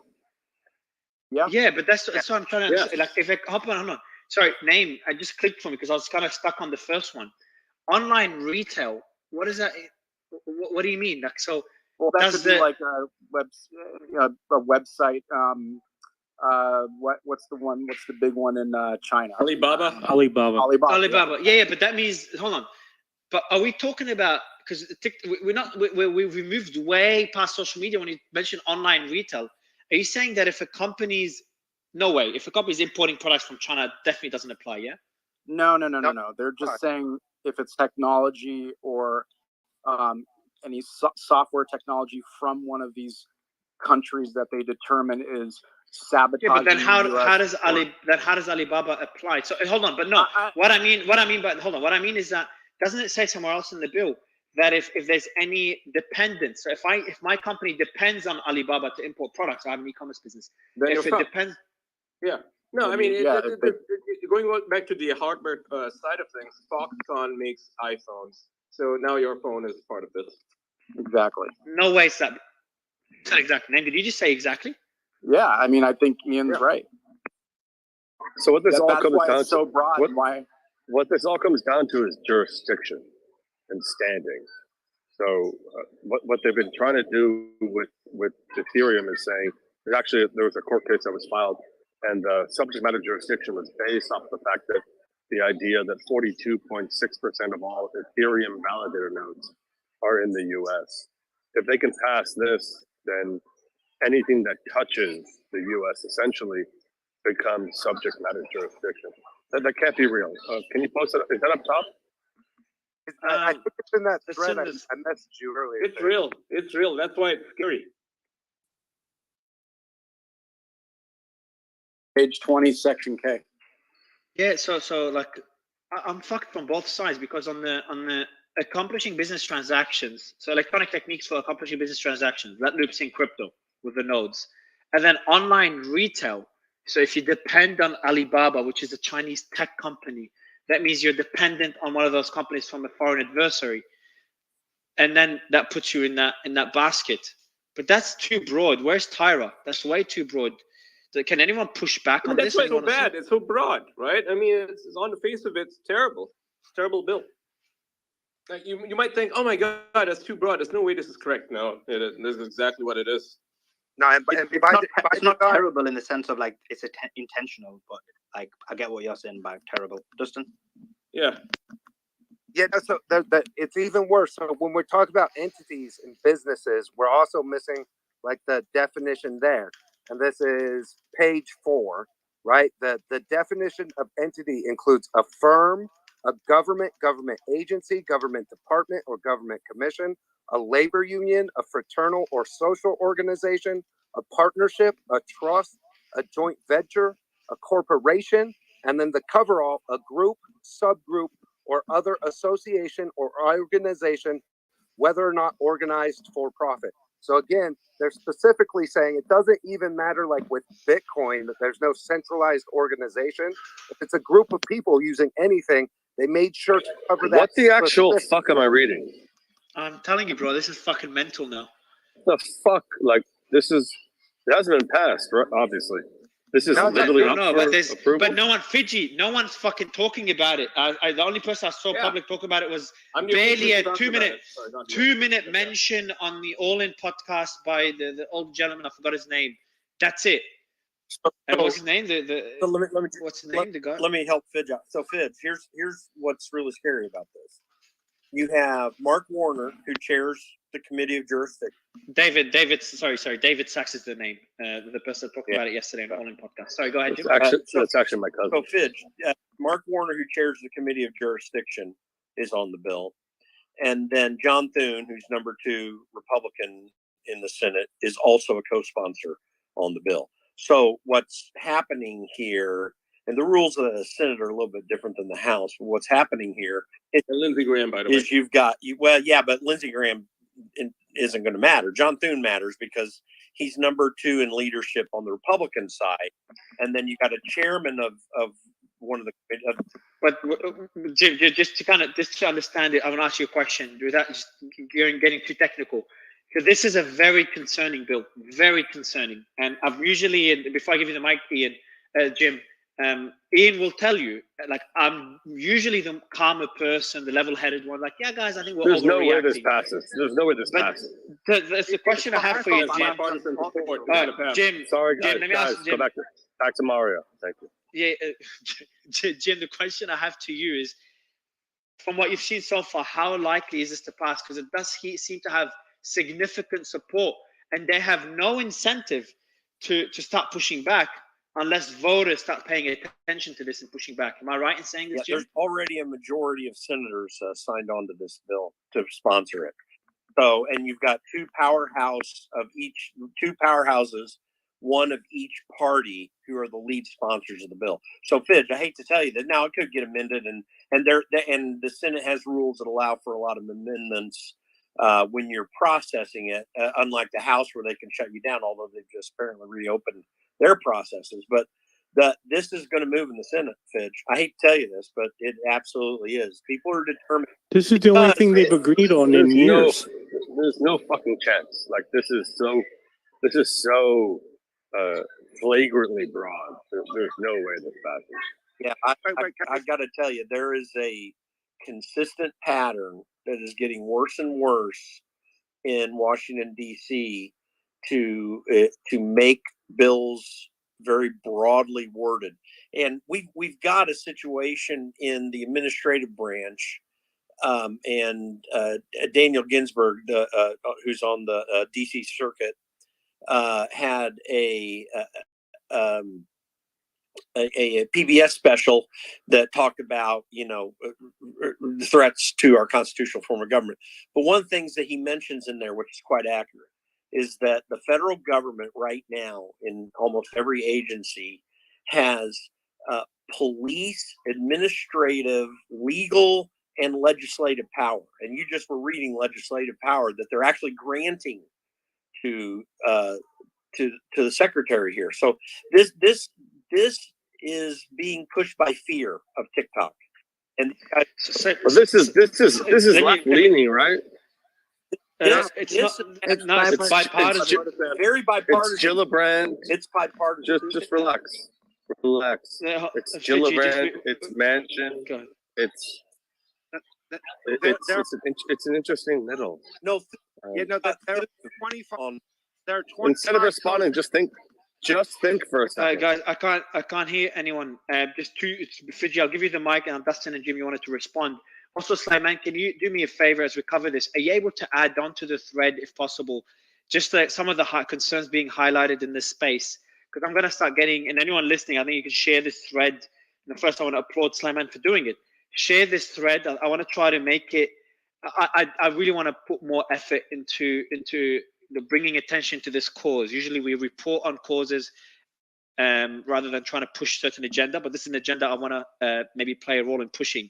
But Sulaiman, if you can add the crypto section in there, I'll probably work on doing more threads. But this, I actually was planning to write it, and I must have forgot about it. So it's a bit annoying.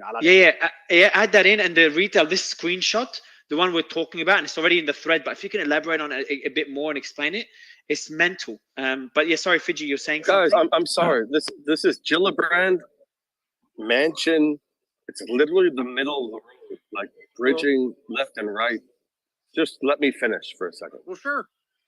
If what they were doing was trying to bring a hail god down on crypto, this is literally that next step. I didn't even read it before, but holy fuck, this is literally the opportunity. Is there anything that this bill doesn't cover? Is there anything that this bill doesn't cover? JP's an attorney. Hold on, JP. Yeah, JP, you're an attorney, and I'll bring. Let me get Doc back, and Tyra's gonna jump back. But JP, you're an attorney. Maybe you can answer that question by Fiji.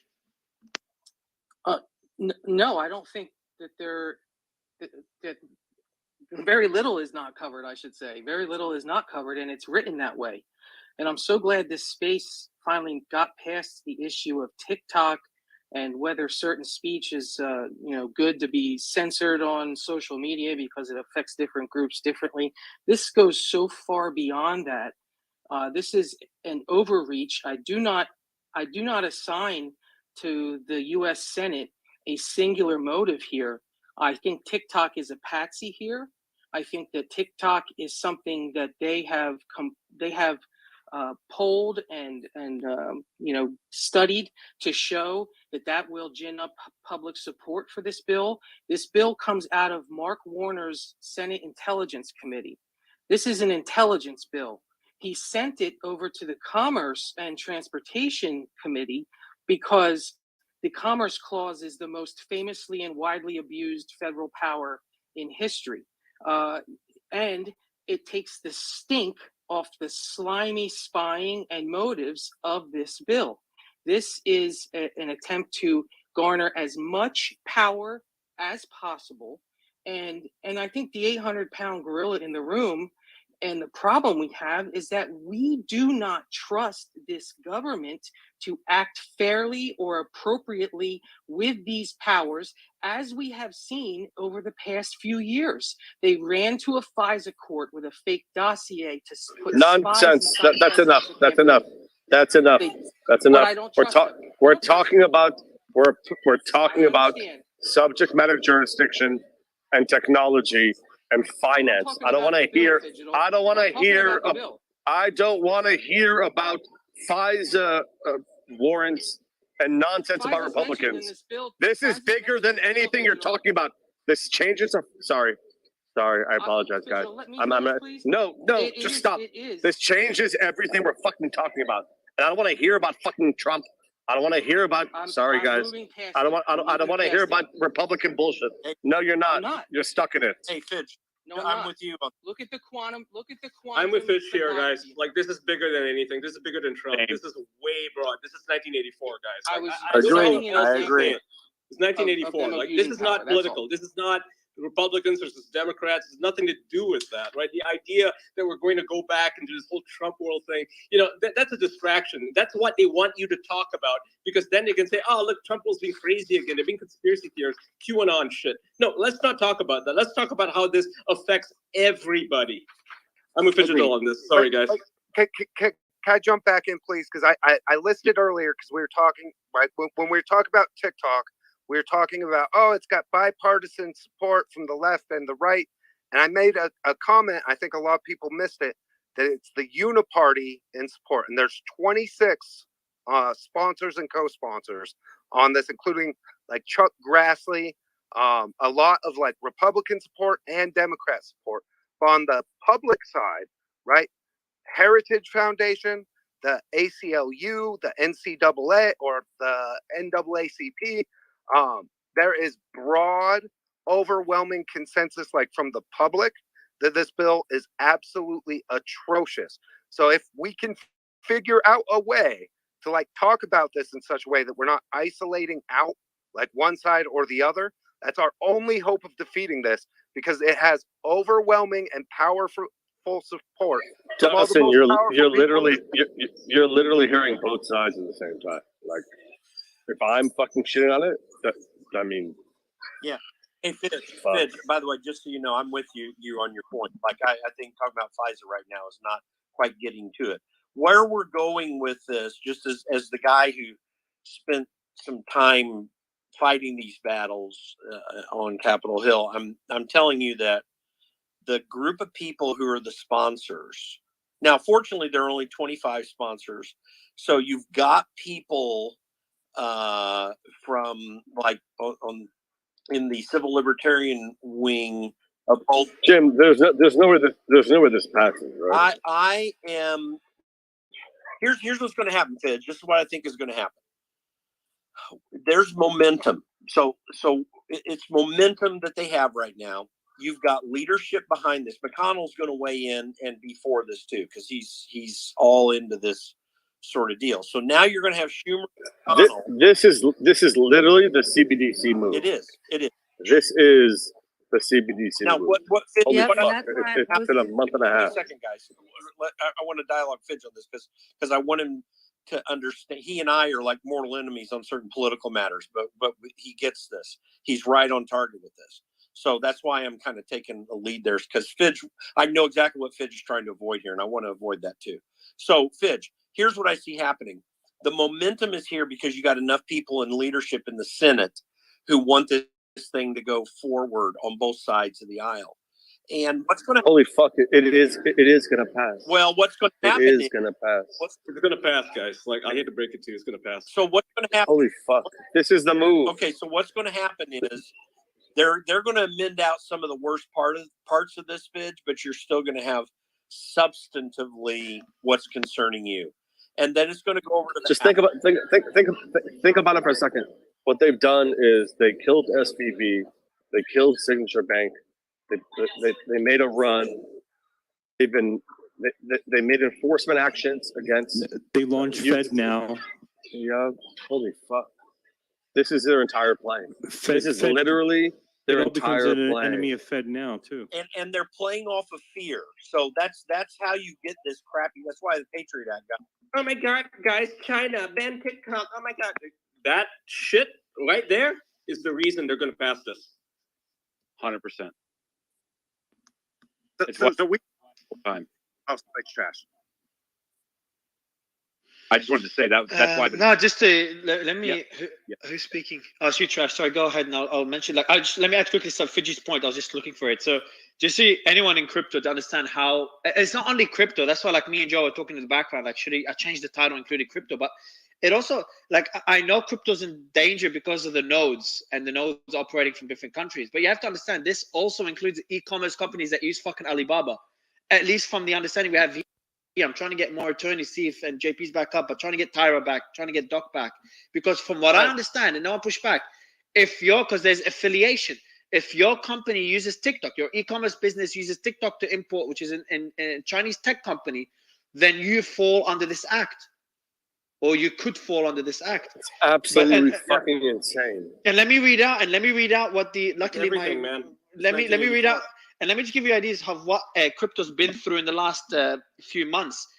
SEC lawsuit against Paxos about BUSD. Kraken's been targeted. Gary Gensler said all cryptos are security except Bitcoin. Senate committee held a hearing on Bitcoin's environmental impact. There's the Biden bill that targeted crypto miners regarding tax.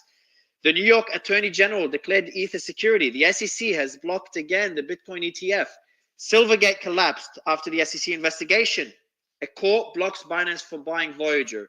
The OCCC lets a crypto bank trust charter application expire.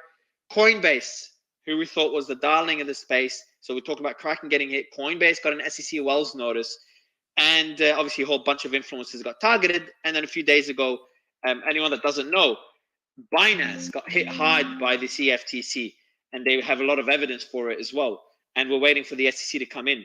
And there could be criminal indictment against CZ as well, the CEO, based on the stuff they saw. And there's some shady stuff like Hamas using Binance and Binance knowing, at least their CFO knowing, or chief compliance officer knowing, and them intentionally taking money from the US and trying to hide it and using Signal and disappearing messages. But they could use those valid reasons as part of a broader agenda, which is the point that Ian made with TikTok, and trash.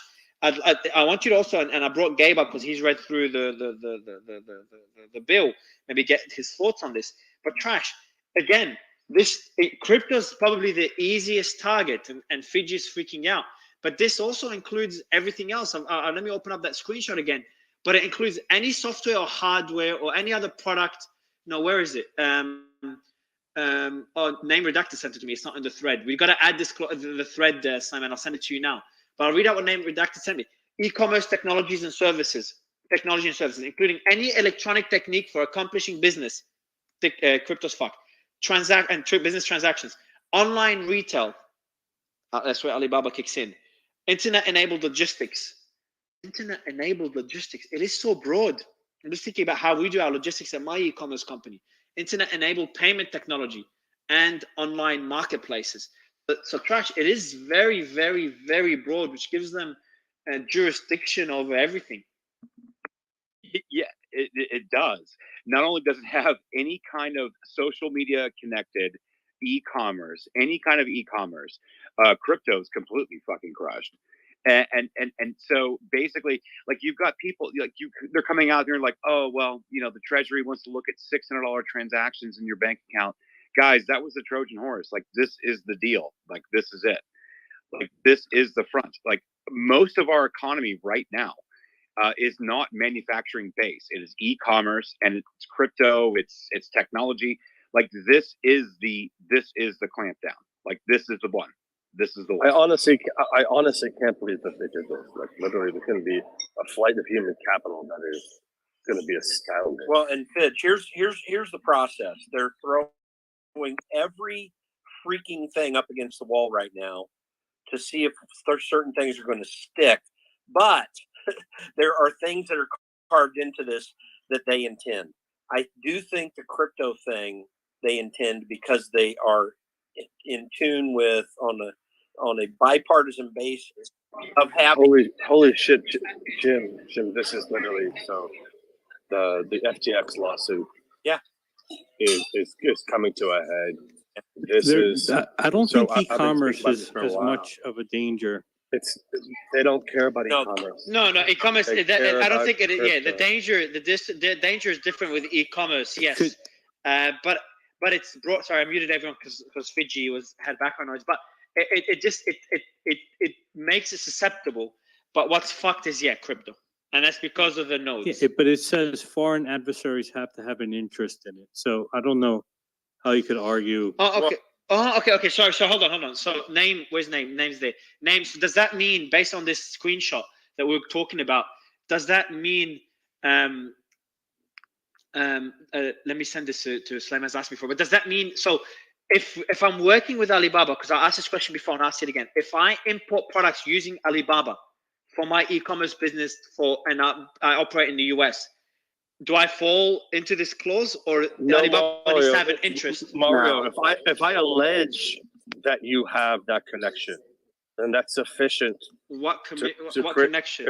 If I allege that you have that connection, that's sufficient to create a cause of action. Tyra, let me get your thoughts on this. my friend. I'm sorry, I missed, Tyra. I missed a lot of this. No, Yeah. Ogo, this is.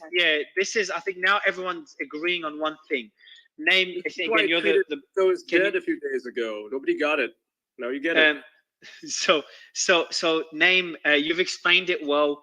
Tyra, please explain it to Tyra. I want to get her thoughts because she's pushed back really well on a few other points.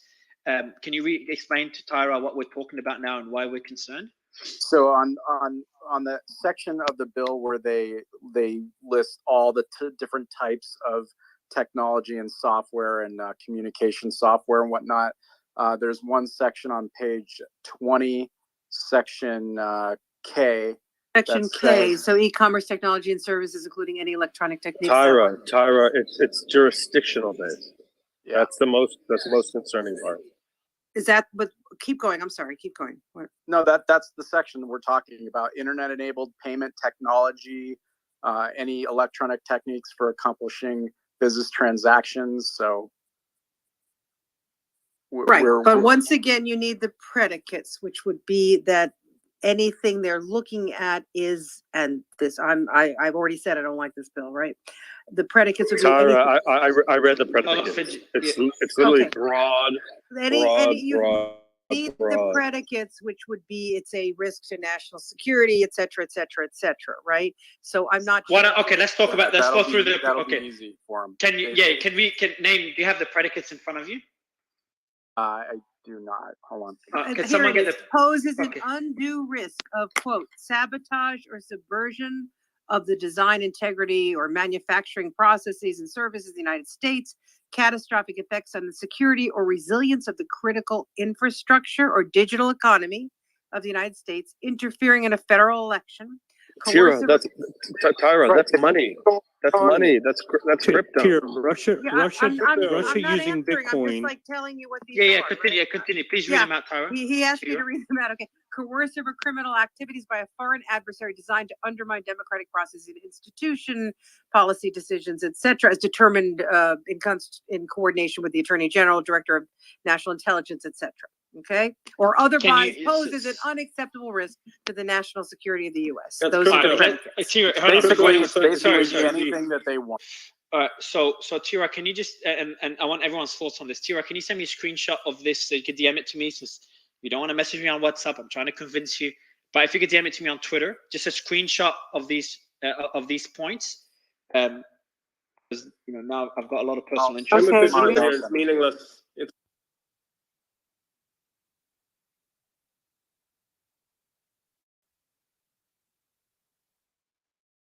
Crypto. It refers to everything. Like any. Yeah, crypto. Foreign governments use it. They trade with each other with it to bypass sanctions. Like this whole idea that, oh my God, you have to be specific thing. It has to be terrorism. That's where your mind goes. That's why that last section that Tara read is just separate from everything and why it's so broad. And this is what it reads. Otherwise poses an undue or unacceptable risk to national security of the United States or safety of the U.S. persons. That is where. And keep in mind the other parts of the bill that give the secretary the ability to determine A, what that is, and then B, to set policies in place to implement it. So that's the other broad base. I guarantee you they roll out the CBDC a week after. Oh, heck yeah. Fidge. That's exactly right. Listen, there are two things that they want out of this bill. Now, and this is where we got to get to Cynthia Lummis, and I haven't talked to her for a while, but I'm going to try now. Is that they want two things? They want the freaking CBDC, and they want the ability to implement in law roughly what we've seen in the Twitter files. Like that's kind of the end game here. Whatever else falls out of this, they want some form of that. However, that gets negotiated. We call it TNT. Can someone send me those predicates, please? Can someone send me those predicates? Mario, I'm doing it right now. We call it TNT, guys. It's TNT. It's tax and track. Correct. All right. For people listening that don't know why the CBDC is so important and to lock it down, is every country that's tried to put a CBDC in place, the population has not taken it, and they've they've used Bitcoin as a backup for taking the CBDC instead. So for those who don't understand, Bitcoin does not have a leader. There is no centralization. It is individualized empirically. So it's literally a battle of Bitcoin and government, CBDCs or whatever creates economy. I'm gonna. Okay, so say name redacted just sent me through the predicates. I'm gonna read them out, and I see All Source and Gabe up on stage. May's had her hand up, so I'm gonna go through the panelists to get their thoughts. But just to explain, and name it's how long do you need to send them through? Name you just send who they are and just blank because I want to read them out and explain. Okay, there they are. Perfect. All right. Name sent me the predicates. I'm gonna go through them. Sulaiman, I'll send it to you as well to add to the thread. So anyone that wants to go through what we're discussing now, it's all on the thread pinned above. Let me see if there's anything else pinned. No, it's not. So the thread pinned above goes through everything and that we're discussing. And I'm gonna. This one will be added now if it's not added already by Sulaiman. He wrote the thread, so he gets the credit. So okay, which tweet number? Which tweet number, Sulaiman? Which tweet is anyone that wants to go through it? We've been through it, but I'll just find it again. So Okay. Mario, when you read these, I listed all of them in there, and then the one that I'm talking about that keeps it or that makes it completely open-ended is the one that I put in the red box at the end. Okay, thanks, man. All right, so I'll read out now why we're concerned. So, for a company or an organization or a group, and that we'll discuss that later, to be susceptible to this bill and for the enforcement action that could has to be in e-commerce technology and services.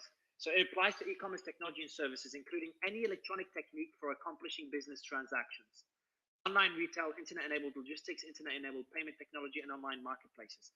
The concerning ones for crypto. It's concerning for everything, but the really concerning ones for crypto are including any electronic techniques for accomplishing business transactions, which is exactly what all crypto would fall under. A second one with some cryptos would fall under is internet-enabled payment technology. That could also be used for some cryptos. And then the second part, which again, we're going to include it in the thread. Sulaiman, when you find it, tell us so people can go through it.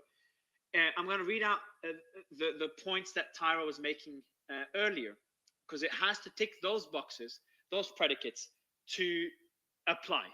In general, the Secretary, in consultation with relevant executive department and agency heads, is authorized to and shall take action to identify, deter, disrupt, prevent, prohibit, investigate, or otherwise mitigate, including by negotiation, entering into or imposing, enforcing mitigation, subject to jurisdiction. Okay, so the points that it has to meet are the following: poses an undue or unacceptable risk of A, sabotage or subversion of the design, integrity, manufacturing, production, distribution, installation, operation, or maintenance of information and communications technology products and services in the US. That's A. There's 4 or 5 of them, 4 or 5.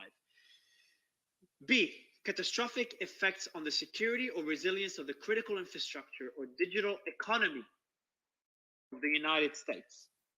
So this is alarm bell number 1 in relation to crypto, because it impacts the critical infrastructure or digital economy of the US. By the way, Fiji, if I get anything wrong, just jump in and interrupt.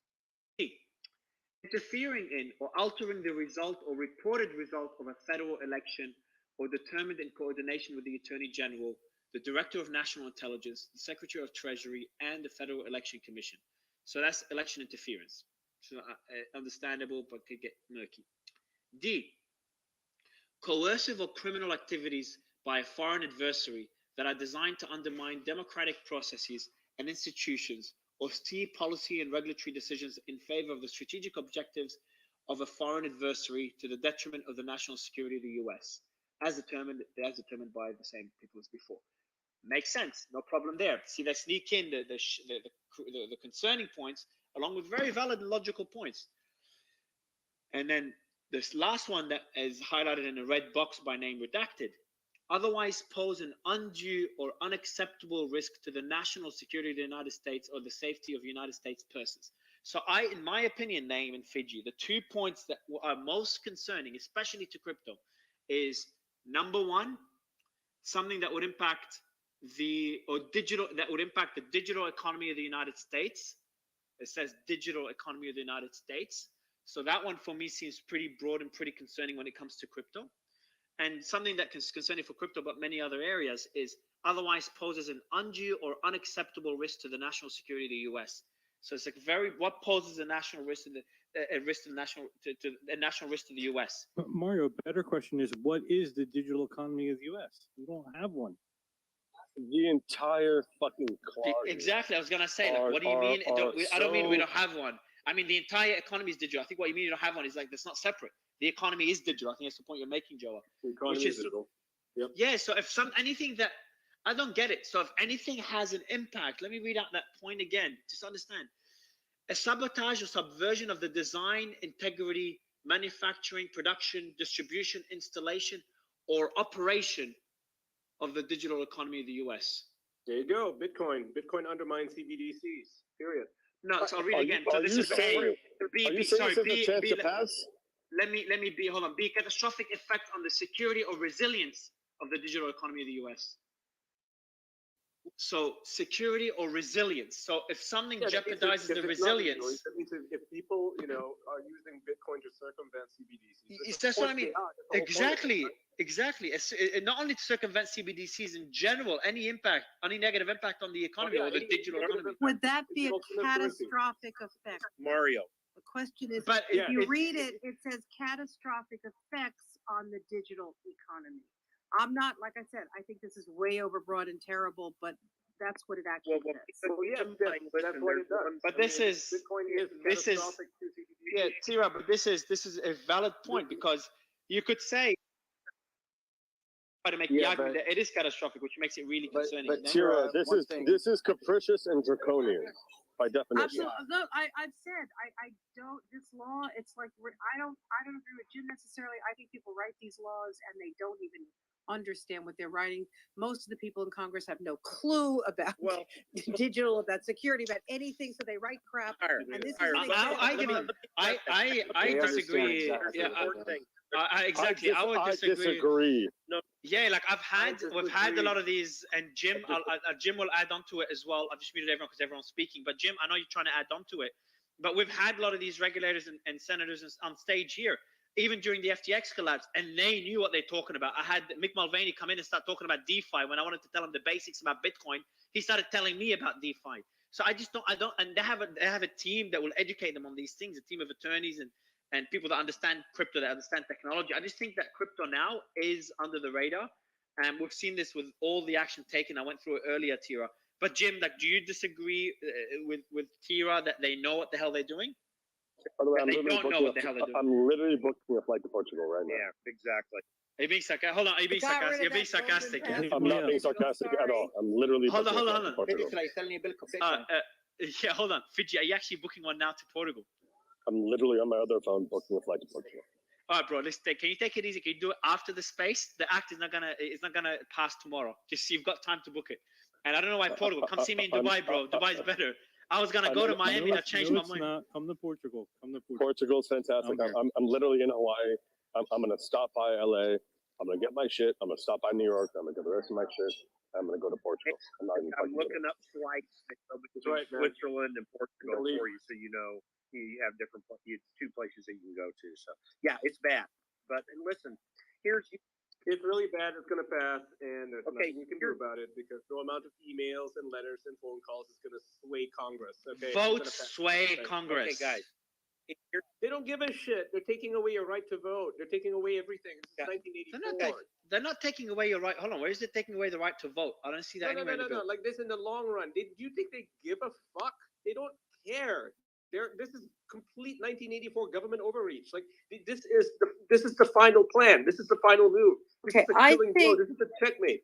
Ian, I think there is actually scope here to criticize this bill and actually not have it pass. As Jim pointed out, 20 sponsors sounds like a lot, but they're actually, 25. Some of them are leaving. Some of them are sort of saying, wait a second, I wasn't sure. So no keep one's leaving. speaking. What are you talking about? No. Nobody's leaving this. They actually This is being pushed by the most powerful people in the Senate. This is not some idiot senator from god awful nowhere. This is the leadership. The Senate leadership is pushing this. Look at the proponents. Him, it's like, Manchin, like fucking Rand Paul or something. Like they're going to vote for it. And what do you think about the chances of it actually passing as opposed to not? 95%. Jim, is he there? Maybe No, not. I am. Jim's there. Yeah, go I ahead. think there's a better than 50% chance, Tara. But what will happen, and I mentioned this earlier before you came back on, is that it'll get amended in the Senate. They'll take out certain things, and then everyone's going to have this "oh, good" reaction to it. Except they're going to keep the worst parts in that they want. And just to answer what Mario was saying, here's how legislation is written in Washington D.C. It's certainly over the last 20 years plus. And this was my head banging against the wall thing for all the time that I was there. You got 4 people who write bills, all the bills. You got the Senate majority and minority leaders, and you've got the House Speaker of the House and minority leader. They're the 4 people who write all the bills that matter. What they do then is their staffs work with any key players in this. So what's happening is, as I'm reading it, and this directly to everything that's freaking you out, Fidge, is that they've got Janet Yellen in on this because she is telling them, and maybe even Jerome Powell's talking to him, and they're saying, we are going to do CBDC, so we need you to clear the path for us. That's basically what's happening. That's the other key factor in how these bills are written. This is the way it's been going in Washington, D.C. since the 90s. This is actually really Newt Gingrich's fault in a way, although it was happening before to a certain degree. But they made power centralized in the House in particular in the Speaker's chair. And they just they deign to the minority leader, whoever the Speaker is, because they all, it is a uniparty. They all want their little cut of things. So that's what's happening here, and I think that's being. Jim, how many bills reference a digital economy? And Mario, but my thing is sometimes when people write things, it's telling. They're calling it a digital economy. I don't know how many bills. Check, Joe. Just check. Check economy. on ChatGPT, bro. I'll just check all the bills for you and let you know. Well, one thing on that. So usually we talk about hyperbole, but like, if this fucking passes, the scope and the reach and breadth of this proposal is absolutely fucking insane. It's crazy, dude. It's horrible, and this is what they want. At least this group of 25 co-sponsors, and then Thune and Warner, they really do want this, or at least some form of it, and they're intent upon making it happen. Jim, you're exactly right about the Overton's window, right? The Overton's window, but the give is going to be on TikTok, right? So what they've got everybody focused on TikTok, right? Like we were in the space for the first bit here, but that's what they're planning to give up in the end. And okay, we're not going to censor people off TikTok. Like you're going to be able to keep it. We're going to make them divest. And if you look, I've been talking to TikTok, right? Like I've been talking to their data engineers about like the guardrails they're putting in place to store the data that's collected with Oracle in Texas with a regulatory review board that's all American, right? So that the give is already built in on the Overton's window, but it's on the social media and TikTok so that they can just come in. So let me hold on. I want to go back to, sorry to interrupt, Dustin. But I want to go back, Jim, and briefly, because I want to go to the speakers that are waiting with their hand up. But to have pushback in Congress to this bill, enough pressure will lead to that, yeah? Well, listen, the shiny object is TikTok. No. They're going to keep TikTok. Yeah, but I know. But if there's light to they're trying to sneak it. The shiny object is Mario, syndrome. It's supported by the mids. Yeah, I know That's it's supported by the mids. part. But if there's enough pushback and enough people, like if everyone starts tweeting about it, it goes viral. No, I don't disagree. They want. Okay, let's take a break. And they're not sitting evil men. They want voters to vote for them. That's what they. Mario, tweet right now. Tweet right now. I'll support the fuck out of it. Right now. There's a whole thread about it. I'm literally yelling. There's a whole thread about it up there, but I think that's not enough. We're not going to reach 100 million people with one thread. That we're going through this thread ourselves, so you can retweet it. But I think we can only have. Have we been to Elon? Bro, we're just finding out about this. Like I said, they're messaging Elon as we talk about it now. But let me just understand first. You should. Jim, I want to go. it's a valid point, yes, and this actually may be a good point. But and actually, other social they would love. I don't know. Social media apps would love the ban of TikTok, so they'd be like, yeah, this is not good, but we don't give a fuck about crypto. We don't give a fuck about we don't care about lack of censorship. Obviously, I'm not talking about Elon. I'm talking about other social media platforms. So they're not going to support it because it's banning TikTok. But I want to go to, so Elon could be one, and getting others. David Sachs talked about it. I'm sure there's other voices. We can get the All In podcast to talk about it and a bunch of other tech podcasts. And obviously all of us. So if we all start bringing attention to it. But before wasting our time, Jim, I'm sure it does, because that's why they're sitting in Congress saying all the stuff that sounds sexy, but is just behind the scenes. Just if you think about it, it's just stupid shit. That's to impress voters. The whole goal is impress voters to get voted, to have power. Number 2, help the country, or number 3 or 4, whatever. So if there is enough voters that talk about it, if enough media picks it up, if everyone starts to talk about it, like they did with the Twitter files when we covered it, if we're gonna trigger this, Jim, they are in a position where to attract voters, they will start pushing back on it as well. Dustin's putting 100% emoji. There's no way this is not true. I know it's going to be difficult because there's so much support for it. I'm not talking about the ban of TikTok. I don't give a fuck there. I'm talking about, even though I'm against the ban, but I'm talking about the things being sneaked into the bill. So, Mario, I believe we still can stop it, right? And Jim said 50-50. That depends on pressure. But I had the same reaction everybody's having here like a week ago. And everybody we're working with, like all of the people on my team, have been organized. We're planning to show up and do live protests at every office of every co-sponsor.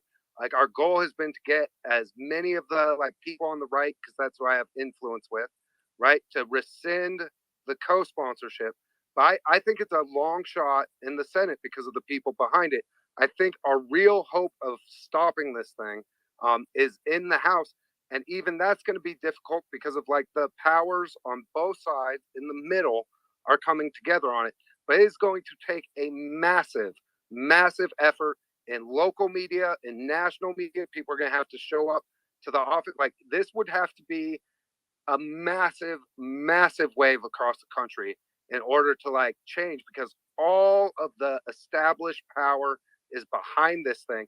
And I'm terrified because it criminalizes the use of the parallel decentralized systems that we've been working to build for more decades. Listen, but it's not only crypto. This is so broad that it impacts so many industries. It impacts as Slyman called it. It opens the door for mass censorship. Well, and Tira, it's just because of how broad it is. But Jim, can you please answer my question?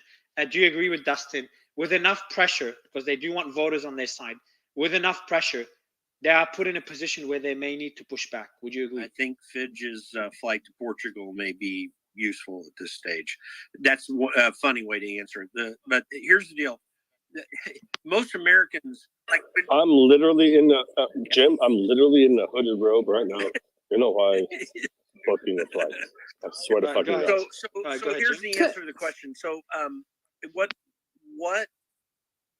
I think the crypto stuff's coming through in some nasty form, maybe not precisely this one, because some people will figure it out, but you can't hardly get the American people to understand. If you say CBDC, that's kind of starting to get scary to people.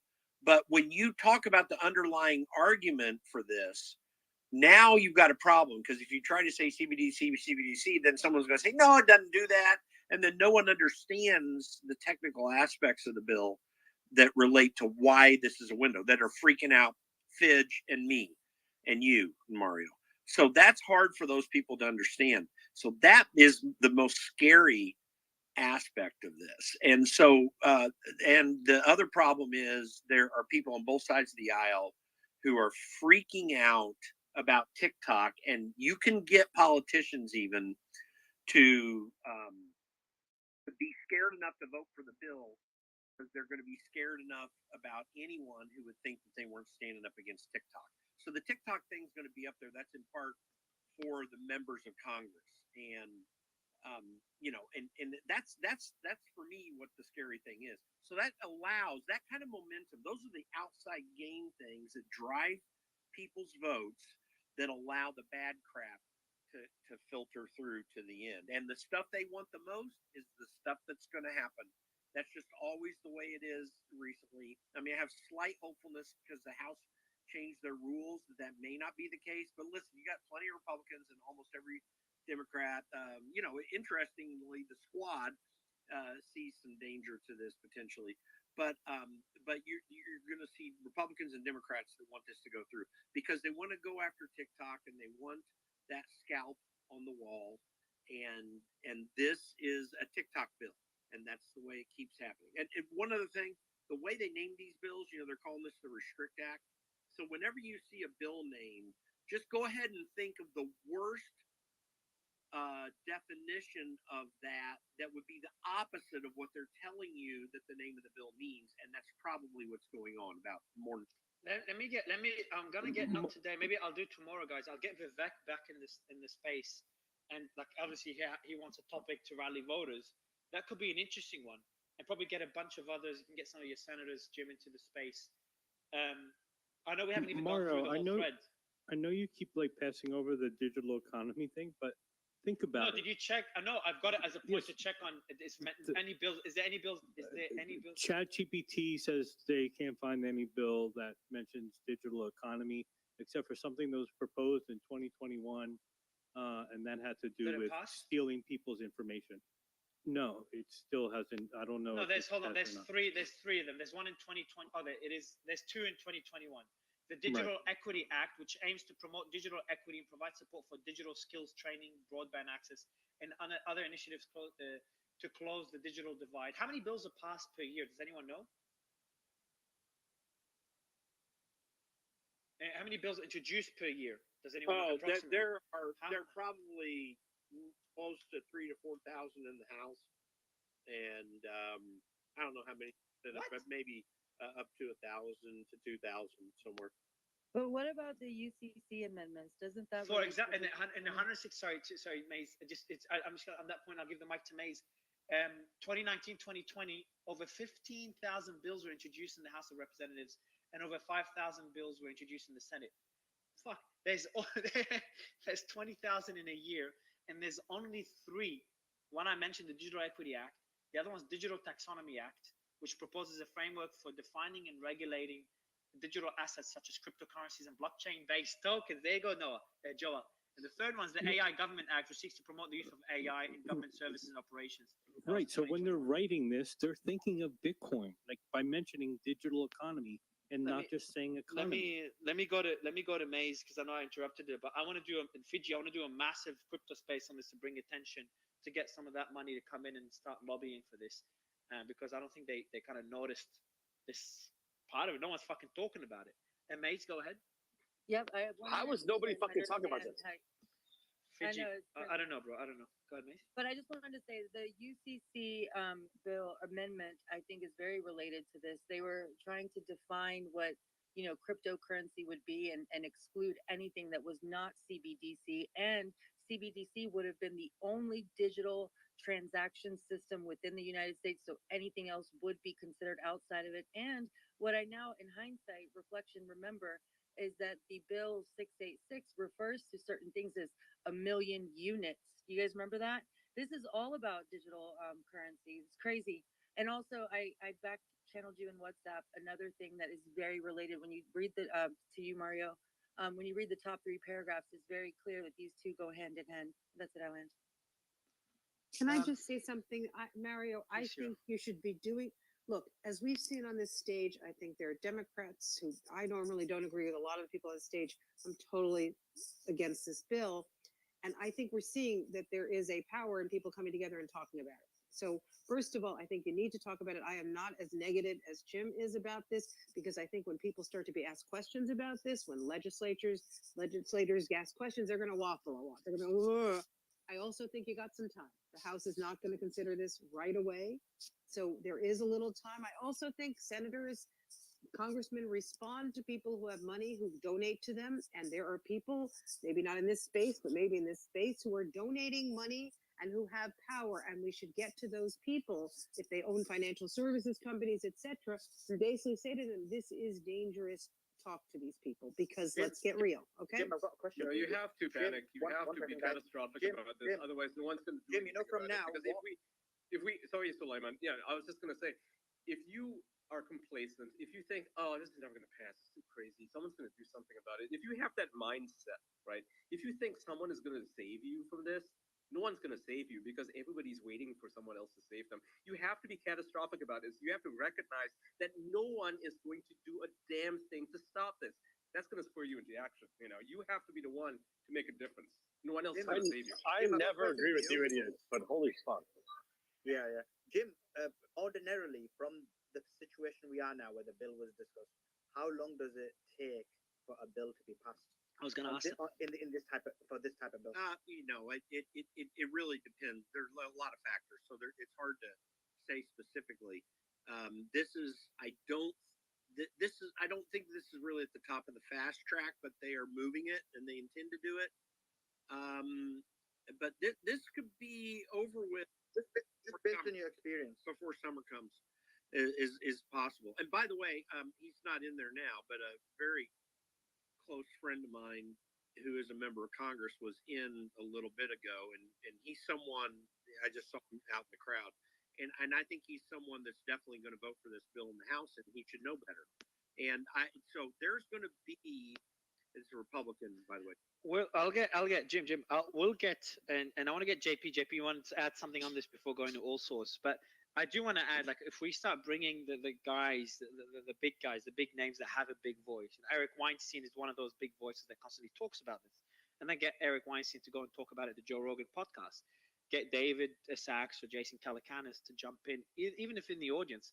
But if we do regular spaces on this and get those voices in the audience, and you know, many of you have seen the people that come in, I think that's how it spreads. But what we need to highlight to them is how serious this is.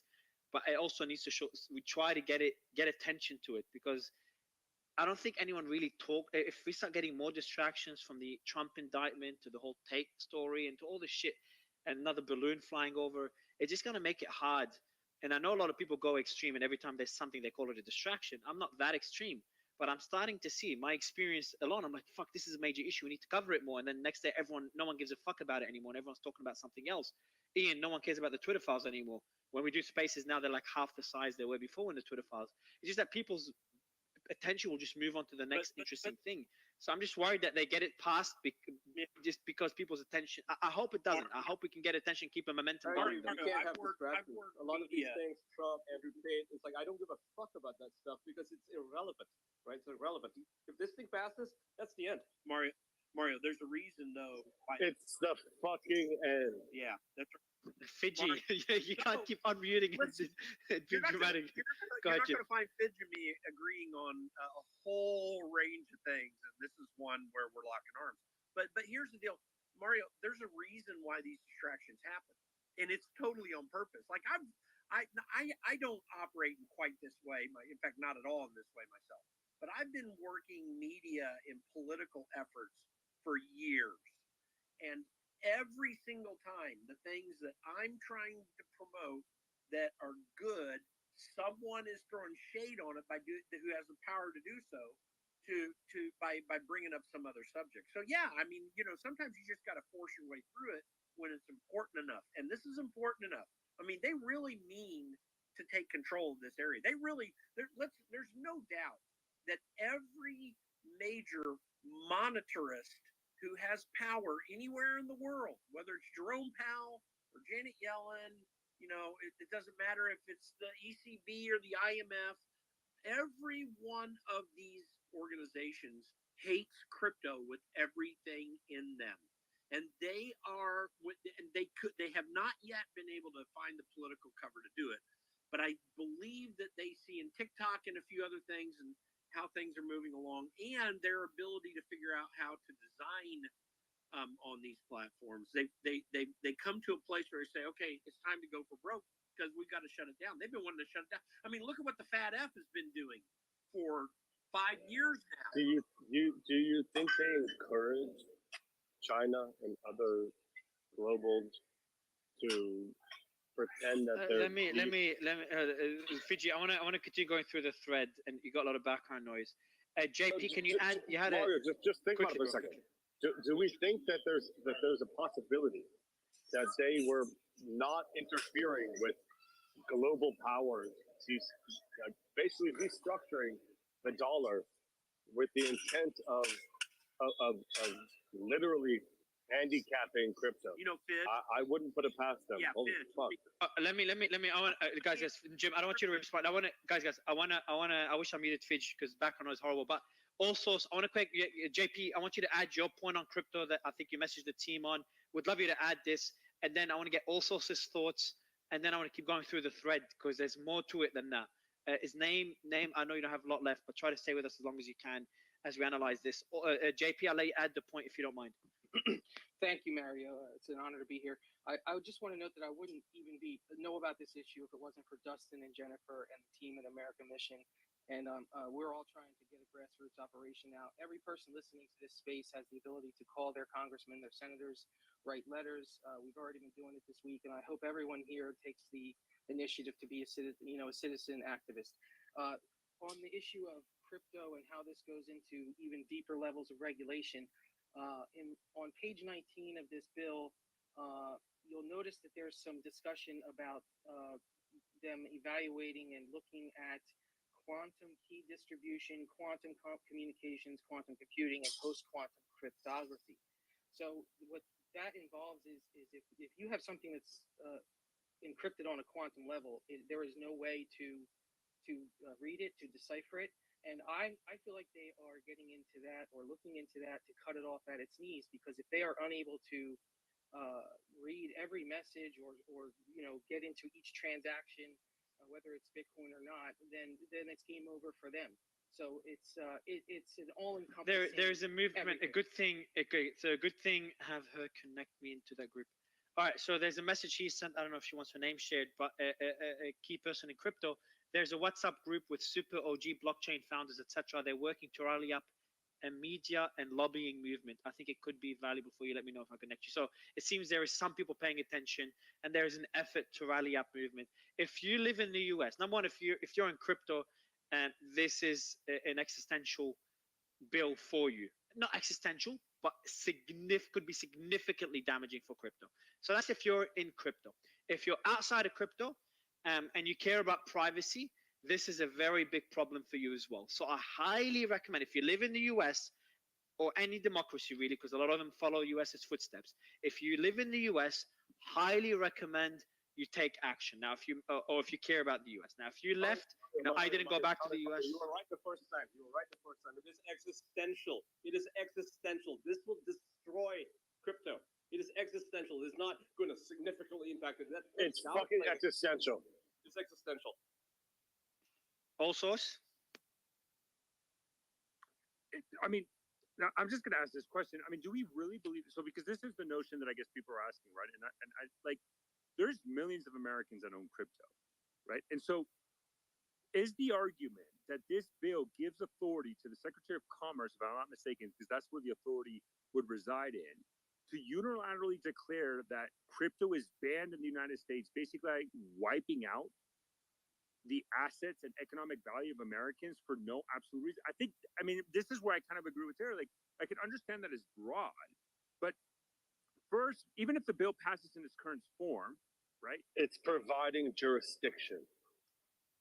There's, by the way, I'm seeing. But there's already jurisdiction, right? So there's jurisdiction. So for individuals, there is not jurisdiction. This is literally creating jurisdiction for individual transactions with foreign adversaries. For any claim of anything done on crypto. Period. But that's where I think and maybe I'll be the sole voice in this, where I think I would agree with Tara that this idea that the U.S. government would have that it would pass constitutionality.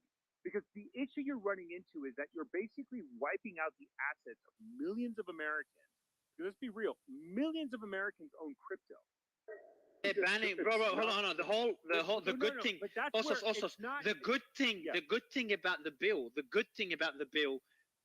best thing about the bill is that they're banning TikTok, which is the most used social app. So when you say they're passing a bill to impact most of Americans, crypto is a small piece, and they'll probably do it slowly, and they'll replace it. So Americans don't really care about investing in crypto to make money as much as the utility it could bring them. That's where the real use case comes in.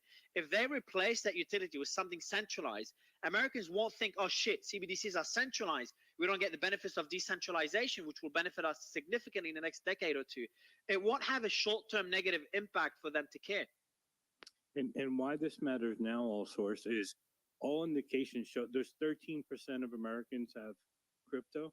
All indications show the next bull run will probably get somewhere between 30 to 40% of the population, and then it would be impossible Right, but that's to my do this. point. But I think this is the fun. So because like I think that's the issue that people, I can understand people are concerned about the powers. I get it because of the broad-based interpretation of the bill, but that's the issue. It's broad-based. It does not necessarily mean that the following step is that entire classes of crypto are going to be completely banned, and that's in somehow constitutional. No. So it's not entire classes. So I think but let's just differentiate. Maybe Joey could do this. Crypto is very broad. When you talk about Bitcoin, which is in jeopardy here, you talk about Ethereum, it might not apply to. Actually, if you start talking about Ethereum, then everything else built on Ethereum in those decentralized protocols start to take a hit. So it could apply across the Let board. me jump in. Here's what's happening. Let's It's about jurisdiction. Yeah, this is about jurisdiction. which is the perfect word, Fitch. That's the perfect word, Fitch, because what's going on here, all source, is not the banning of crypto. Like, no. That's not what this bill does. What this bill does is gives Homeland Security unilateral authority to determine the timing of when they do destroy crypto. So, it's like we get our CBDC. This is why I was talking about a channel for CBDCs. This is an alley for it to get in there because they'll pass the bill and then you won't notice anything. And then suddenly there's this problem that comes up and then they take down that one and then they build the momentum to take it all down. That's what's going on here. It's a total frog and boiling water thing. That's the deal. But so I guess what I would ask, right? And maybe this is a question for. Let me also Alright, just. Do you mind? I want to give you the mic, and then maybe. And actually, I'll give you the mic right after we. Trash, are you ready to continue going through the thread, or are you on a couple of minutes to prepare? Because I know there's more to it than that, Trash. No, I'm here. Cool. You know where we're up to? Yes. Well, I mean, are we going ahead, or you want me to go where I left off? So I left. No. Yeah, where you left off, I think see what else is missing. I'm getting messages from the audience. So we do have some people with influence in the audience, and I appreciate all the DMs. People that are requesting to speak, make sure you DM me because we might not be able to see the requests. But Trash, I'll let you go through and because I'm sure there's other parts we haven't spoken about. Correct, Slayman? I know you wrote the thread. Yeah. Well, when more juicy bits coming up. There's well, not more than what made Fidget will get a heart attack. But yeah, you got it. So I'm actually gonna. So I'll catch you guys back up. So we asked, how will this act actually be used to spy on Americans? If they decide that a national security threat, then they can access everything in the Patriot Act on steroids. So, but this is draconian measure. It isn't just limited to individuals. In fact, the bill also includes larger companies which have at least 1 million users. So these powers can be used to, quote, review data. And we know when they say review, they mean spy, correct? And there's a screenshot here, over 1 million users. And so based on the above, anything or anyone, the royal they say is a network threat, they are able to shut down. So your internet activity is tracked and controlled by the government. And remember, the internet was meant to be free from government control, allowing the free flow of information. Remember the free flow of information, and what the internet was meant to be free from government control and allowing free flow of information. Ironic. So this isn't just restricted to TikTok. If they deem other social media apps a problem, then they can also be banned. Does anyone remember the global calls to ban Twitter when it was purchased by Elon Musk? And so if he or anyone does not kowtow to their request, they will have to. What are we up to? What are we up to, by the way? Which tweet? 31. Tweet. Yep, 31. 31. Just for anyone listening, just so you can keep track with what we're reading. That's tweet 31 in the thread. Let me see if it's pinned above. Yeah, pinned above. I should probably pin it on my profile as well. so everyone could have a look at it there. So Spinned Above, you can go through But it as we if I read may, bits can I and ask this question to Trash? Can I ask this? So, Trash, so when you say ban what specifically? Because again, this is where I think people don't understand the powers the government already currently has. Like the government can tear down websites in a whim if they have any interpretation that this is serving a foreign interest that is hostile to the United States. It happens very recurrently. And so this is where my concern is that the interpretation of the law. Also, if I can speak to that. So the answer to that question is, and this specific tweet is referencing it. So if they deem that Elon Musk falls into the parameters or categories what we've discussed, they can make him divest Twitter and he can no longer be the owner. Yeah, and all sorts. The IEEPA, the International Emergency Economic Powers Act, which is from the OFAC, 70s. because that's where OFAC right? falls into. Right. They're allowed to ban a crypto transaction, but they're not allowed to ban the entire chain. The Restrict Act bans the entire chain, right? So they're not able to do that with the current law.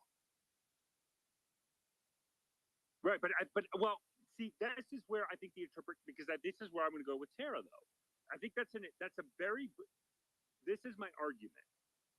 You can argue against if you want the language removed, and I would be I'm not arguing against that. But what I think is my issue is, I think that is such a draconian way of interpreting this bill. Now, if you don't want this in the bill because of the issue is, but also the issue, and by the way, Jason, I see you in the audience. If you want to jump up from Jason worked at the FDIC. If you've been through the bill, Jason, it'd be good to have you on stage. But also, what concerns me is that, and again, we've been on stage many times, and I tend not to be too alarmist. Fidgetal as well. He's relatively takes the other side. He's probably off the call now because he's on his way to Portugal. But the concerns me is that the ability to interpret it that way is what I find concerning. And I see Jeff right, but I don't think that's constitutional. That's my argument. If you interpret that bill in the way that it's written, I think this is what Tara was getting at. How is it not constitutional to ban a chain? Because it's not. Because okay, this is how is it not constitutional? And I'll add on to one more question to it to apply those penalties. And again, you get fined. From what I understand, you get fined if you access TikTok after the ban, or could fail jail time. I will explain further what you have to do to face jail time because it's pretty extreme. I'm sure there's more to it, but still, it's pretty draconian. And applying all these rules to any company that is affiliated to a company that falls within these clauses, it starts to broaden it well beyond TikTok, and it can be interpreted that way. The vagueness of it is what concerns many of us. But the vagueness does not necessarily mean that the most extreme version of that interpretation is constitutional. Because then the problem you're going to run into is if the U.S. government tomorrow decides, let's say this bill passes tomorrow, and then the next day the U.S. government decides to ban Bitcoin on transactions for U.S. Americans that they cannot use it.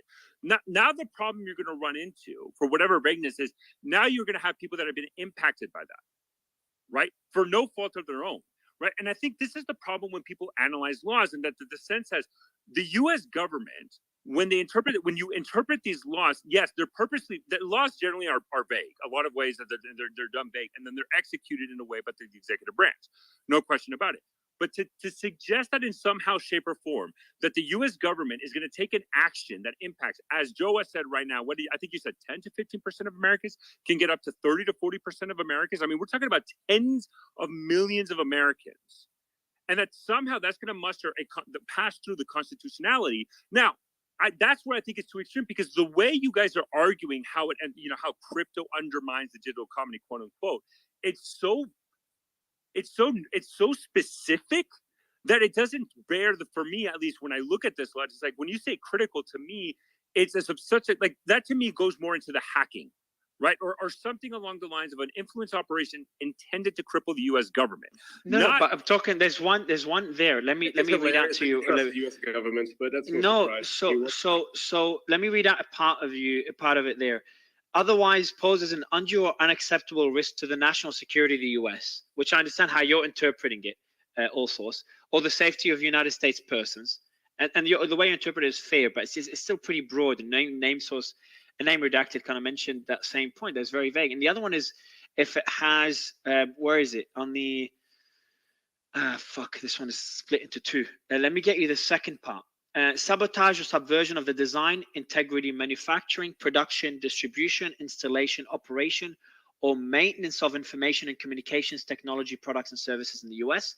Catastrophic effects on the security or resilience of the critical infrastructure or digital economy of the United States. Now, I know the term catastrophic, but what if you start bringing, like, that's where it's vague. And I know the courts will end up determining what is catastrophic, but then what if the But before potential the courts impact? get there, the U.S. government has to. I understand Ian's point. I'm not disagreeing with Ian. Like, don't trust the U.S. government. I'm not disagreeing with you there. I'm not. But I think to take the step that somehow the existence of Bitcoin is because look, we all know crypto has been utilized, abused, etc., by foreign adversaries and criminal organizations for their own nefarious products, right? And that's why OFAC, which Joe was referencing, is specific transactions where the U.S. government we've done in the past where we seize that specific transaction, right? So to get that back, or when hackers steal And crypto. just also, But- yeah, but it's a fair point, and especially since it's nascent. But that's where regulation comes in, because remember, Bitcoin is probably the worst form of value to for money laundering or illegal transactions, because it can all be tracked on chain. They've already said that. I mean, you've already had Gensler already making the point, and this has kind of been propagated throughout the American. He made the point Bitcoin's not a the security, problem. They're but going doesn't. after the other ones. Yeah. No, but he said, yeah, but that's for the guys- SEC. yeah, that's for the I SEC. think No, but I Very agree different. that's for the SEC, but that's the attitude that's out there Gensler's on this. really Gensler, just real quick. Gensler is focused on like whether it's a security or commodity.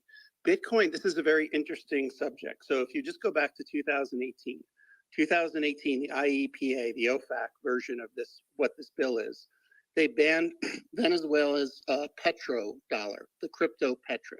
And what was interesting about that is no one really used it, but it brought up the prospect that I would just submit to everyone is that the US government really doesn't know what to do about these digital currencies. So when they banned the Venezuelan petro, no one cared, right? Because Venezuela was using it and they were flaunting the fact that they were going to use Venezuelan petro to get around the US economic sanctions with a digital currency. The fact is, like, the North Korea and other states, particularly North Korea, it's off the charts with the amount of money that they're now raising through things like Bitcoin mining. So because it's a new value, it's a concern. And so with the idea of the petro in 2018, there's this idea of, well, what if I'm just out in Nebraska and I buy some petro? Am I breaking a sanction, right? And so that's more on the individual basis. And I don't think we can ask people on an individual basis not to trade one currency or another. The point of sanctions is like for companies and larger institutions. But but I do think that this bill leads it to not that anyone's immediately ready to say we have to ban Bitcoin, but if any one currency gets to be a problem where a foreign adversary is raising money through, for nuclear defense or nuclear missiles, whatever it might be, like example, North Korea, right now, they're just the ones who are blatantly doing this like off the charts. That's I think the challenge. And I think it's not that they're going to do Bitcoin today, but does this bill set us up to go down a road where they don't really understand how to stop a digital currency or how to adopt it. Like they just want to shut off one coin because it's global, and it's a new problem. But if I may, I think. Can I add to that, all sources, before you answer? Yeah, go ahead. Where it gets catastrophic is that what we see, what happened in Nigeria, for example, where they tried to install a digital currency and the entire population didn't get it, just like happened in China.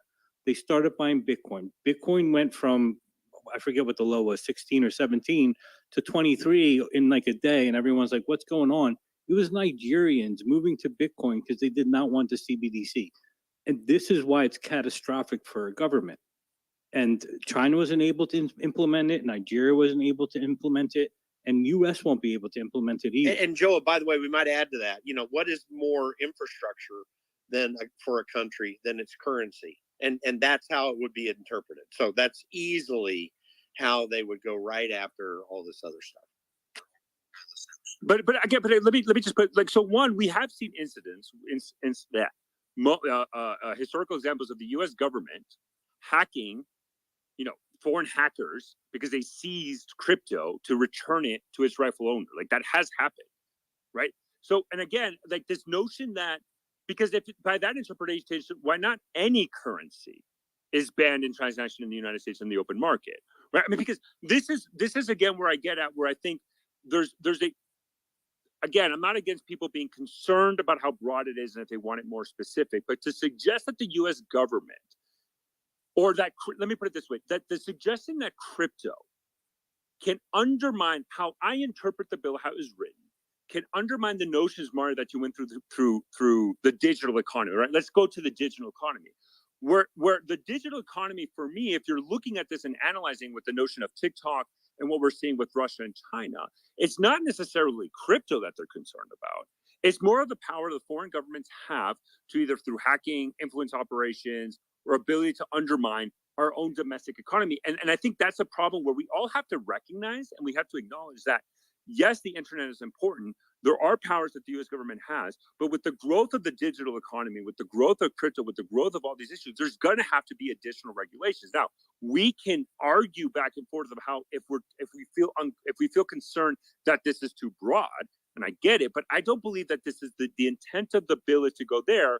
And I do not agree also where TikTok, right? If you look at TikTok, that they're willing to sacrifice TikTok to go after crypto. I think the TikTok piece, I don't think they're going to go to a point where they're going to ban TikTok because of the pushbacks going on. And I think that a lot of that's going on. But if you look at crypto, the difference between TikTok and crypto is that way more people in the US depend because of their own financial security, because of crypto. And you cannot make an argument in court that an American that owns Bitcoin, Dogecoin, Shiba Inu, whatever, is undermining the US economy because of the owning of cryptocurrency. All source. I got to put that jump to me is critical. It's the word critical. Where I don't believe that let me. The entire thing is a push. Their entire thing is a threat to that government power. That's what crypto represents. I mean, it's absolutely that way. But let's keep in mind here, this bill is really not about TikTok. That is the shiny object.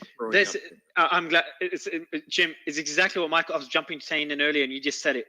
It's exactly what Michael Green sent us a DM. Has been on stage a few times. Restrict is taking a lot of heat. Better bill is Mike Gallagher's bill due to FTX. But I tried warning you and everyone in crypto that the hunt was imminent. The Restrict bill doesn't even ban TikTok. It gives the Commerce SEC the ability to do so. And all source. I mean, yeah, it's the Commerce Department. It's not the Department of Homeland Security. All source. Let me just throw this out here. You may not, I don't know how closely you read the bill, but you may not be aware that the implementation and determinations on all the matters in the bill are left to the discretion of the Director of Homeland Security. Like that, the Congress is saying, yeah, go have at it. Use your own expertise and your own thinking about how to do it. The implementation aspect of this bill is left in the hands of an agency head, and that's it. It's not restricted in any way by Congress. But no, I agree. But first, I thought it was that. Correct me if I'm wrong. The intent of the bill doesn't matter. It's how it's going to be used. It's how it's going to be used. And it's going to be used to shut down Bitcoin. Yes. But I thought first, Jim, I thought it was the Department of Commerce, if I'm wrong. The Department of Commerce sorry about has, that. I literally thought authorities too, but no, they have Homeland Security in there as well. Right. But I think we're now I can understand. So the problem we're going to run into, right? The president can also basically have a company divested. So it's not just specific. Like some powers are being given extreme. I'm not sure if you've covered it yet in thread, but some powers are being extreme in terms of essentially being given to president as well. All sorts. Also, we know there's agencies that see crypto as a threat, right? So this bill, whether it was purposefully done or accidentally, now gives them the framework for them to act on. That's where the danger is, and I think that's why everyone's alarmed. I don't think anyone thinks the does TikTok connect to Wi-Fi? It's not those guys that are trying to end Bitcoin. I think an agency will use this bill to end Bitcoin. That's the problem. Correct. Correct. Jim, maybe I'll just be the sole voice of dissent on this space, and maybe that way. No, you weren't. You weren't the only one. Tira was there. Tira and two other speakers were again pushing back on some of the concerns. but then and name redacted was doing a great job. But then this one is where everyone came. It's like it's so vague that it leaves it open for interpretations that could be abused in the future. I think this is the predicates but that I think the powers. I think Joa made up a good point, though, right? A lot of these powers already kind of somewhat existed within the U.S. government. He used the example of the Venezuelan cryptocurrency, the Petro. Right now, again, I understand that I'm not undermining people's concern in pushing to Congress, and I would agree that they need to make this more specific, right? But I think that the idea that the U.S. government, right, the crypto concern, Joa, to your point, because it's something that I monitor as well, because on the criminal side of the house, is because a lot of times crypto is a vehicle for money laundering, through and throughout, and unless those mechanisms, right, OFAC is only valuable if it goes in through a U.S. form of transaction, right? It goes back to the U.S. in a form where then OFAC has the authority to go after them, right? That's the key of OFAC. It has to go through a U.S. financial institution or utilize the dollar, right, which is a U.S. asset.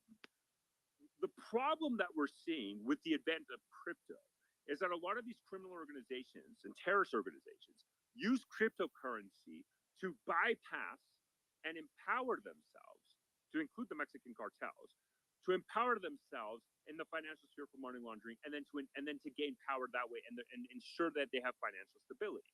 Right. That is the concern. Right. When we're talking about the national let me just jump in for a bit, because this one also goes beyond crypto. That's why I want to be very clear. I know we went deep down that crypto rabbit hole just because of the nodes operating, because it uses the broad term of groups and not just companies and institutions, and then nodes operating from different countries, I'm sure, including China, including Russia, including Cuba. It makes crypto a real concern. But Michael, you did send me a DM that crypto is not the concern, and you sent me a few DMs offering more clarity on your concerns with the bill. I'd love you to give us your thoughts before we continue with the threads. Sure. So first of all, I apologize. I'm actually finally relaxing after a very, very long day, getting ready to move. So look, I think the focus on crypto is certainly understandable from this crowd. This is not a bill about crypto. This is not directed at crypto. It is in the line of fire, but this is absolutely a bill about censorship. It's absolutely a bill about control. It's a bill that hands unlimited budgetary authority to the Commerce Secretary, which is 100% in violation of the Constitution, which requires Congress to control the purse. This is just a terrible, terrible bill, right? And it is losing sponsorship, as people are increasingly made aware. I was in Utah this week speaking with, representatives of government. It appears that many signed on to it due to effectively loyalties within the crowd. But there's better bills that are out there, right? Representative Mike Gallagher's bill, the Antisocial CCP Act, is a phenomenal bill. It's very targeted. It's very narrow. It's 9 pages in length. It's easily understood. If you guys focus on defeating the bill on the basis of privacy concerns and the non-constitutionality or the unconstitutionality of the budgetary authority that's handed to the Commerce Secretary, you can actually win this thing. But if you make it about crypto, crypto is dead on the Hill. You guys screwed that up with Sam Bankman-Fried. It's over. Like, just forget it. Walk away from it.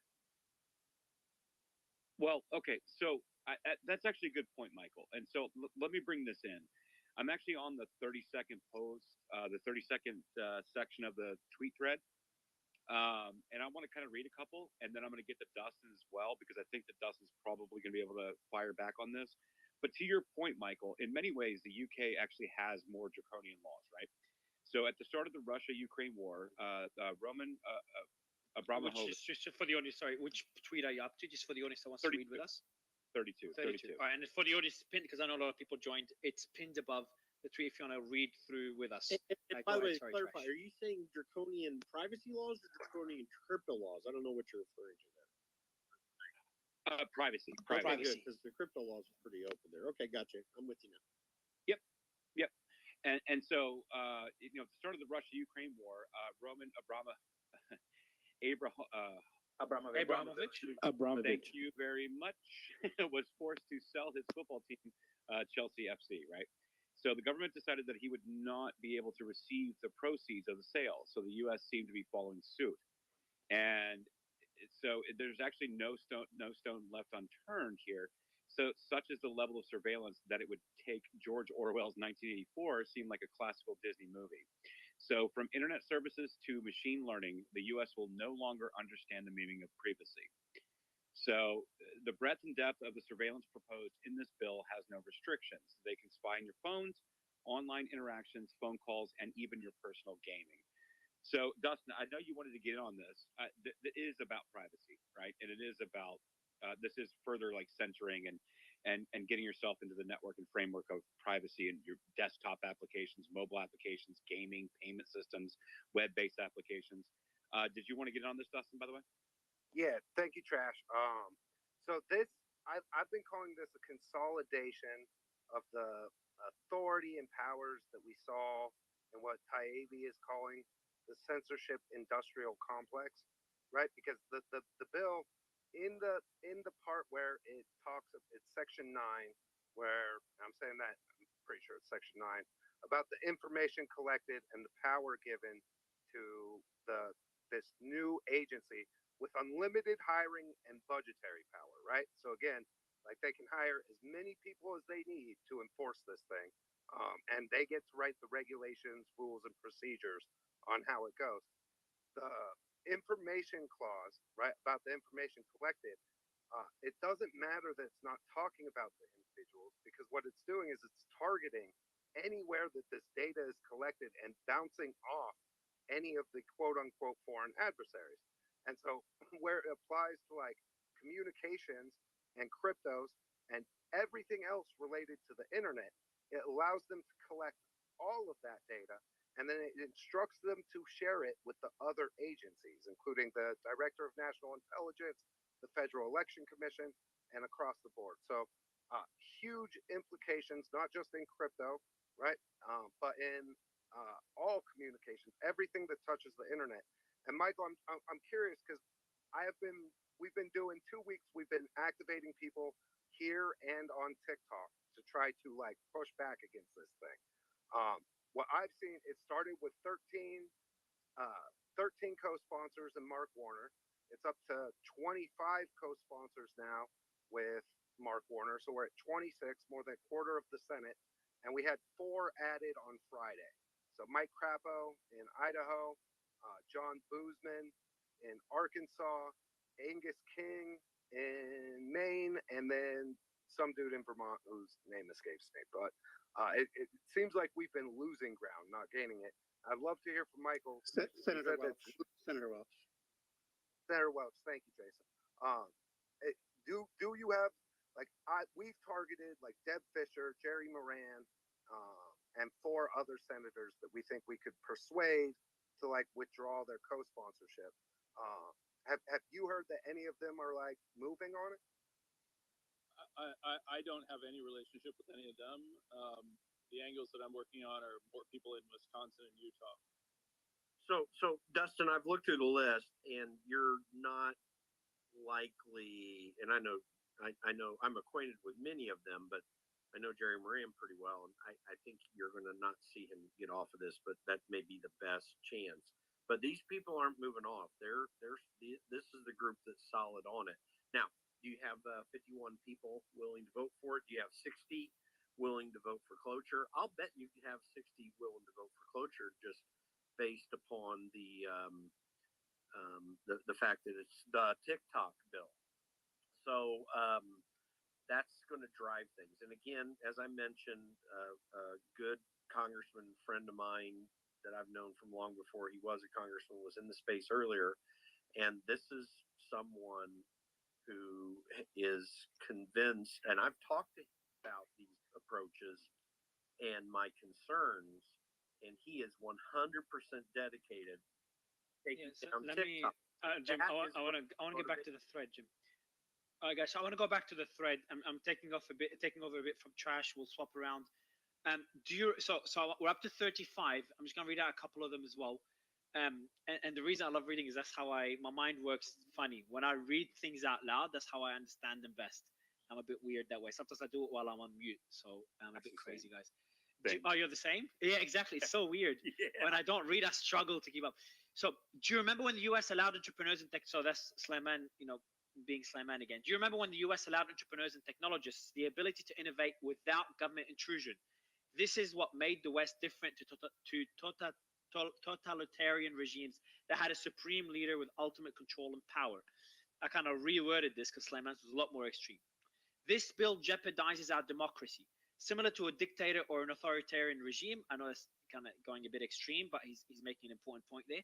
The president will have complete oversight. They will be able to spy on innovation in AI, quantum technology, robotics, biotechnology, etc. Based on this, they can revoke your license or force you to divest.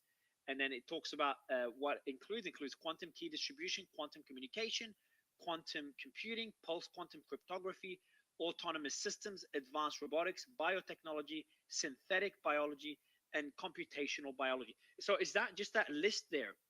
Are these the areas that will be targeted by this bill, or does it go broader than these industries? Clement? It goes broader than that. It goes broader than those industries. But what it provides is, because one of the questions what people had earlier on was, what makes this bill different to anything else that was happening before? Well, these are key elements, key examples of innovation and technological advancements or areas of technology where the bill is actually telling you, guess what? We're going to focus on these areas and we're coming for you. Okay. So the bill, so Dustin's giving is okay. So I think that he agrees there. So I'll read out a few more tweets, and I'd love to get Jeff and Gabe's thoughts on what was discussed so far. So let me continue. How will Congress implement this act? We're up to tweet 37 out of 50. So we're more than 75% of the way there. They can establish any rules and procedures they want to carry out these draconian measures. Complete authority to spy on all aspects of your life. Okay, so I want more clarity on this. I'll read out the screenshot included. Regulations. In carrying out the responsibilities under this act, the Secretary may establish such rules, regulation, and procedures as the Secretary considers appropriate. The Secretary may undertake any other action as necessary to carry out the responsibilities under the act that is not otherwise prohibited by law. So essentially, Slayman, what you mean by this is what exactly? Because basically he's got complete authority to act as he pleases. Look, in carrying out the responsibility under the act, the Secretary may establish himself, he may establish rules, regulations, and procedures that he himself deems appropriate. That is complete authority. It's complete unilateral authority with zero oversight. Dustin, you agree? Also, your thoughts on this? Does anyone push back on this particular point, the concern there? Well, I mean, my pushback is like the Fourth Amendment still exists, and so where I think the issue goes to is that it goes back to the criticality of what causes national security, what undermines the national security interests of the United States, and where I think that the bill is getting at is more of, so like Suleiman, to your point, like the all these investments, et cetera, in AI, blah blah blah blah blah blah, et cetera, right? Where it would undermine the U.S. national security or digital economy is, let's say, for example, you set up a startup company and your main finance benefactor is, let's say, the People's Republic of China. And then wasn't there just on this point? Have you gone through the bill also? Have you had time or not yet? So I read it, but I think that what my disagreement is that where people are it's the notion of criticality. That's my disagreement. Isn't somewhere in the bill, we mentioned it earlier, doesn't association also count? So if you're associated with companies, we talked about it earlier. And that's where the Bitcoin thing comes in, because your nodes are going to be in China, they're going to be in Russia, they're going to be in Iran, right? So that's the issue. Right, right. I don't disagree with that. But the question though goes back to, so if you have blockchains, and Mario, this is where you're way more an expert than me on this, on the whole issue of crypto.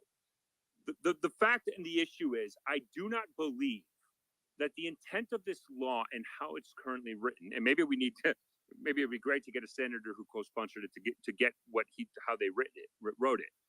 But I think there's a fundamental difference between the idea of banning a certain amount of transactions that are going through foreign countries that we know utilize this for money laundering or to finance terrorism, et cetera, et cetera, et cetera, than the entirety, the totality of crypto. And I think it goes same to the investigative power, like what you invest in and what you're trying to, invent in the digital economy. I think those are right. Just because somebody does a startup on AI does not give the authority, even as this bill is written, even as broad it is written, because there still have constitutional, there's other laws that protect you. Does not mean just because the U.S. government doesn't like you investing in AI doesn't give the secretary the authority to go be like, no, I'm shutting you down. If you have business transactions or links with the foreign government, that's when the government can come down and shut down. No. I think it's broader. It's broader than that. It's broader, but I think it goes to the criticality. That's they my won't do it issue. automatically. It's the ability for them to do so, right? That's the concern. They're not just going to shut you down, obviously not, but they have the ability to do so. So yeah, but when they have to have the ability to do so, that's crazy. Yeah, so it has to meet the predicates that we were talking about earlier, correct? So that means all the things we read that Name Redacted kind of mentioned earlier. And one of them also says, otherwise poses an undue or unacceptable risk to the national security of the U.S. or the safety of the U.S. persons. Yeah, like Twitter. Like, let's say Twitter, when Elon does the whole payment system thing and he's registered that, they decide that, okay, Twitter's a threat to us. We're going to take him down based on this. This law is in place now. So how? Let's go get. No, but so let me push back, Mario. Let me push back on that. Let me push back. That one's I easy think one. where this law might go into effect to Elon. Let's put it this way. Let's say I'm going to make an example. Iran. Let's not even touch about Russia because I don't know how touchy that is. Iran starts pushing millions and millions and millions and millions of bots on Twitter to promote anti-American messages, et cetera, et cetera, et cetera, et cetera. Yeah, so effort. So, right, but hold on. So that, I agree. The government tells you, right, but that's the problem. Like that's the issue. It's not because Elon has a political belief, i.e., we don't like his political belief, we're going to shut you down. So my question is, the problem is you've not. It's clear that you've not read the bill, and so that's why you're not understanding the breadth of what's written. The issue is this: you can go back also and go back and write a more succinct, precise bill. And we said that right at the beginning that the Data Act is more precise. It still has some issues that we're going to discuss later when we get on the thread, but it's more precise. But with this one, with the breadth that it's been written in, the level of looseness that's been written in, it's clearly been written in that way so that it can be used in the ways that we all have concerns about. And that's the issue, because there's only two arguments. Either which is the argument that I don't agree with, that they were so dumb they didn't realize they were doing it, or the other argument is that this was actually done on purpose to give them broad powers, to give the president powers to divest companies, to give the Secretary of Commerce powers, the ones we just mentioned now.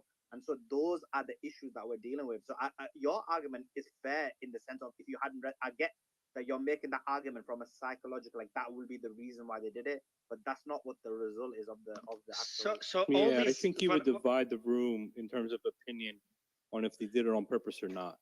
Yeah, but moving away whether they did it, moving away. So if you go through, so one of those points is if it poses an undue risk to U.S. persons, then these laws will apply. But this is it just for me also. It just sounds very broad. If something poses an undue risk to U.S. persons, all right, these different rules. This is where I did read the bill. But I think so if it says if it poses significant, if it says so instead of saying poses an undue or unacceptable risk to the national security of the U.S. or of U.S. persons, couldn't that be replaced if they wanted to be more specific? Poses significant national risk to U.S. security by a foreign country. I'm not arguing that this bill can be written in a different way. I don't want people to misunderstand my point. So you're pointing out you're pointing out the benefits of the bill, like the reasoning for some points. The benefits, not necessarily the benefits, but what I think so. Look, I know this is where, like, and I said this before in our group chat, like, look, the U.S. government is too incompetent to be 1984. I know people are not going to agree with me on this. That's fine, but like, for Jesus, like it's not. I wanted to push back. We can't keep saying this. Yeah, I'll let you. But let me put it this way. Hold on. So let me address specifically Mario. I don't know, but no. When you throw a word out there, Ian threw it, and a couple of other speakers. When you say they're incompetent, we can't. It's just a term that we use to kind of to make a point, but I don't think it's right to use that. There's no statistics. There's no evidence. Really, There's no the reports to people show trying them being pass more laws- incompetent. Yeah, like some of so the Mary, people one trying thing to that's pass laws don't interesting- read the bills. Those people are incompetent, but they're not the ones in charge. The ones in charge are going to be the intelligence community, and it's going to be people like Warren. I mean, Mark, what's his face, right? The guy who's making the bill. They're not incompetent. Those guys know exactly what it is they're doing. So you got to, this is a 1984 style bill, and it's stupid people who are going to help it pass. One thing I But think Mario, is let me ask you interesting, a Mario, question. is How about that you're this? having can I just say one quick thing, Mario? I think what's interesting about the inflection point of this bill, of where I think you're on either 24 or 25, but what's interesting is this came from originally a Donald Trump, one of his presidential executive orders about like infrastructure as a service. And it was like the only one that Biden actually carried through. So that's why there's like such bipartisan agreement about. And the threat goes to this breakdown of there just aren't as many U.S. dominant internet, companies anymore. And so you have all these TikTok and everything. And so what I think what you're seeing is it's being made broad, and it isn't necessarily nefarious, but what they're trying to say is they need a wide net in case anything else gets developed that they can shut down. Because remember, the internet for the U.S. was a home game for like the last 25 years, dominated our economy. Now lawmakers are starting to flip out because it's not that way anymore, and they don't know what that means if the U.S. isn't the dominant player on the internet. Thank you, Jason. Thank you. Because Mario, Thank you. What? Hold on. What? Can you? What? Why? Thank you. Can you elaborate on Jason's point? Or just okay. What's the point? What's the point again? And make it and add to it. That because the U.S. doesn't dominate the internet anymore, right? There are foreign powers that can leverage this against U.S. people, our national security, U.S. security. So to your point, Mario, of like risk to U.S. persons, right? How can you interpret it? Let's analyze this in the beginning of the space with TikTok specifically, right? The concern that Congress has is that TikTok, being a company owned and beholden, let's be real, to the Chinese Communist Party, they can collect data on U.S. persons with absolute no oversight, which is the biggest social media platform being used in the United States. And to Jason's point, right, the intent then is we need to have authorities broad enough that if we determine that TikTok is now operating in a way way more draconian, way worse to the privacy of U.S. persons, we need to have a method to protect that. Now, you can agree or disagree with that. But also, as we covered this at the beginning, even I'm with you. I think that TikTok should be banned. That's not the issue. I don't, but Yeah, I think yeah. it should be sold to a U.S. institute, a U.S. company. But that's the specific point of this law. Yeah, that's the same That's point. what I'm getting You're at. basically saying they should be divested, which is the same point that they should no longer exist. So, in the current format owned by the CCPs, which what the argument is, or Joe's argument, Influenced by the CCP. yeah. Or you do Joe's point, which is have restrictions, which is a good idea as well. But so that's a separate point. Also, some of us agree on that, and some people don't agree with that. But what the argument is that this bill doesn't do that. They've got a separate bill, which is the Data Act, which attempts to do that in a better manner, but doesn't completely do it, but does it in a better manner. And if you look at that bill, that is more focused on TikTok.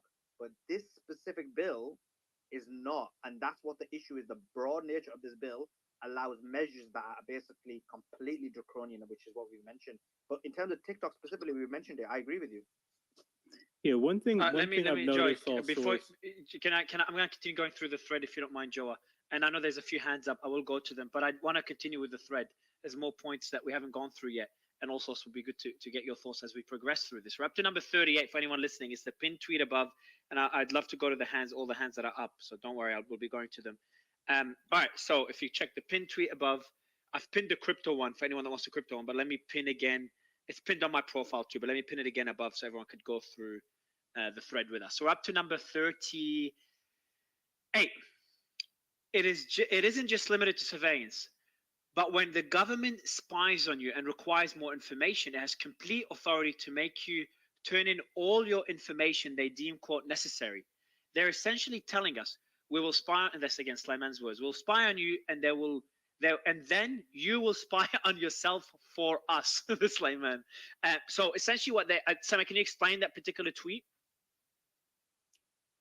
Yeah. Sam, you there? Yeah, I am. Yeah, I mean, it's in the image, but essentially what they're saying is that obviously they're going to spy on you, but then on top of that, they're going to use the powers again centralized centralized, and they will use those powers to make you turn over all of your documents, all of your data, all of your information, anything that is linked. So you essentially, it's like a double or triple dip where they'll... Yes, right. And that, so no, sorry, I interrupted you. So I'm sorry, but that applies. So they force that person or institution to turn over all that data. And just to kind of remind the audience, that applies to any institution that, can you just remind the audience, that breaks which clauses or which new rules they're making for an institution or a person to have to give up all that data? Well, this is the problem. It's so broad. It could even be as something small as you basically, having a transaction with some company in China, or it could be some, you having some kind of part or sub software or hardware from somewhere. And a transaction, but they mean a company that, so essentially it has to be a company, not a person that uses the TikTok app that can ask you to give up all your information. Well, again, no, it can be. So, for example, it can be. It's called an entity. Yeah. So hold on. No. But guys, I understood it. Again, I want to clarify this because this is getting a bit convoluted. Yeah, I understood for your audience, right? This is what the audience knows. It can refer to anything. It doesn't matter if it's an individual.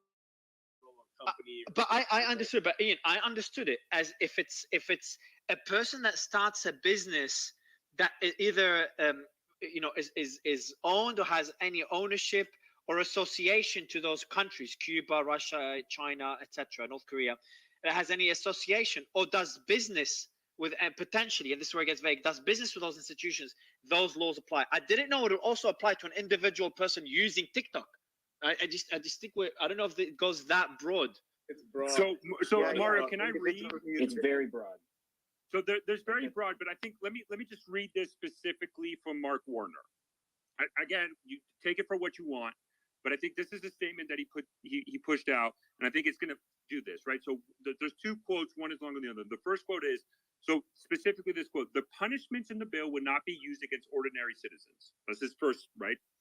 And then the second one, right, and this is the paragraph, and he says, under the term of the bill, someone must be engaged in sabotage or subversion of American communication technology products and services, creating quote, this is the term we're utilizing, catastrophic effects on U.S. critical infrastructure, et cetera, in order to be eligible for any kinds of criminal penalty.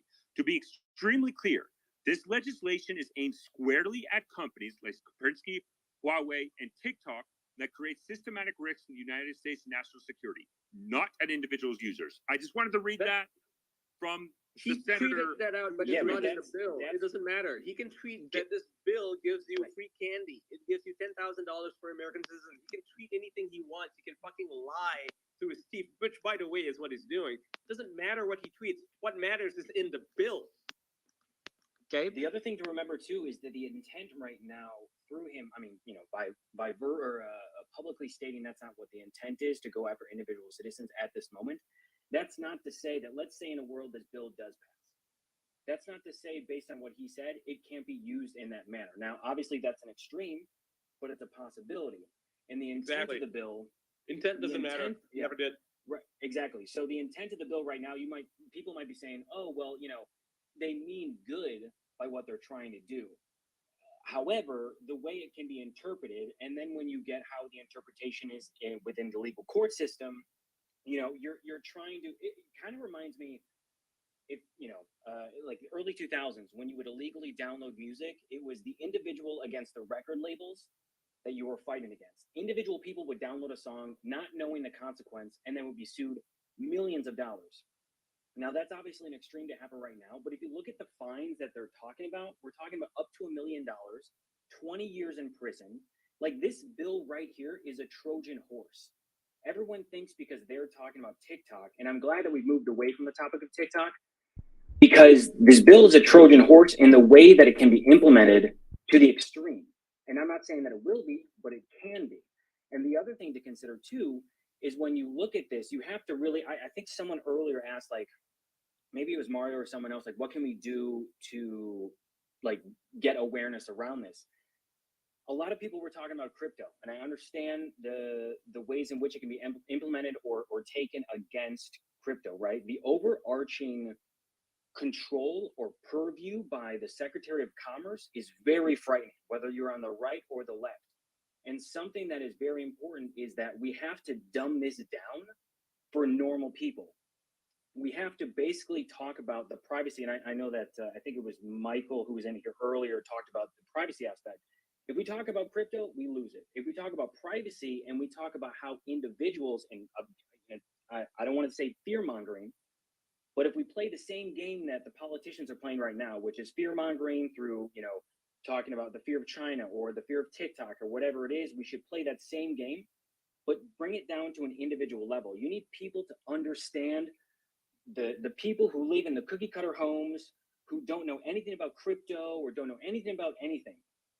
They need to understand the extremes at which this bill can go. And so the goal is you need those people to reach out. Like you might, you know, the other thing too is like when you're reaching out to your representatives, like, you know, if you have to threaten, look, I'm going to back the person that will primary you, like that's the thing that actually are afraid of. Those are the things that we should be working towards, because that is how we actually can get this into a movement or of change, we'll say, is you have to get normal people, Joe Schmo, you have to make this household language. Anything else other than privacy will be completely lost on the normal American.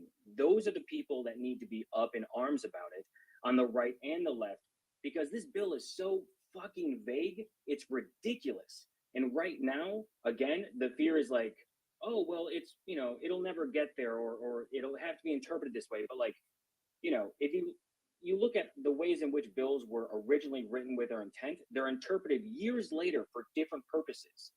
And I think that's something that we should all agree on here, from on the right or the left, is that the bill right now may have the best of intentions, but it can be used for bad, right? For malicious intent. And I think that's something, And again, just, you know, we just have to dumb again, it down. Joe, also, Gabe, sorry, I want to that get point to will be too Michael. late. You got the Michael Green tick of approval. He says this guy is 100% right. Amplify. So I think Gabe, you made it. You spot on. yeah, you explained it in a very good way, Gabe. And I appreciate you coming back on stage. I really have to make a point, Mario, because I work in communications. I helped Corona Beer navigate through having a deadly virus that had the same name. Like, I work in this. When there's a fear tactic that's used, when you look at Maslow's pyramid of needs, self-preservation is number one. People don't care about privacy that much because they're like, oh, that only people who are bad people need to worry. If you're a good person, you don't need to worry, right? You need to play fear with fear, right? Like money laundering. Money laundering is happening with the dollar for decades. They didn't ban the dollar; they created rules around it. Michael said, "Oh, SBF fucked it for crypto." All they needed to do is to have a Bitcoin ETF, and people would have been safe. Instead, they had to go and use centralized exchanges and take some risk. There's an easy solution. Government always overreacts. I think that's the message that needs to be played. Is that ever since the Patriot Act, these fear tactics that politicians use are always used to put in these hidden laws that are later used for bad. And I think you have to play fear with fear. If you try to go in and say privacy, people are not scared about privacy. All right, so let me continue going through the thread. I know this, Why, Michael Mario? Green, Because Joe, people Michael, care, Mario. Michael People Green. care. You have to call this existential, right? If you want to gin up fear among the Bitcoiners and you want them to care about this, you don't say, oh, you know, it might impact it somewhat. No. It's existential. I wanna. Michael Green doesn't agree with you, Joe. So he said it in a nice way, but I think you made a lot of valid points. I agree with both you and Gabe. I like how I'm mentioning Michael Green, not on stage, but I'm mentioning all the key points he mentions. All right, I want to continue going through the thread, and Trash gave me permission to keep reading it because that's the best way I absorb the information. So we're up to 38. All right, number 39, and the thread is pinned above for anyone that doesn't know. You can go through it and make sure you share it, retweet it, or even better, do your own tweet about this topic, because the point is bringing awareness to the topic, not the thread. So if you could do your own tweet, if you're not lazy, it's even better. All right, it doesn't just stop there. But after you have spied on yourself for them, Slayman, they can then search, detain, and seize any data they consider necessary. So just the repercussions for breaking these laws they're trying to implement are so severe that I don't think there's any room to be vague, and that's where it gets concerning. And Gabe made that point. It is ironic that through banning TikTok, a bill was created for surveillance that makes the Patriot Act seem like child's play. I don't think it makes the Patriot Act seem like child's play, but I definitely think it does. It does, Mario. It does, bro. It does. Mario, it All does. right. You like. I know you like doing this thing where you're like. No, I just think no. I'm not. No, I'm saying the Patriot Act is crazy as well, man. Like it's fucking garbage compared to this. This provides the government with insane amounts of power. I'm talking 1984 here. I cannot. No, so I take it back. I don't. Yes, I take it back because it seems most on the panel are giving you 100% emoji, and I haven't read the Patriot Act, nor have we covered it in this space. So I'll take that comment back. It's a good point. Let me go to the next one, number 40, and then I want to go to JP, Jeff, and Brion, who Trash gave me a high recommendation to bring you up. So thanks for coming up, Brion, as an expert in the field. Number 40. Now let us move on to the penalties for violating this act. It's going to get interesting. Firstly, not only you, but also anyone who has knowledge of your actions is also responsible. Starting to feel like you just killed someone. Anyone that knows you killed someone, didn't tell the authorities, they're in trouble as well. So if my friend uses, okay, I need someone to give me clarity on this one. All source, prep your mic. Because if this is true, that's fucking mental. So if my friend uses a VPN and I am aware of it, then I have also violated the act. Yeah. No. You're aiding and abetting a crime. Get out of here. Dustin, come on. No way. It's not just. Yeah, it's like. Hold on, guys. Hold on. We had. You know somebody stole something. You know they committed a crime, and you don't report it to the police. Okay. Let me go back. So first, he used the example of a VPN, but we had attorneys, and we got JP still on stage. I pinged a few. Ricardo, get me more attorneys again. Keep in mind, Mario. Keep in mind, just because it's in the law doesn't mean the police are going to charge you, but they can. They can. The ability is what's good. But let me. He used But I know. But he used VPN as an example. Let's dig it. Let's break it down. Because we had panelists, and Slimane, can you just explain? We had, I think, Tira or not Doc, Tira and someone else say that using a VPN alone does not apply in this act. No, she said this bill. That is correct. However, because VPNs work the way they are, they're completely private. Because of that, right, they're going to necessitate the creation of new laws that will prohibit the use of VPNs. Get it? Okay, so you both gave different answers. Maybe JP, does the use of VPN, is it prohibited based on this bill? I wouldn't say it's prohibited, but it's poised to be if it is deemed inimical to the national interest, and that they find that you are using it to avoid detection or regulation that will be promulgated by this act. So technically, this act does not allow you to use TikTok. And if you use VPN to access TikTok, that's not allowed. And if someone knows you're using VPN to access TikTok, yeah, and if someone, and which everyone will, like all these TikTok influencers will do that. We have Ragzi. I'll bring her up. Ragzi is a TikTok influencer. She has 100 million views on TikTok and apparently makes bad jokes. According to the profile description. Influencer, Mario. Oh shit! You actually use TikTok? Yeah. I got lots of shit. Yeah. Oh shit! I had no idea. Well, there you go. Would you use, if you didn't know about this bill, Ragzi and Ian, would you, once this law is enacted, if you didn't know that you're not allowed to access it via VPN and what the penalties are, would you use a VPN to access TikTok? And it's crazy. Yeah. I don't understand why they don't allow it. Doesn't the VPN itself? And I'm not technology, and I don't understand the technology as well as others on the panel. But please explain, doesn't VPN, if someone uses a VPN, doesn't fix a lot of the issues that people are concerned about? Or no, you still track through the phone and stuff? It anonymizes it, right? It anonymizes it. And but they can still access your phone, but they can't link it to you. And they can still... Right, yeah. But unfortunately, with the way the bill is written, right, it will necessitate the creation of a new law, or as people mentioned on the stage here, that, the Secretary of Commerce can decide in the purpose of facilitating this law being useful, actually working, just going to ban VPNs, right? That's just how it works, right? If you create a stupid law that says X, Y, and Z needs to happen, then you're going to do everything in the power to make sure that the law can be fulfilled. Otherwise, the law is useless. So they will ban VPNs as a result of this law. It's not written in the law right now as it is, but that will be what happens next.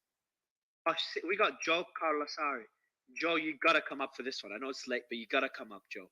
I've had you on the crypto panel, and when we covered Binance, and I love the way you explain things. So please do come up. If not, sorry to put you on the spot. Let me continue.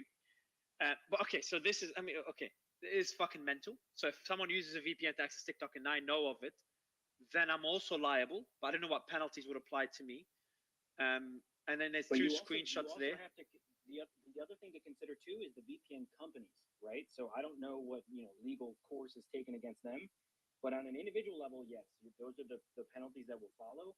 But then as a VPN company, imagine, I mean, the fear is that they can't exist in the United States because they would have to be responsible for knowing the type of behavior that an individual user has. And then if you extrapolate that out to all of the people who have VPN for TikTok or Netflix and content in other countries, that's something to remember too, is like they themselves as this like tangential, software company, they themselves are put in a place where they are now responsible for our actions if we use their app. Okay, let me first, John, you were on the panel earlier. I know you're on the move, Mr. Stenberger, but if you can come up, would be great. I've also any other attorneys, I see them in the audience. If you want to come up, if you're not having dinner or on the move, if you've got good audio and you're going to give us your time, if you've gone through the bill, would love your thoughts, because the next part is even more concerning. I'll read it out.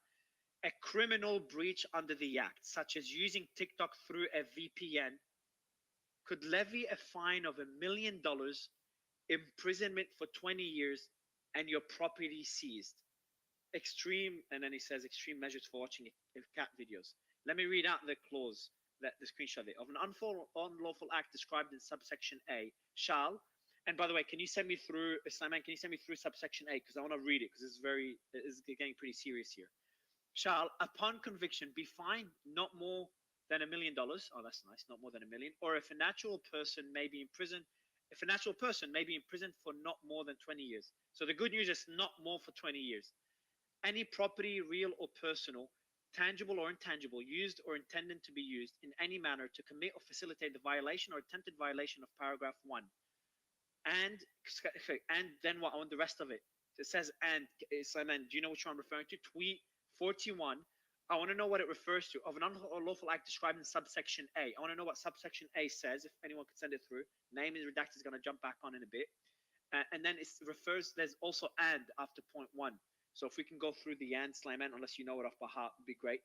I really want to understand what breach will cause you to get $1 million fine and 20 years imprisonment.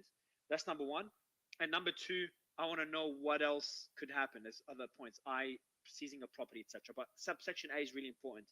But that's JP. Dustin, do you know what subsection A is? Can you say what section you're in or page?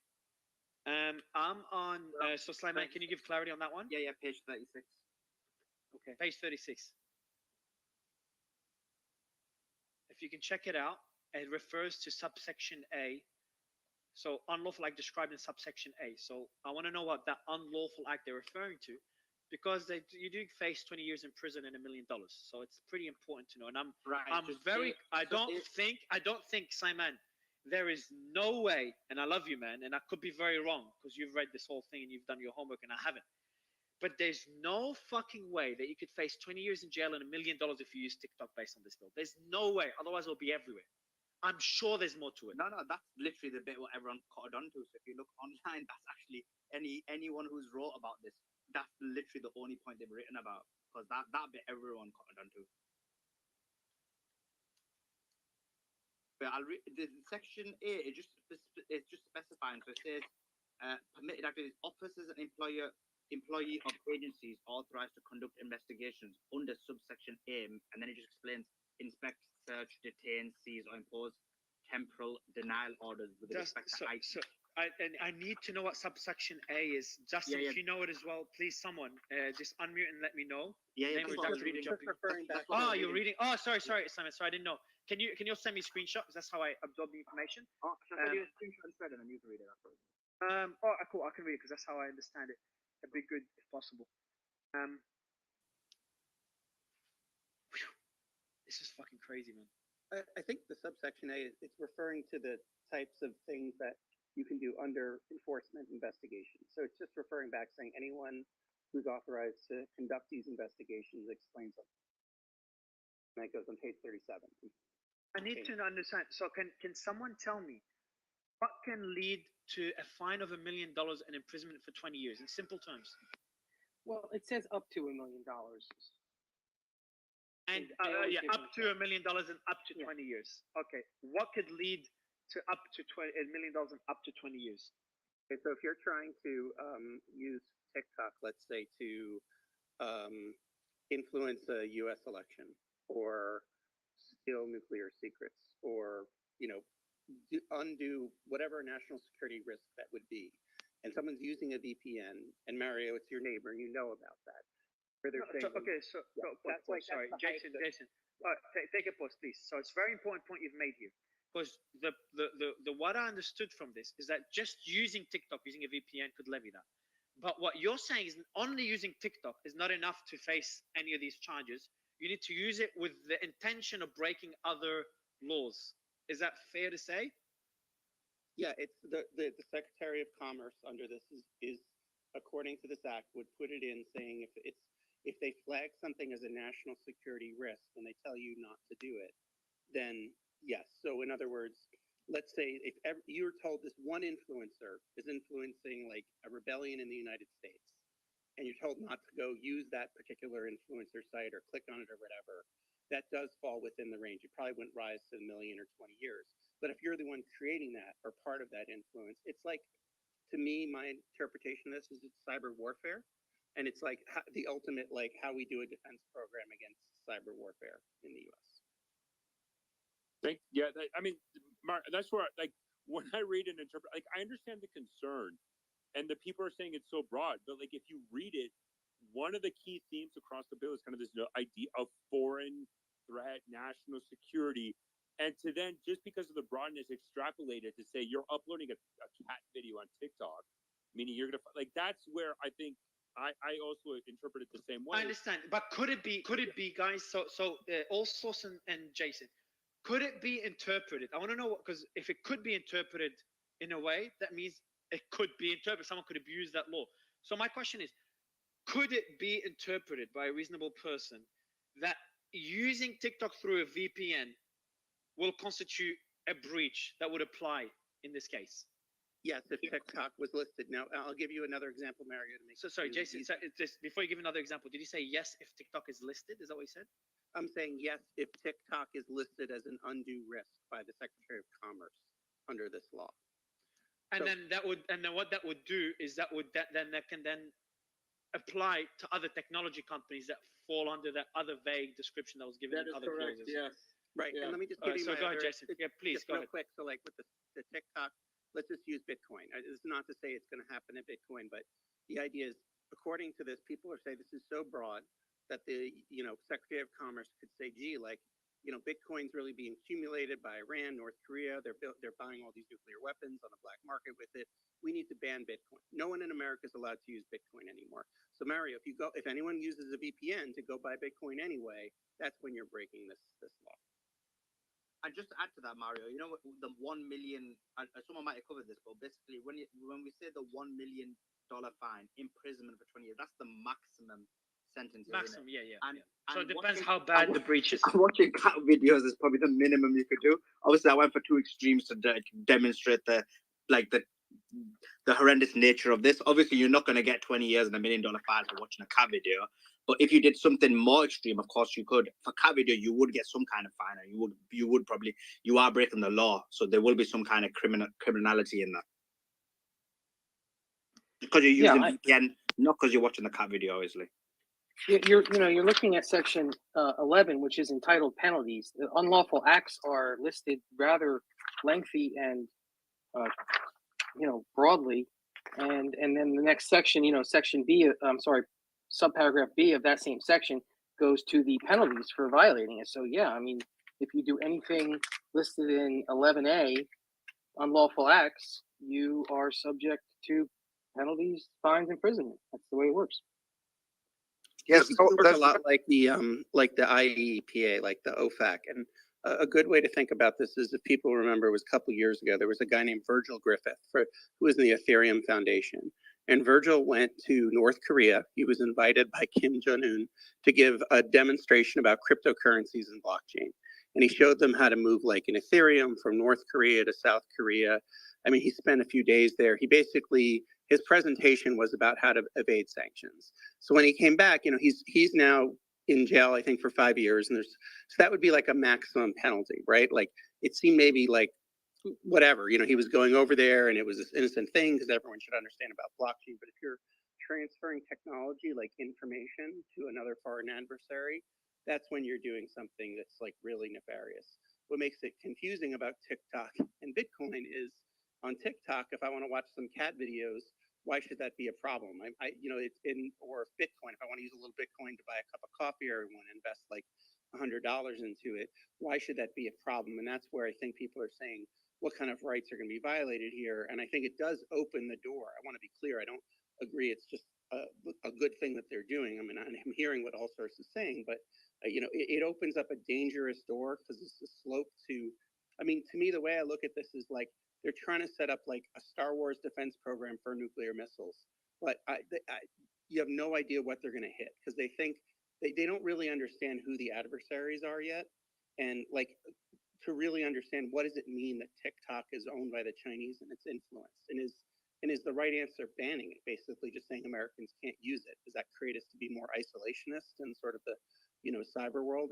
These are questions that have to be answered, but ultimately they're making this really high because they want to scare you, right? They're making it the $1 million, the 20 years in prison, because they, if they ban a specific thing like a TikTok or a certain part of it, so you just can't use it, they want you to be scared enough that you won't do it, because who wants to spend 20 years in jail? And then let me read out the next one. Then Dustin, I'll give you the mic.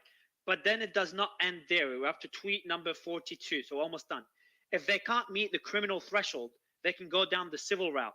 Based on the balance of probabilities threshold, you can be fined $250,000 and your property can be seized. And I'll read out the screenshot. A fine of not more than $250,000 or an amount that is twice the value of the transaction that is the basis of the violation with respect to which the penalty is imposed, whichever is greater. So can Dustin, I know you want to add on to it. If you could explain what that particular clause refers to, and when you can't meet the criminal threshold, when you go down the civil route, and then you have the balance of probabilities threshold. If someone could shine a bit more light on this, would be great. Sliman, I know you wrote it, so maybe you can explain it first and then go to Dustin. Yeah, it's just that basically you've got a scenario where they've covered the criminal element, and everybody knows, you've got a number of lawyers on here, that in order to meet the criminal threshold, you need beyond reasonable doubt. It's quite a high threshold. So what they've done is put civil penalties in place as well, which is just meeting the balance of probability threshold. And just by meeting that, you can get a $250,000 fine, and you can also have your property seized. All right, and Mario, I suggest you may even want to read this. This starts like midway through page 38 at the start of section 11, where it gets very specific about what the unlawful acts are and then specific unlawful acts. And the language here is broad in the way it is in the rest of the in the legislation, but in a way that is absolutely like mind-fuckingly terrible. On my part of my language on that, but like this is no joke. It's not just covering present violations. It's retroactive and covers potential future in this section where it outlines like specific unlawful acts, and it leaves it up to the Commerce Secretary to decide if it's criminal or they pursue you civilly.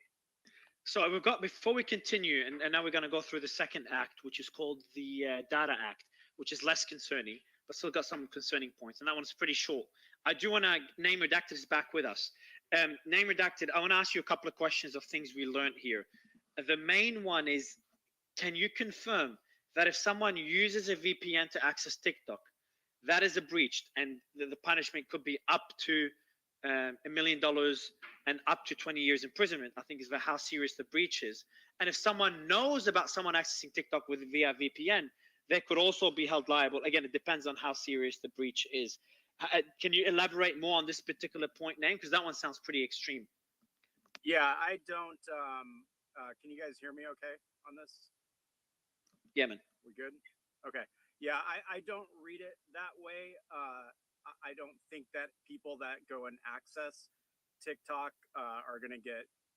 I don't think it applies to them. I think it more applies to any of these companies that are labeled as or basically banned from doing business in the U.S. and there's any sort of ways they try to circumvent that.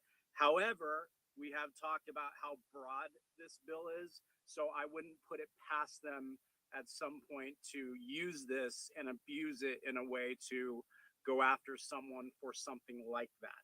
It just depends. But an average user of TikTok accessing a VPN, I don't think so. But the bill is so open-ended, so I don't know. I don't think so, though. No. So yeah, and what's concerning about this, right, is the Data Act. Now, like I'm actually going to make my way through this pretty quickly, to be fair, which is number 43, guys, by the way. So Trash, sorry to interrupt you, but Dustin, and I apologize, but Dustin said something really important. I might forget, so I apologize. Dustin, you said that the retroactive bit, and I think that's really important because obviously I didn't put that in the thread. Which section is that in? And if you wanted to read a bit of it. Yeah, so I actually was pulling up the immediate answer to the question about using VPNs to avoid, and I've got that up. It's on page 40 under the specific criminal acts, it's subparagraph F. No person may engage in any transaction or take any other action with intent to invade the provisions of this act or any regulation, order, direction, mitigation measure, prohibition, or other authorization or directive issued thereunder. Anything in this act, if you attempt to evade it with a VPN, is listed specifically under specific criminal acts. That's the subheading, and then subsection F underneath, again, page 40, literally outlines exactly if you use a VPN to evade, like you get hit with that. Does it say VPN? It does not say, but with intent to evade the provisions of this act or any regulation, order, direction, blah, blah, blah. So like it makes it very clear, like any attempt to evade, like anything that is dictated by the Commerce Secretary underneath this act.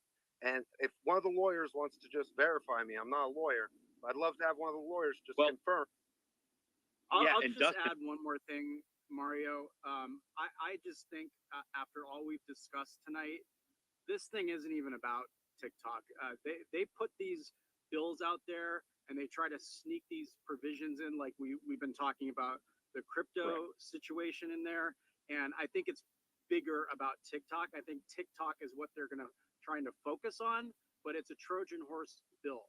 Okay. 100%. To sneak in all these other things. That's my opinion. Yeah, no, I JP, agree. sorry, Trash. I think JP was responding to Dustin's point as an attorney. Yeah, you look at the language of that page 40, paragraph F under the the penalties clause, the unlawful acts. It refers to transactions, and I have learned from certain friends and clients that VPNs are commonly used in the crypto world to mask where they are coming from and just provide general privacy. So I think that this is an anti-privacy bill. I come to this bill as a civil rights attorney. I'm always extremely skeptical of the motivations of government. I think if they're telling you that it's for one thing, it's usually another thing.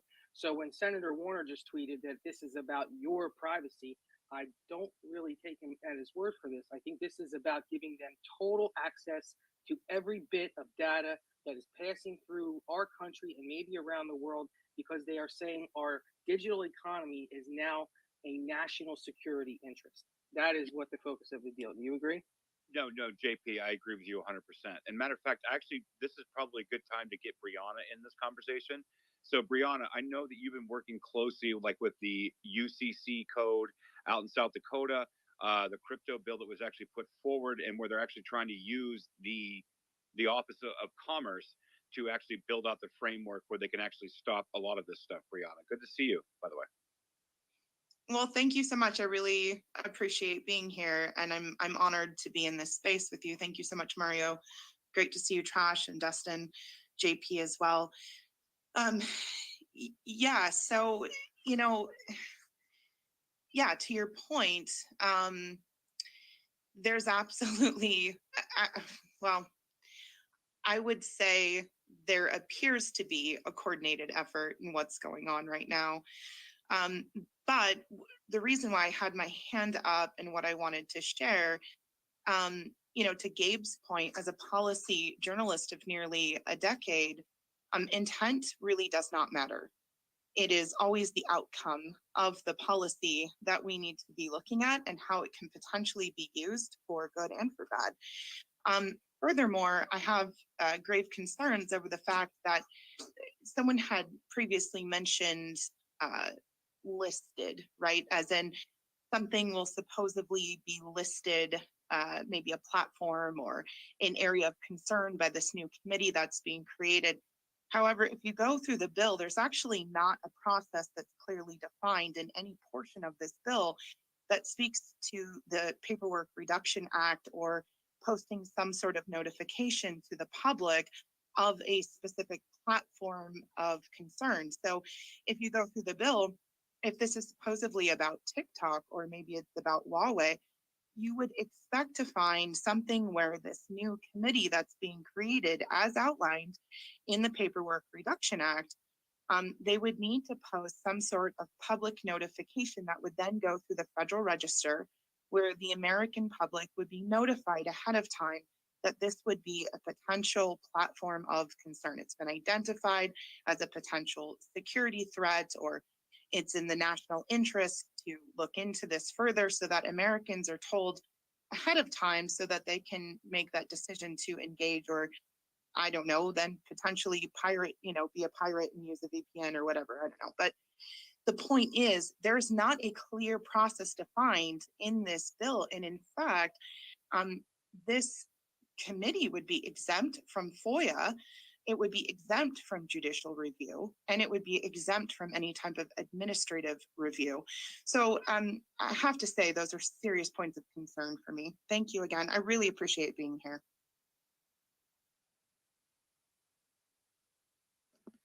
Trash, you there? I'll read the next bit. No, I'm sorry. No. I was on mute. My apologies. So, Brianna, I actually have a question. So you said that this would actually be exempt from FOIA requests. Could you expand on that a little bit? Yeah, absolutely. So I believe it's in section 10. It says inapplicability to FOIA. So that's the Freedom of Information Act. And so. Sorry, Bree, it's section 15. Oh, thank you. Yep. I don't have the bill in front of me. Justin, go ahead. Yeah. Yeah, that's almost at the very end. Like it's like the third paragraph from the end of the bill. If people are following along, but and what does it? So what does it mean? If it's can you elaborate on what that means just for the average Joe that doesn't even know what FOIA is, Dustin or Bree? With the Freedom of Information Act, it means you want to know what the government did to certain information, data, whatever, right? Like if you want to know what actions they took against you or anybody else in any situation, you can ask. Why? So essentially, you cannot, under the FOIA Act, you cannot get any information on action taken under this bill, correct? That is correct. Yes. And why would they do that? What is it? Is that common in the bills or not? To keep it secret, right? Just to keep but is that common? Is the Patriot Act is it also exempt from FOIA or not? No. I don't believe so. No. So this is okay. Go ahead, Bree or Dustin or JP. Only in cases where it's like classified information. But this goes out of its way to exempt like this new agency under the Commerce Secretary, not just from FOIA, but from judicial review, from the Paper Act that Bree was talking about. Like over and over again, I think I counted 5, and I actually blasted Mark Warner because he absolutely lied to people and said that it directs them to release all this information to justify any decisions that are made on banning anything, when really, and me, JP, and Bree all went through this line by line. So I'll kick it back to Bree to explain it. But again, but Dustin, someone said FOIA doesn't apply to matters of national security anyway. Isn't that true? Yeah, that's usually when it doesn't apply with classification. It has to be like an ongoing investigation, Mario. It has to be like an ongoing investigation. Let's say they find terrorists kill somebody and they want to find out where he is. then you can't just, I mean, you can request a FOIA thing. They're just not going to give it to you right away. I mean, it might take 5 years to do so, but eventually it will, right? With this thing, you can't request, period. It doesn't matter. It's insane. I call FOIA the Tom Hall. It's how he is constantly getting documents from the government. So this just adds to the secretive level. Now, to be fair, this bill does provide a section for remedies and review, and it seems like if there is anything, you have to file something within 60 days. The sole place of jurisdiction is in the DC Court of Appeals. If there is anything in the documentation that is secret or of national security interest, those do not have to be shared with the petitioning party, but the judge can have them in chambers for in-camera review. So there is a mechanism here, but it's DC and it's extremely limited. So but FOIA just cuts out a lot of the red tape of just people like the Tom Fittons of the world who are making these requests to try to shine light on things. That's going to kick it out completely of that realm. Yeah, and so that's actually a point of contention with me. And so I think there's a conversation to be had in the future in the United States, specifically with freedom of information. So you guys, so we're clear, FOIA, Freedom of Information Act, that's what it stands for. And you're actually able to requisite the government for specific documents or information, and that's what's called a FOIA request. And so they've been able to hide a lot of things from FOIA requests in the means of national security. And so you have to be very careful with what can be designated as national security. Therefore, it's impugned to FOIA request. So, and this is actually what concerns me about 43, which is where we're at, guys. If you guys are actually following along, the thread is up in the nest, and we're actually on post 43, and this is regarding the Data Act. So the Data Act is actually more specific to TikTok, but even in this bill, they included several issues that raise concern. Once again, the bill references election interference. So what do you think the chances will be that this argument is used against a political opponent to censor their speech? It's a good question, Suleiman. So actually on the screenshot here, he actually referenced Section 6, which is election interference in or against the United States. Like the term election interference in or against the United States includes actions to engage in directly or indirectly activities originating from or directed by persons located in whole or in substantial part outside the United States. So Section A, it says, and by having the purpose or effect of tampering with, altering, or unlawfully accessing or causing a misappropriation of information with purpose of effect of undermining an election. So that seems to be a very, very vague and broad definition of tampering with an election. We just recently saw a case where Douglas Mackey is actually going to have to appeal. He was actually just convicted by the Department of Justice for sharing memes, essentially, in the election case during the 2016 election, where I won't go into Douglas Mackey, but essentially he shared memes where he convinced a bunch of people that they could vote by text message. And so this seems to be a broad, sweeping election interference. And initially, with that, sorry, just trash that person that, because I tweeted about him. He tried to convince people that he can vote via text messaging, and he was lying.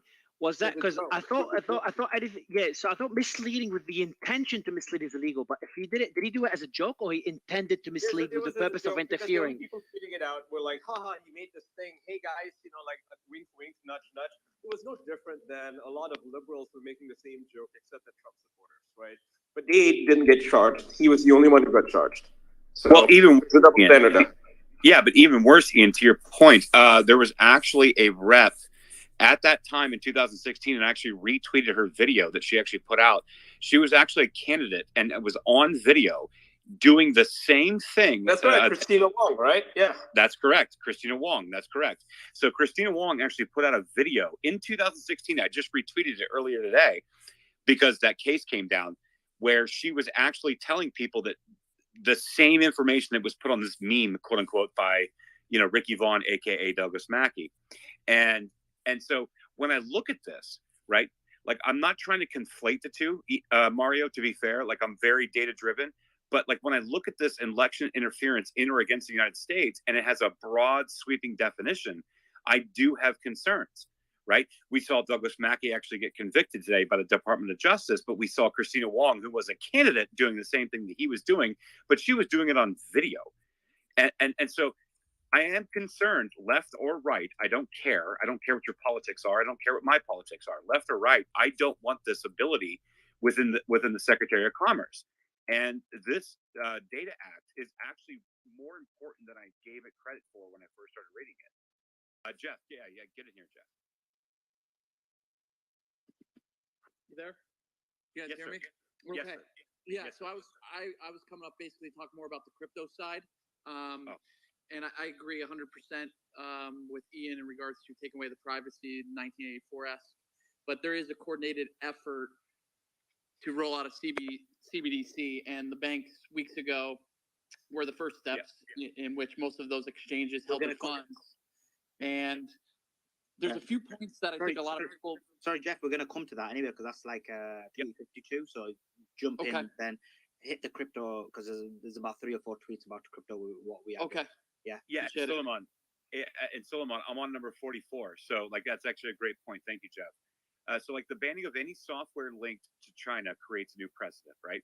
So from a national security point of view, it makes sense. But if China were to follow suit, both countries would essentially be cutting each other off from the global market, right? So neither country can afford to do this. However, we've seen the dollar dies. Yeah, that's where it dies. All right, perfect. Well, there's a comment. Let's do it. Let's do it. Fuck it. Just kill the dollar, kill America. So I'm actually laughing, not in a happy way, just to be clear. I have a dark sense of humor sometimes, just to be clear. So the screenshot is actually included in section 1. Neither country can afford to do this. So this actually operates, directs, or otherwise deals in a connected software application that A, is subject to the jurisdiction or direction of, or directly or indirectly operating on behalf of China, or is owned by, directly or indirectly controlled by, or otherwise subject to the influence of China.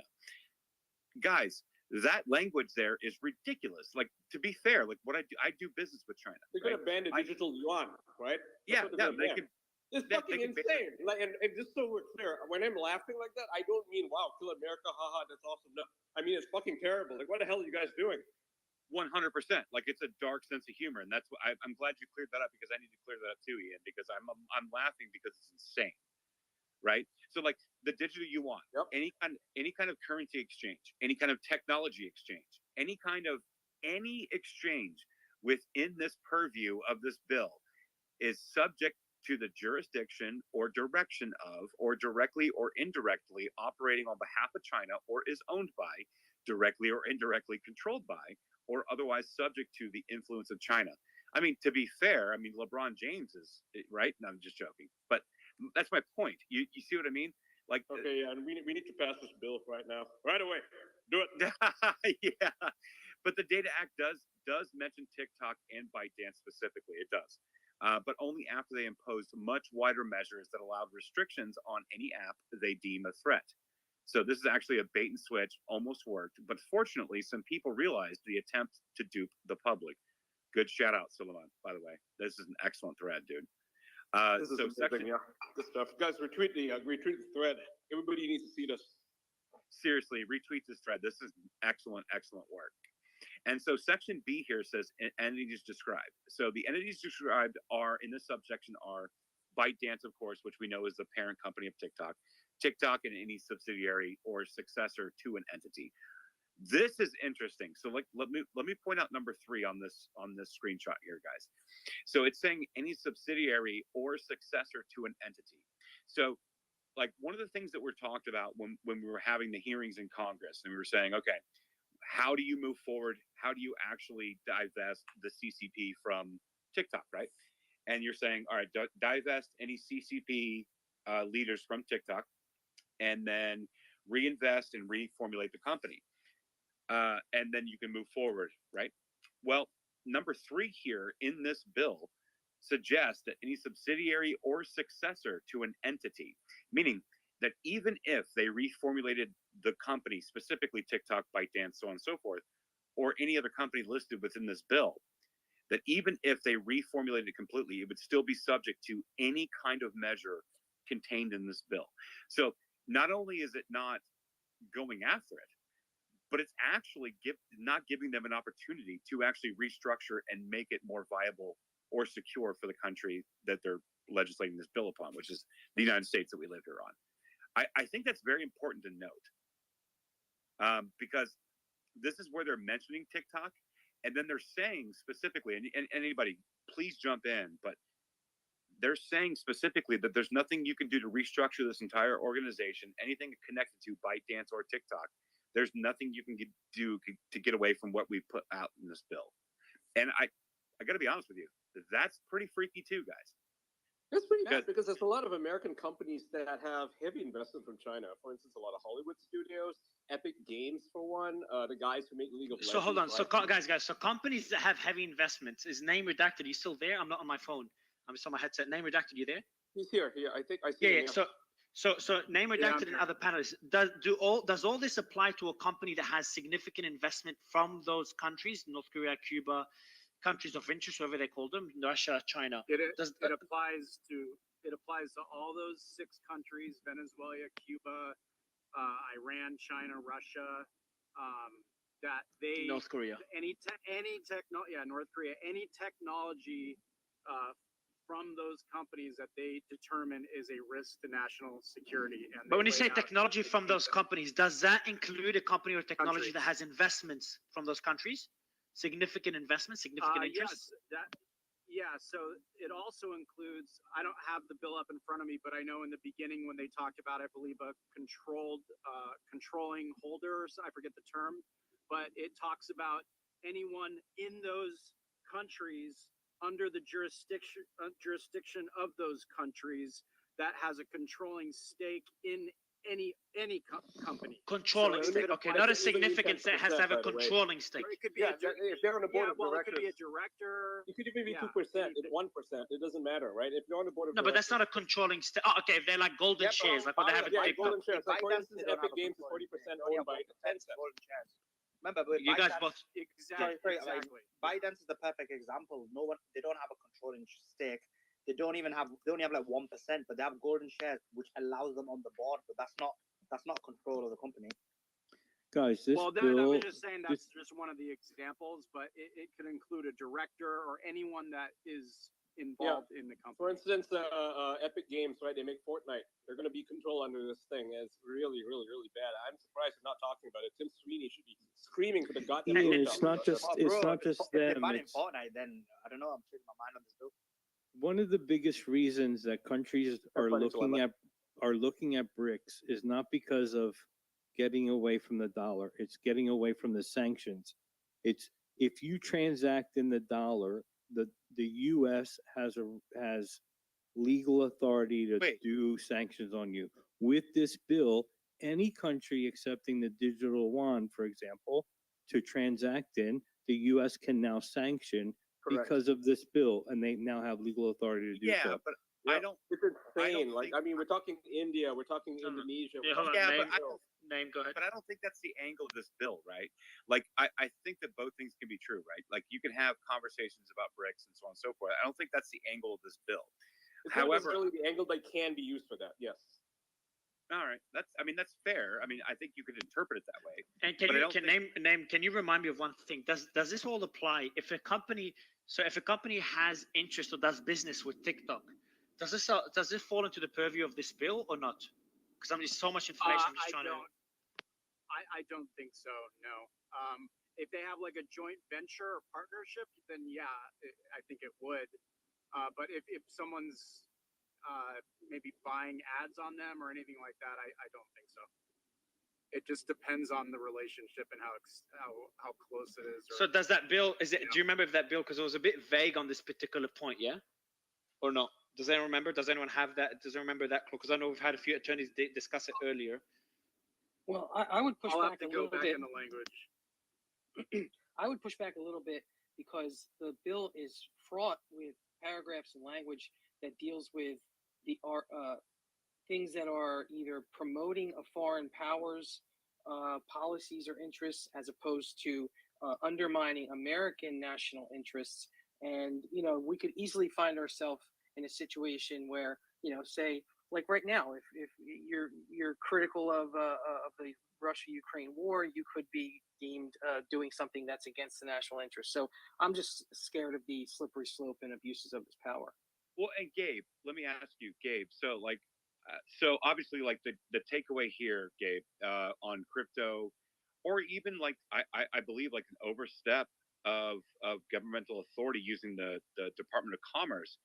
So looking at this, even if a company was able to reform and try to get in line within regulations, do you see this being an overstep, or do you see this being like common sense legislation here? You're asking me? Sorry, just want to make sure. Yes, sir. Yes, sir. Yeah. Yeah. Do I think? I think this is a complete overstep of the Secretary of Commerce. I mean, it's unfettered, power. There's no challenge to the authority, and I think that's something that we should all be afraid of. Again, whether you're right or on the left, like it's something that we should all be concerned about. But I think that's how these specific bills are framed that way, where there's no checks and balance to it, right? You've got one group that decides. But Gabe, can I ask you a question though? Is the issue is it the power or the authority and how broad it is? Because those are two separate subjects, right? Because the power. So if you look at OFAC, which is how we seize corrupt assets, etc., like you can't appeal that. Like the government says we're seizing this, pound sand, you're on your own, you're not appealing this, right? That has been universal for a long time, since the 70s, I think, when the OFAC was. So is it the power that you're concerned about how broad the authority in this bill is? Well, and just I for me, it's the ridiculous broad or vague nature of the bill, in that it can be interpreted any way going forward. And again, I know I think Bree was up here as well and reiterated what I said was, I very much think it's a Trojan horse, in the way that the intent right now may be like, oh, it's to ban, all of these apps that are going to steal our data. That's not to say that apps and other things don't already steal our data, but the using TikTok as a scapegoat, be like, oh, is TikTok bad? And then saying, you know what, we should make this bill that should encapsulate the potential of a TikTok 2.0 or something worse. Like we should anticipate that. That's where this vagueness comes in, and I don't know if that's what was intended to be written that way to be prepared for it. But the vagueness and the broad kind of reach in which it's written is the first thing that should be that we should all be worried about. The power that goes into it, I think, is a result of the broad nature and language of the bill, if that makes any sense. Where are we, by the way, Trash? Which tweet are we up to now? We're pretty done. Yeah, sorry about that. I had to get back That's to my all right. mute. Oh, good. No, we're pretty much done. So we were on 45. 45. Then, So we have 46 till 49. Where are the new ones that you added? Didn't you add crypto ones, Slime Man? Yeah, they're 51 to 56. Oh, did you add them to the last tweet, or you added them to the main tweet? Because they're not linked. They're No, separate. No, they are. It's just weird the way Twitter is. You have to click on like 51 to come up. No, the way, I think what you did is you click on add another tweet at the bottom, yeah? That's right. Yeah, that's what I did. Oh, weird. Okay, because it does show it's no longer part of the same line, which is really odd. Anyway, so up to 46, did you say, Trash? Yeah. So that's mainly the 46, 47, 44. Let me read them quickly, because this is like Slime Man spitting on the face of. Sorry, it's Slime Man shitting on the bill. So these bills spit in the face of the Constitution. The measures proposed by Congress, which had bipartisan support, are taking away privacy enjoyed by Americans. I like how the support in Congress, the bipartisan support in Congress, it reflects on us having bipartisan support against it. This isn't something new, but it's much more draconian. We had the Patriot Act in Section 702 before this, which was implemented retroactively by Bush after they engaged in warrantless spying of Americans. Only recently, the Biden administration asked for the renewal of Section warrantless surveillance of Americans. this was once again met with bipartisan support from lawmakers. When they want to take away your freedoms and rights, they coalesce. Lastly, I would like to thank Sheikh Slayman. So this is Slayman here with us on stage, co-host, who wrote this thread as part of the roundtable. There will also be a Twitter space on the Restricting Data Act, which is in now. Mario, if you click on 51, they come up. So it's just weird. It does that with my TAB threads as well sometimes. But basically, if you click on 51, then 52 comes up. No, I think 50 though is the. It's interesting. Oh, I don't know. All right, we'll continue. So 50. Yeah. So 50. So we go to 52. The broad nature of the bill has left no. Okay, this gets its last very concerning part. He added at the during the space. The broad nature of the bill has left no stone unturned. Using this section, the establishment can use it to make a targeted attack on cryptocurrency. If the argument is made Bitcoin mining is done in China or a foreign adversary, it can be banned. So that means a blockchain can now be banned. We've got Joe on stage, and we have hedge fund owner Jeff on stage. And I think we've got other panelists. Let me go through. Name redacted and other people involved in crypto that can give us more clarity on this. An important point to note is that the following statement was mentioned earlier in the bill. Catastrophic events on the security or resilience of the critical infrastructure or digital economy of the United States. This is a direct and predetermined attack on cryptocurrency. The entire bill is not only on crypto, it's on censorship and much bigger than crypto, but there's a part in it that's focused on crypto, which freaked out Fidgetal, crypto attorney earlier. I think anyone in crypto would know Fidgetal, who booked a flight to Portugal during the space. He's a liberal. Another, I mean, normally he and I. Exactly. Let me read out 3 more tweets. Another important question is, what does this bill mean by the term digital economy? This seems like a clear and direct plan to usher in central bank digital currency into society through the back door, whilst destroying cryptocurrency based on it being a quote foreign adversary. Once again, an e-commerce business that has some form of connection with a foreign adversary or uses it, it would fall under these parameters to either be tracked or divested. So if one imports products from China, then it can be divested. I don't think it's the case, Name. You cannot be divested if you purely import products from China, at least from what I understood. Name or continue? I would agree with that. Yeah, I don't think if you're just buying stuff from a company in China, I actually found the language on how that works, what we were talking about earlier. It's on page 2. It just describes what a controlling holding is. And that means a holding with the power, whether direct or indirect, to determine, direct, or decide important matters affecting an entity. So that's where you get into maybe an outside person dealing with having sort of a joint venture or being on the board of a company in one of those 6 countries.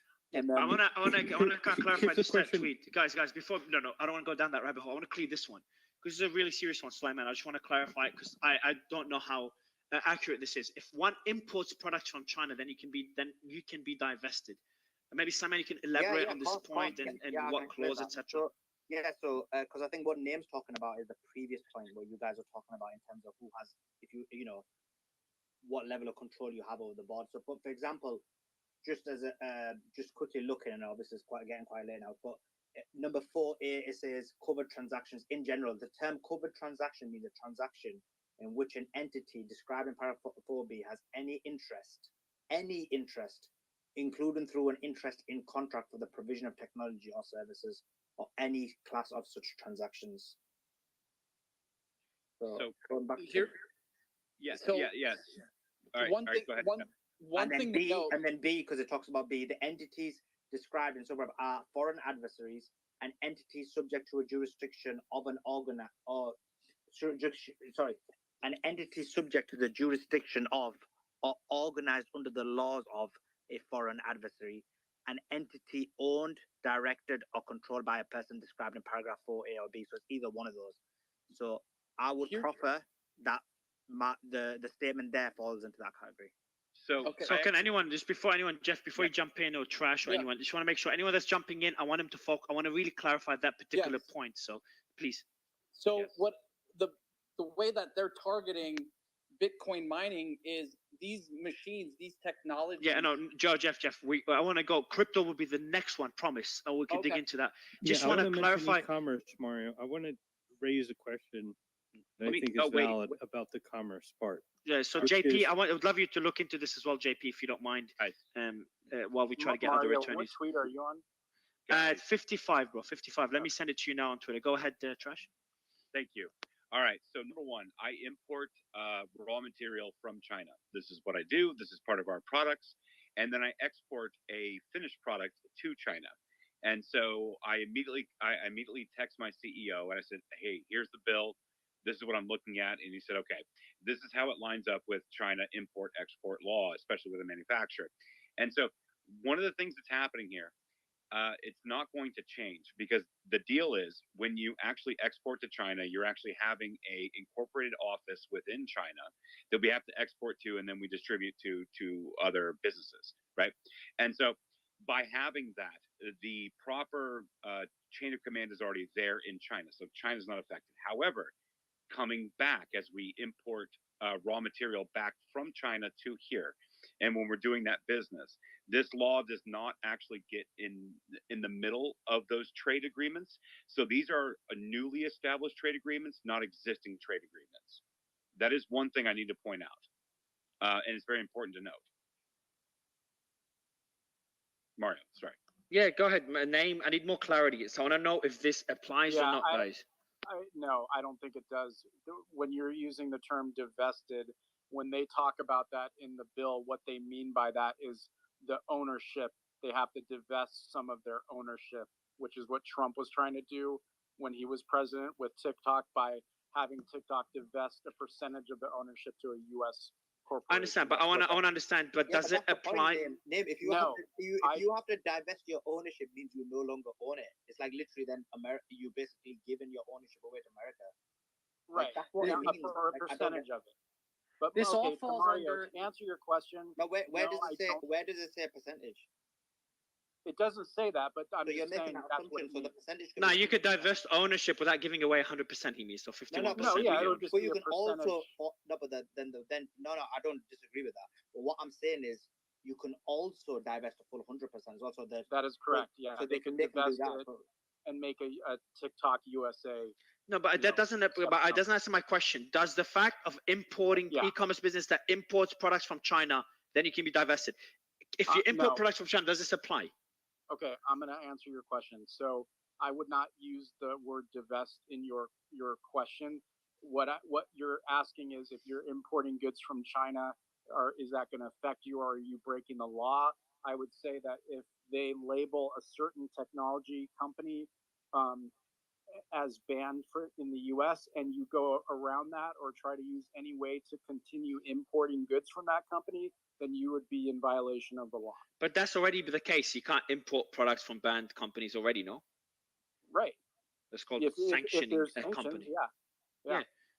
So how? But in general, but hold on, Mario. hold on. Just Joe, I'll give you the mic. I'll give you the mic. Let me ask a question. Hold on. If you import products from China in general, does that put you under the purview of this bill? Joa No. Slyman. Okay. No. Joa Slyman. Everyone's doing that already. Depends. The way I'm reading it, because I was struggling with this. Why are they including e-commerce here? What's the situation where that becomes a national threat, where they can argue that it is? And the only way I see is it's almost like forcing every site to accept a U.S. Digital currency. And if it doesn't, it's a threat to the U.S. digital currency because you can circumvent the currency. So you're not allowed to go to a site that offers the digital yuan, for example. But you can use it. But you could use a digital. Because they also use But you could use a digital euro. It's fine because it's not part of those Well, there's no list of digital countries. euro. You could Exactly. like the problem is that anything that China uses to circumvent the U.S. dollar, for instance, Bitcoin by itself, China does use Bitcoin, Yeah, right? It okay. uses it. So that would be under the purview of this. Yes. So back to the importing of products from China. John Slayman, just on that particular point, then JP as well, if you can weigh in. I want to know if this is that particular point could, through the vagueness of the bill, could subject you to the requirements of the bill. RIP headphones. John? I believe so, yeah, and I'll explain why. Because and I can explain a scenario where that could happen. So you could have a scenario where they deem a company in China as a foreign adversary, right?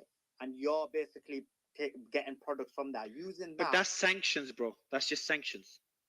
No, I was about to say that's the standard sanctions. So like if it, and I think that's the No, yeah.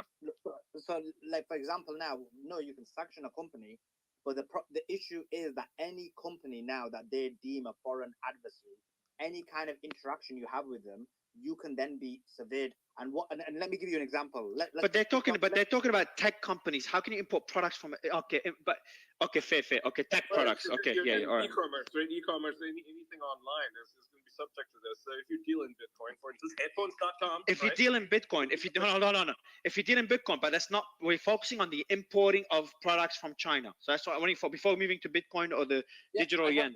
I have an example, which could fall into this bill, and this affects Bitcoin and everything. It's not using Bitcoin, but the major manufacturer of Bitcoin miners is Bitmain. They import all their Bitcoin miners to the United States. But but Jeff, that applies because this relates to Bitcoin that has nodes in China and therefore it falls under the act. I'm referring to the actual miners, the technology that mines the actual Bitcoin. Our hosting facilities here in the United States are buying these in the tens of thousands from Bitmain, who is headquartered in China. So essentially, what you're saying, if you're buying products from China that allow you to breach the clauses in this bill, then it would be applicable, correct? Yeah. Okay. Jeff, let me get John jump in, and then JP. Guys. Yeah, John. Yeah, thanks, man. I mean, I'll be really quick as I can. But someone had mentioned something before, which is kind of where I kind of see this whole bill from the point of view of the whole AUKUS deal.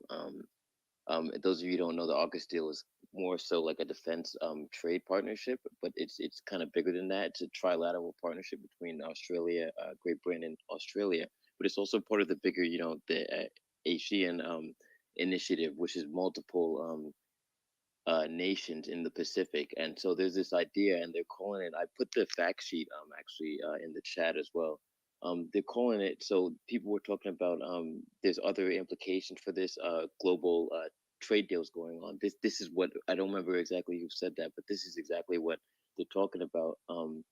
Because we want to, in these trade deals, there's some certain sensitive information, certain sensitive technology. So we have to actually streamline, right, our regulation. And I'm noticing that not many people mention this, or no one mentioned it at all. We have to streamline our regulation with every single partner nation. So that's not only Australia and Great Britain, but that's like New Zealand, even to the Philippines. Anyone who's part of these deals of sharing of information and technology, we have to streamline our regulation and how we clamp down on things with theirs, so that nothing's slipping through. Because there's this whole idea that the fault lines are deepening. So basically, it's us versus China and BRICS.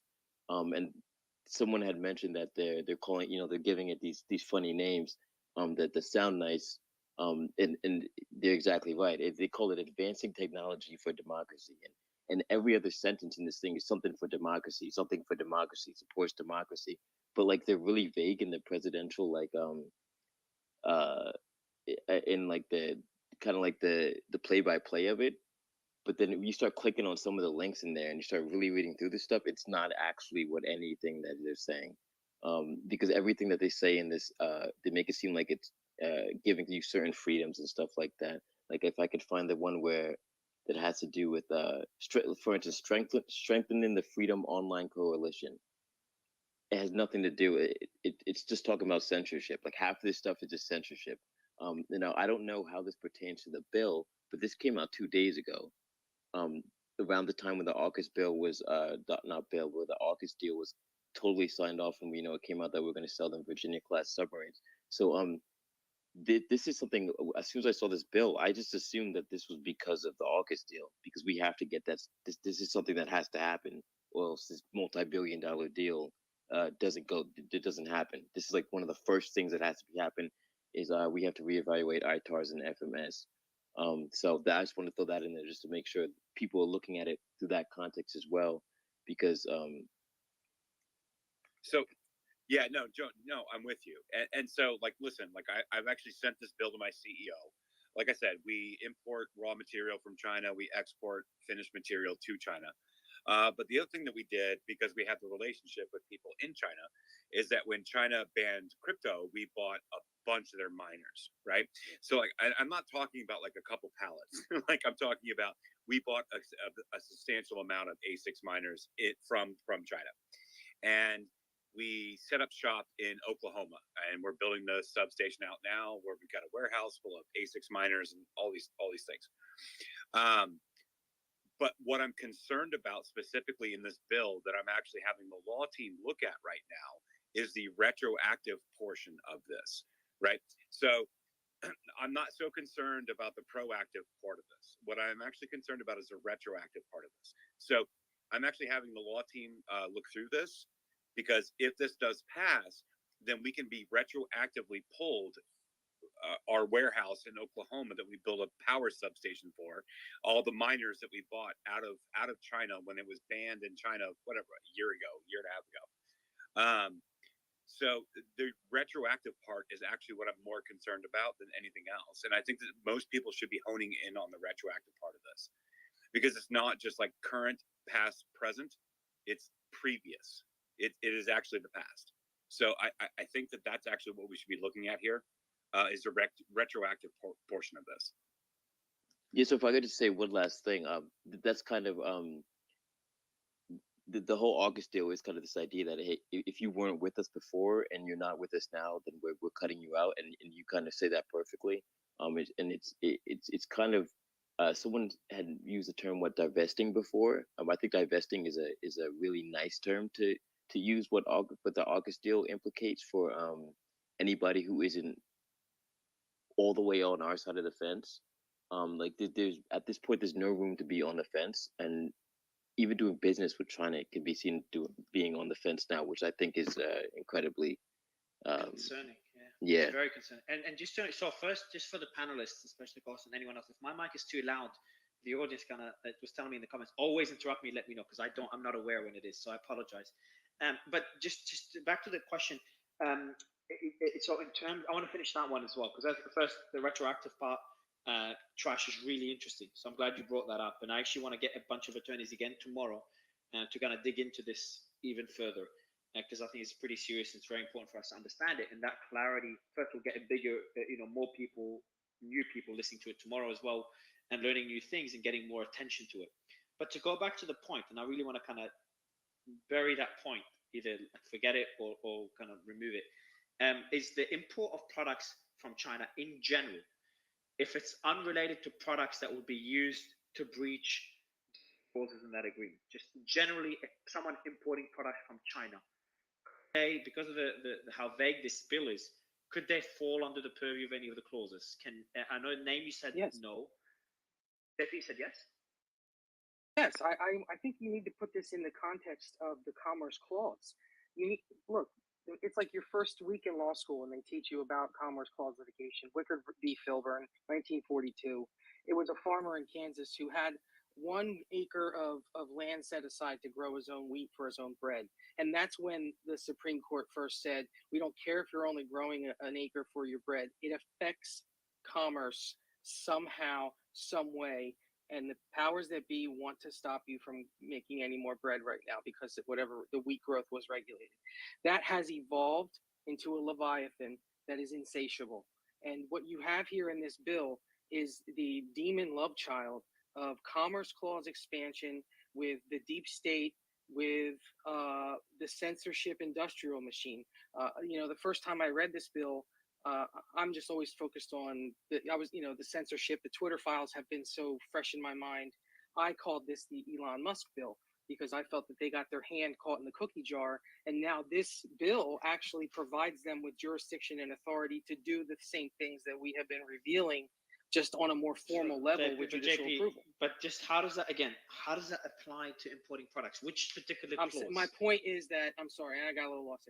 If they deem that those products being shipped in are inimical to the national interest in any way, if they have other regulations or plans, then they can jump in and take it. This is the next evolution on a global level of the Commerce Clause. That's what my original point was. Sorry. Yeah, so they're actually calling it in the presidential printout. So they're calling it Code of Conduct, and which is also very concerning too, like how blunt they are about it. And they list a bunch of the nations who are everyone from Albania to United Kingdom, New Zealand, North Macedonia. And they say export controls and human rights. They keep saying human rights, democracy, all these buzzwords. Code of conduct for enhancing export controls of goods and technology that could be misused and lead to serious violations or abuses of human rights. But then they go on to talk about things that have nothing to do with human rights, because they're talking about certain goods and technologies that have nothing to do with, like, these are just things that are beholden to the other side, and so they're clamping down on them hard. And so, like, Mario, if you're worried about like Alibaba, for example, right? Because you order stuff from Alibaba for an e-commerce store you run, I'd worry because Alibaba probably sells mining equipment, and I'm only using mining equipment as an example, that they don't like, and this bill allows them to go after the company, not just restrict the purchase of a certain item. That's the problem. Will they try to stop you because you sell watches? No, but it could affect the entire company. Remember, the Department of Commerce was only designed and set up to handle shipments. And now we're talking about trade. Now we're talking about goods. Now we're talking about infrastructure. Now we're talking about monetary systems. Like, originally, the Department of Commerce was simply for shipping goods, like to and fro. And really, it was really about goods that were coming into the country. And now they've perverted this into having an entire framework for cryptocurrency by not nominating it as a monetary policy through the UCC amendments. So, like, when they did not nominate cryptocurrency as a monetary unit within the UCC code amendments of 2022, they then were able to actually bundle it into the Department of Commerce. And then so what was once just receiving shipments is now considering cryptocurrency and every other transaction that is happening within this country to and fro. Like, this needs to be talked about. Like, and I want to give a shout out to Tara Price. Like, she sent me this message and she was right. This actually needs to be talked about. Yep. And that's what I was getting to with what Joa said and Trash said was, if they deem that these ASICs, the technology in these ASICs from China coming from Bitmain are a threat, Bitcoin mining will be no more, and it's a huge risk. And we're buying, like you, Trash, we're buying tens of thousands of these. I'm working on a 2 gigawatt site outside of San Antonio, and we're ramping up. And they're an IPP provider, and we're sending out PPAs for the whole Bitcoin mining aspect. And if we can't buy these ASICs, then that's a huge threat. So they're targeting Bitcoin. But it's not just the ASICs either. It's the stuff inside of ASICs. So we're talking power supplies, chips, we're talking RAM, anything that you can import from China is going to be under the purview of this. The motherboard.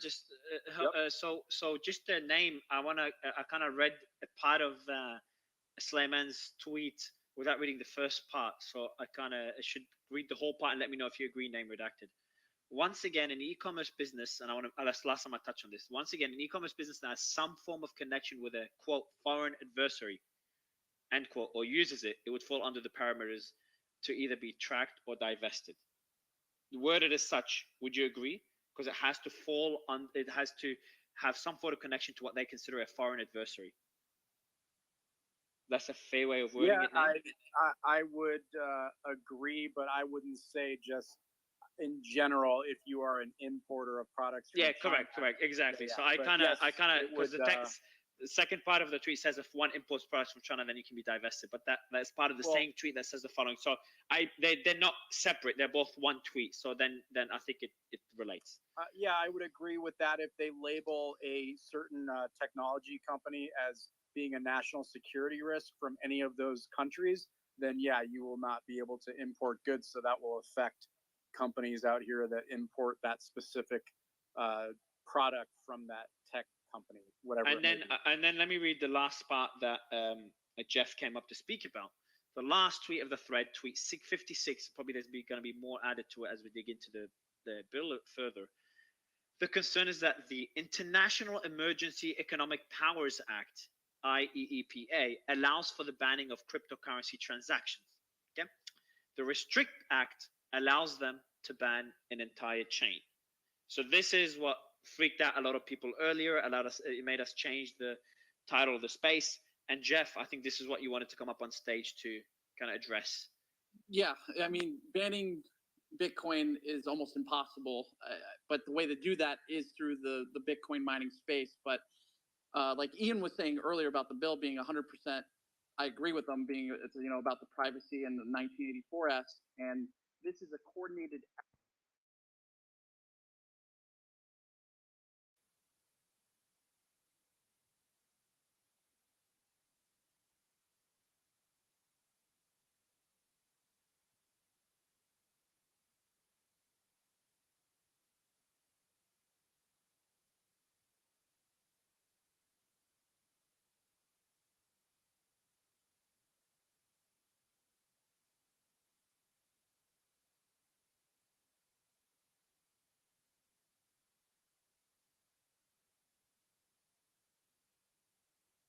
There was Wells notices, I believe, from the SEC to Coinbase. Coinbase, yeah, but not Binance.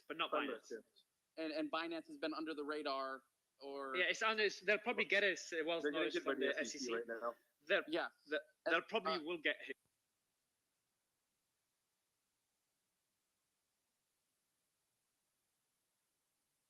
I'm going to call it bag of Bitcoin that they confiscated from the Silk Road, 41,500 Bitcoin that they're selling. So they announced that. And then Elizabeth Warren, I believe she came out with some anti-crypto task force that she announced. Yeah, the anti-Bitcoin army. Yeah.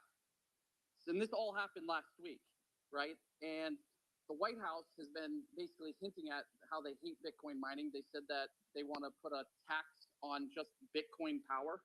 They want to do a 30% tax on whoever's mining Bitcoin and add it to their energy bill, which will make it unprofitable for 95% of operations unless they have a great PPA number, which at this point in time with energy being so high, it's just not out there. So for instance, the United States right now makes up about 35% of all the Bitcoin hosting facilities in the world, of people who are mining Bitcoin and the hash rate. So if they're targeting Bitcoin and targeting the Bitcoin mining sector, it will totally crash everything. There's people that are signing up for 5-year, 10-year PPAs, putting up. I mean, they're basically signing on the dotted line for $150 million if you're looking at a 50 megawatt site. So if they're targeting that, I mean, that the risk on that is just unbelievable. The amount of money, the CapEx that goes into these Bitcoin mining operations is a lot of money. So this will absolutely devastate this space. Yeah, they want to kill Bitcoin. That's the whole plan. And you might be thinking, wow, you know, a lot of Americans, millions of Americans are going to go bankrupt because of this. People are going to lose their homes. Yeah, they don't care. They literally don't give a shit. They're going to bankrupt you. They hate you. Jesus, I'll kind of, I agree with the banning crypto. I agree it's horrible. I think the long-term effects of trying to ban the concept of decentralization is obviously very damaging. It'll likely slow it rather than completely destroy it. How in terms of them wanting, I think Ian, what it's saying is that they what's happening here is that we're seeing more focus on the concentration of power and those politicians having more power rather than the good of the country. And this is something that's concerned me a lot with various Right. Yeah, politicians. it's like they couldn't care less if you drown, if you starve to death. They couldn't give a fuck. They want power. That's it. That's And the don't end goal. forget the G7 announced that even though they're meeting in May, they called an emergency meeting prior to that G7 meeting to speak about a coordinated regulation on crypto, which will happen this month. So it seems like everything is joining up quickly. And a lot of these companies that are coming over, they're coming over from Russia and China too, that want to start up their Bitcoin operations because they had to flee their countries because they didn't want it. So it seems like a coordinated effort with everyone to kind of roll out these CBDCs within their countries. So it's very scary. Well, it's a cause for concern. I'll put it that way. Just going through the audience, seeing who's there. What I'm Yeah, gonna do so- next is I'm gonna organize. I think what we're You know, gonna do, guys. it's actually ironic is to- because like Russia actually embraces Bitcoin, and there's people who fled Russia to the United States thinking they would have more freedom. I would, yeah, I would. This is a different debate. I know Ian disagree with me and others. I still think the US is way ahead of Russia in terms of consolidation of power and for now. censorship. Now, with for the now. Restrict Act, with the Data Act. But Ian, I think your it's biggest concern is number that one. we're heading down a path that could make us, as bad if not worse than some other countries. Worse, it will be worse because at least they don't have, massive crime and 1984-esque policies. Except maybe China, slightly, but at least they don't have crime there.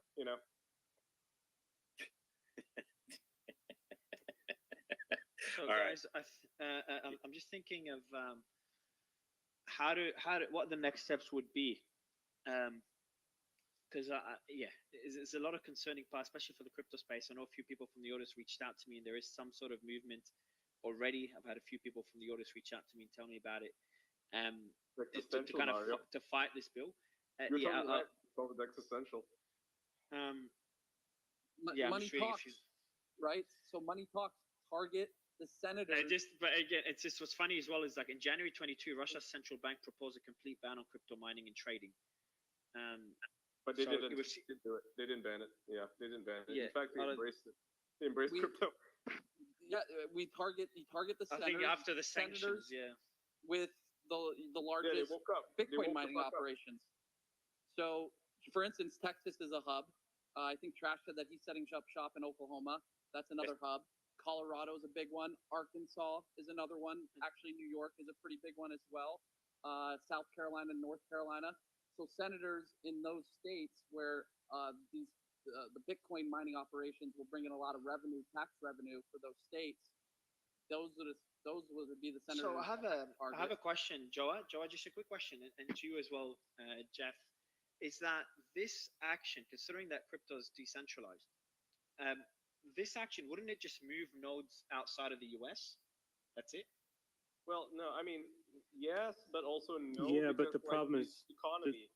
They need American dollars, But most use of their those spread. nodes are run on Chinese technology, Mario. That's the problem. Even but if they'll you run. use But them- but so what, Joa?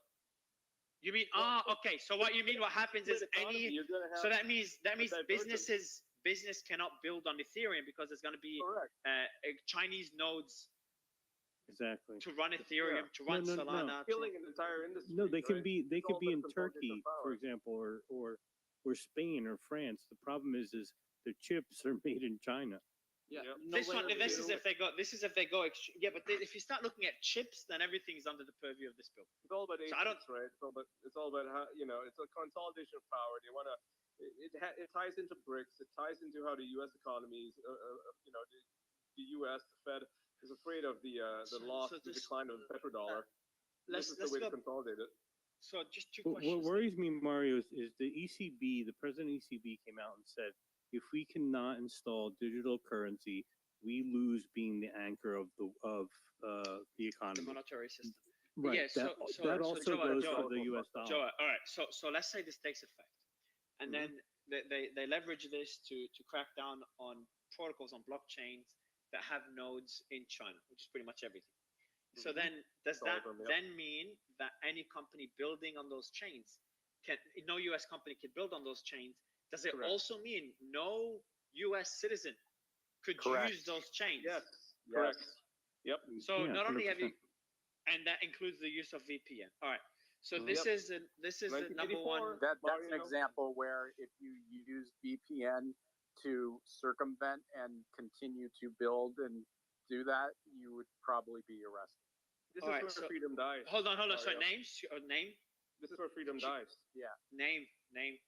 What Yes. did you just say? Did you say if you use a VPN, you could be I arrested? said that if you would access. probably be an instant or example. I don't think people that use a VPN to go on TikTok to just screw around, but I think if you were trying to do business, like having a business around. If you build a project on top of Ethereum. Exactly, and you tried to use a VPN or some other angle to do that, that's where you would. That's run fucking into legal mental, trouble. man. That's fucking Yeah. mental. And name just Yeah. quickly before you jump in, Ian, Jeff, quickly name and Joa, just because, and actually others. This one is mainly for you. Name if you use, if can they leverage products that use chips made in China if they stretch this bill, considering Yeah, the vagueness of the course. bill?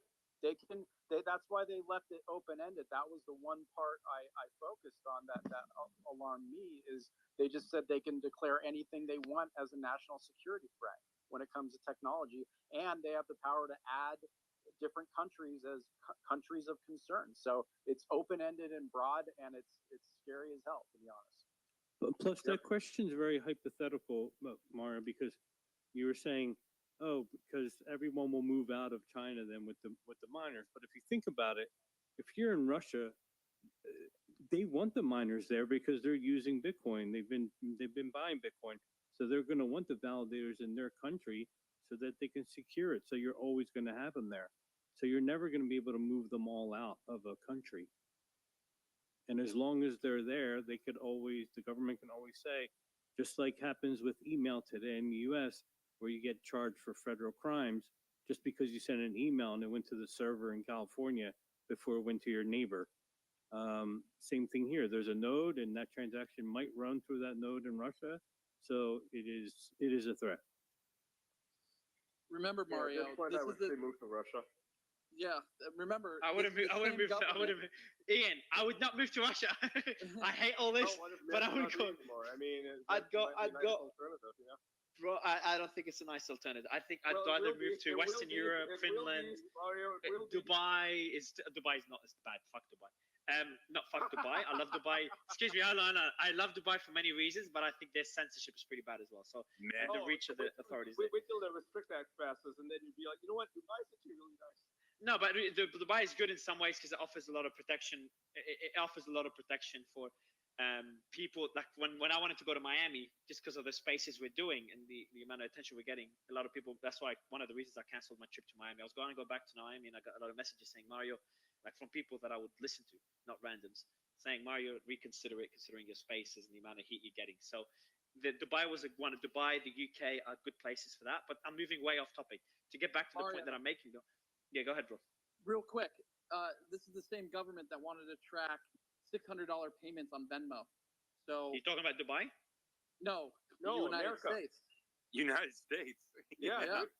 So hold on. What did they? PayPal, $600, and they put an IRS agent on you. They audit you. No, like in Dubai, you can't take a picture of somebody without their permission, right? I was in there in 2019. Oh, it does a freedom. Even though I live in Dubai, yeah, the US is definitely ahead of Dubai in terms of freedom. 100%. And Dubai and US is ahead of many countries, and the US is a great country for freedom. Like what you guys do for the police officers, and you go in there. I was watching these videos. You go in there, the police department, and start filming because it's public property, which I think is great. It's holding them accountable. And I think there's a lot of power in the police force in the US. And this is a whole different debate. But there's a lot of freedom in the US. If you do this in Dubai, or you do this in China, something else will happen to you. Yeah, But that doesn't move away from the concerns that we have here. I think these concerns are still extremely valid. But I'm just worried that they'll stretch it to an extent where companies that use chips made in China will fall under this act. And this is going to be a massive hit to globalization. Like I'm a big fan of globalization. I've always had peace of mind. I'm like, I think you're with a fan of globalization, you'll never have internationalization, Mario. You're a fan of internationalization. The problem with globalization or globalism is that it has been supplanted by a unipolar world order, right? This is the opposite. This of is what the Russia risk of and it. China want. This is the risk of it. Yeah, this is a big Yeah, risk of and it. Is this that centralization they of power? want a hegemony, right? They want a hegemony that's U.S. controlled, and anything that's a threat to it, or even poses a competition to it. This is what capitalism is supposed to be, right? Competition. In the past, I think this is what Russia wants, what China wants in general, is to have competition, healthy competition. America doesn't want that. Let's try to get balance. Also, I appreciate you still being on stage. Considering what we've said so far, now I know All Source. Are you with us first, All Source? You're drinking. You're asleep. Yeah, I'm here. So considering what you've heard, and it's been relatively unanimous because we've had multiple. We had a lot of liberals in the stage earlier. I still think now we have. Let me check the stage. Yeah, even now it's pretty balanced, almost half-half, excluding the co-hosts. And it was 50-50 earlier as well. And there's been because I'm right. Yeah, it was it was relatively unanimous. Even Doc and Fidgetal agreed. They disagreed on small points. So I want to get your thoughts on this. Considering what we've read, I don't know how much of the bill you've gone through. We've broken it down. Now, I know there's some points made to the extreme in some cases that, hey, you're going to buy ASIC chips, you're fucked. If you import products from Chinese companies that are considered a threat, you're screwed. And then how far, if you use TikTok using a VPN, you could be fined or even jailed if you do business on Ethereum and using a VPN. I know those are extreme cases, but what I'm worried about, and I'd like to get your thoughts also, is that just because the bill is so vague, and I think all attorneys that we've had about 6-7 attorneys throughout the space, even though the bill is vague, because the bill is so vague, doesn't that raise even your level of concern that the bill could be abused for those reasons? Or are you still not concerned after everything we've gone through? I'm genuinely curious. So, I mean, like people here, there are speakers here that bring up valid points, right? I'm not trying to undermine those arguments. But what I think, two things. One, I don't believe how I read the law, we cannot undermine the clear intent of why this bill was written, and it's the foreign component of it in our digital economy, and kind of like in that cyber area, etc. Right? Like it is the foreign threat.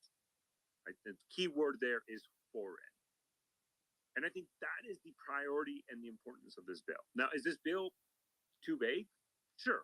Okay, that's fine. We can change that, but the U.S. and this is good, guys. Like this bill might go away. There's going to be, if this bill fails, there's going to be something else that replaces it.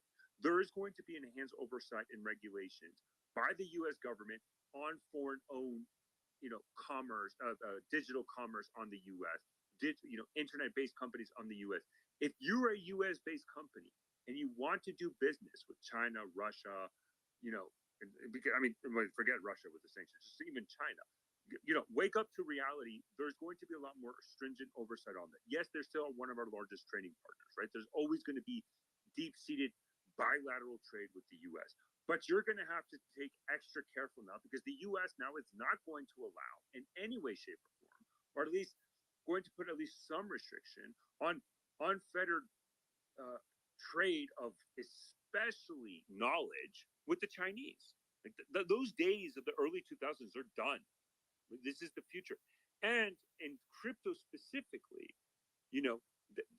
with FTX, the concerns that a lot the U.S. have, the concerns of crypto and corruption, money laundering, criminal groups utilizing it, terrorist organizations, our adversaries utilizing for money laundering, et cetera, all these concerns, there's going to be enhanced regulation. So maybe this bill is too vague. I don't believe the intent of how it is, and I think a lot of it, we cannot forget about the foreign threat, and that's why this bill is written. Can we change it? Yes. Can it be done to the extreme? Of course, but there's guardrails in the sense of other laws and the Constitution that is there to kind of prevent that. I'm not in favor or against this bill. I'm not. I'm not in the camp of I'm so fearful. And oh, by the way, I love Fidgetal, but I don't think the EU, out of all the blocks, the EU is a lot more stringent in how they view commerce than the US. Yeah, I think and the thread does talk about touch on the UK and being more draconian than the US in those instances. And I agree that Europe could follow suit with a similar bill, which is very concerning. And that's why I said to him, don't go to Portugal. Portugal is part of the EU, isn't it? Probably will. Yeah, you should go to some place that's not part of the EU. Yeah. Let me check. Portugal is. I'm almost 100% sure it's part of the EU. Yeah, it is. Yeah. Portugal's in the EU. 1986 for a long Mario, time. I'm in Portugal, but they're very crypto friendly. They are very crypto friendly, but if the EU, so how are bills passed? They've sent a big middle finger to the EU when they took money from the Chinese, and they're strengthening relationships. But that can with only China. go. But that can only go so far. I don't know how bills are passed and how they apply in the EU, but that's a separate discussion. Which again, I'd love to have attorneys for that. But what I took from listening to all the attorneys is that this bill, while it started as a way to deal with a geopolitical risk, and that's how we all saw it. And again, when Slyman told me, Mario, I'm going to do a thread on this, it's fucking mental. I'm like, bro, banning TikTok, story's done. It's been expected for a long time. He's like, Mario, no, it's a lot deeper than that, because obviously he's a geek and he went through the whole thread, the whole bill, and thankfully he did. And I'm like, man, and he started explaining to me why. I realized that this is the vagueness of it and how broad it is and what it covers and the penalties involved. And in my opinion, also it is draconian when you can't access TikTok through a VPN. Then I understand they want to protect U.S. citizens, but this has never happened before. There's never been a website, even that one point, even the most simplistic and the most innocent part of the bill, which is banning TikTok, which is what people agree on and the bipartisan support for is therefore. Even now, this is the first time ever, correct me if I'm wrong, anyone, where the US bans an application or a website for a reason other than having illegal content. The most innocent part of the bill is concerning all source. And then you start digging into what falls under the purview and what authority they have, etc. Then it opens up all different cans of worms, which we've gone through over the last, 8 hours. But that alone is concerning all sorts. And that's why I think even people that were pushing back, like Tira, she's like, I don't like, and Name Redacted, who's still on stage, they pushed back heavily against a lot of our concerns earlier. And Tira's in the audience. No, she's not, but she pushed back heavily. And she said, I'm still against this bill. I don't want to say I'm in support of that bill. So I know you're not saying you support the bill, nor are you against it, all sorts. But I'd still think it's a good cause, but they've taken advantage of it to do a lot more than just ban TikTok. No, so I mean, again, like let me just, I look, and the last time we had this space, I was not in favor of banning TikTok, and to be honest, there's a lot of First Amendment issues that goes into that and violations of other laws, right? Again, like to kind of like through the constitutionality of it, just because somebody just again, like there's a lot more than just a law passes. But I do agree with you, right, Mario. That generally, there's because of websites that get banned are very and penalties for it are very, very, very, very specific in the U.S. Unlike some, like let's say a European country like Spain, right? If you have access to, let's say, terrorist propaganda, you can go to jail for that just for having possession of terrorist propaganda. In the U.S., that's not the case, right? That is not illegal to access these websites. Again, that's why I don't believe banning TikTok is the way in the sense of how it's done. Now, where this would go into play is, and I think where the government and the constitutionality would have to prove very extensively, which I don't think they have that case. I think this is a lot of scare tactics, is prove beyond any doubt in the court that TikTok's main purpose in existence is to undermine U.S. national security. However, let me, and at this point, Mark, like one way or another, something like this bill is going to go through, and it's going to impact crypto. It's going to impact foreign media companies. Like that is going to happen. Now, which is the bill? Is it the Data Act? Is it the Restrict Act? Is it the ABCDEF Act? I don't know. But something's going to happen because we as a country, the U.S. has been blinded. We have been blinded by this idea that the internet, we own it, or like it's free and everybody's kumbaya and we hold hands and we jump along together. Like that, no, that's done. That's dead. We have, unfortunately, foreign adversaries that utilize the internet, the digital communities, cyberspace to undermine the U.S. and our allies and our partners. We see it every day, all the time. So something like this, some version of this law, if it's not this one, will go through, and then that has to be analyzed, and everybody has to be prepared for it. So as we wrap up the space, just for the audience, I want to go to Name next. Just for the audience, what I'll do next is, considering the cause, if you want to do a space on this matter, I'll ask the speakers to jump into it just to support you as well, to kind of bring more awareness. Definitely tweet about it. You don't have to only retweet our thread. You can do your own tweets on it as well, especially if you've read the bill. It's important to bring awareness to this. We had Jim and others talk about it a few hours ago. I think that's the only way to have some sort of impact on how this bill is worded, because something will go through, but it's just a matter of how draconian it will be and how far-reaching. It doesn't mean you need to stop fighting, does it? So name, I'll give you the mic, but yeah, if you do want to start a space on this right after we end, do so and ping me or put something in the title that we can notice it on the spaces dashboard. We can jump in our speakers.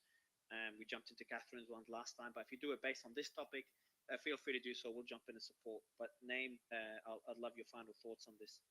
Yeah, I'm actually shocked that they put this bill up as a standalone bill. They typically, their MO is to sneak something like this into a larger bill, like a National Defense Authorization Act that's like 1,000 pages long, and no one would ever read it. And almost everyone in Congress, I would say everyone in Congress, doesn't read those bills, but they vote on it as they're told to do. So whether or not, assuming if this does not pass in its form, it will I guarantee you it will be repackaged, called something different, and just inserted it in a larger multi-thousand page bill and passed. 100%. It's going to go through somewhere or another. Yep. Dustin? So I want to say that Canada introduced a very similar bill today to roll this out. I've been working on this for 2 weeks. It was brought to my attention that there was very troubling stuff in this bill. And every attorney, every smart person in the crypto space, everybody I've brought it to has had the same overwhelming reaction. And when you look at the subtle nature of the difference in language in the bill, right? They use resilience around digital economy. They interchange, in some places they use national security, in some places they use national interest. And if you look at those subtle changes, throughout the bill on your 4th or 5th or 10th reading, you realize the intent. And when you take a step back and you look at all of the geopolitical, global, everything that's been happening, from the government and regulatory standpoint, you realize that this is, Ian is saying, we are not being hyperbolic. I don't think Phygital was being hyperbolic.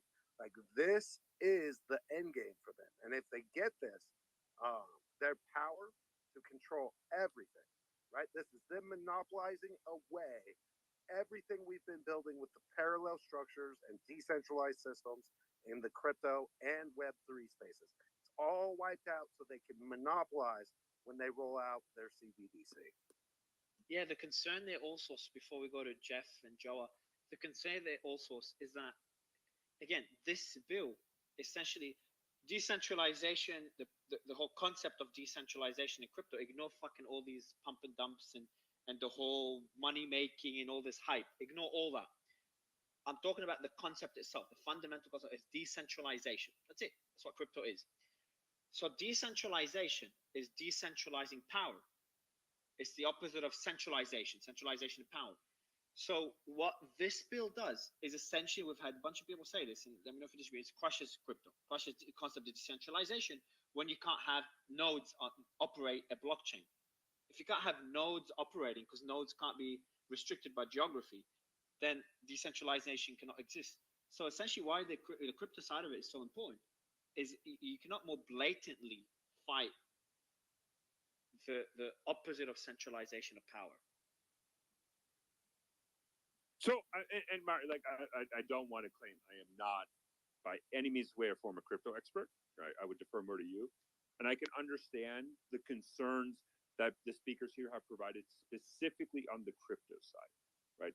So the only real angle when I analyze the crypto space, and I've mentioned it before, is because of the concerns of money laundering, et cetera, et cetera, et cetera. I want to go back to that. And I think, but again, because what you say though, Mario, you bring up a good point. It's decentralization, right? And there's a lot of inherent power in this. But I think from foreign governments, U.S. and any other government, there is a concern about that, right? About the decentralization or about the scams and money laundering? Which one? Exactly. Right. Because if it's scam and money laundering, there's already a lot of action taken in that. Yes. If it's decentralization, this is what concerns me. They fight against the concept of decentralization, which is expected. It's been expected for a decade. Yeah, and I'm not. I think that's clear. That they clearly, the U.S. government has concerns about. I think the problem they'll run into, and I believe it was Jason and previously said it, or I can't remember who said it, but it was the FTX, right? Like that's and SVB, like though the FTX I think really just tarnished crypto, at least in the eyes of Congress. So where I think, Mario, with your voice, the question is, and again, I don't know, I'm not an expert, I'm not 100% sure, but where is the like, how would the crypto community, and it's hard because you guys prize yourself in decentralization, but what solutions, at least from a crypto side, can be provided to suggest that any of these types of concerns from money laundering, et cetera, or even just fraud schemes or whatever can be addressed to Congress? And I don't know. I mean, maybe that's a conversation that a lot of the people in the crypto community might need to have with policymakers so that their concerns are assuaged, or there may be a policy in place or law in place that is like, okay, maybe it's not ideal for crypto, but they're like, okay, we understand that in a market society, for the US, whatever, at least this is addressed. And I don't know, but I think, Mario, that's something that maybe you need to kind of address and say, hey, this is, at least from a crypto point of view, maybe we can help you guys and better reduce your fears of like the end of the world or whatever. I don't know how I can do that, bro. I don't know how I can reduce their fees, even though I usually try to do that. I struggle to do that. Like we have, we have Jen. I know Jen from the crypto space. Her profile, her banner is decentralized the D. Jen, you're in the crypto space. We obviously, to be in the crypto space in a bear market like this after crypto's been crushed and screwed, obviously you're a proponent of decentralization. Your thoughts on what we saw in this bill and what that could do to crypto and decentralization? Obviously, the biggest story is censorship, and everyone's made that point. But decentralization, it should not be forgotten. Yeah, I think there's two parts of it. And one, I've been following this. I did a space with a few lawyers. So I think like everyone's talking about censorship, but we're not also talking about the Fourth Amendment, and it's a ton of surveillance as well, right? As well. So that's one big part of it. Two, I think this bill, as we've discussed, covers literally everything. And although like true decentralization is hard to stop, right? It's also it's going to be, they can make it really hard for anyone to find out information, anyone new, right, or get to it. I think that if anyone watched the first 5-hour hearing with TikTok, the government isn't interested in learning something new. And so, they weren't even interested in hearing answers from the CEO of TikTok on things they were doing. They were cutting them off every second. So I know that a lot of people have been taking action in the past week and calling their representatives. And I know that it always feels like super small to do that, but do that. I actually think that in regards to this bill, right, there's such strong bipartisan support and support from the White House, which is fucking scary when both sides agree, right, that it's almost not the time to fight for crypto and bring crypto into it, and really just focus on how it's like not constitutional and it goes against like our First and Fourth Amendment, and bring crypto into it later. Because at the end of the day, like if we're talking about the Restrict Act alone, right, like we can focus on that because crypto is another point of contention. And I think, decentralization is the solution to censorship, but half of what we're operating in the crypto space isn't even fully decentralized. So being aware of that and like using the proper tools, I don't think right now is necessarily the time to fight for crypto versus just fight against the Restrict Exactly. Act. Michael said that. Michael said focus on censorship. That's going to be, and a few other panelists focus on censorship. It's going to be a lot easier to fight this bill on censorship rather than crypto. The average Joe to care about this. And talking about crypto goes over his head. Emergent, I appreciate you accepting the invite, man. I know you've been listening into this. What are your thoughts? And obviously give a 5-second introduction on your background so people know why I brought you up.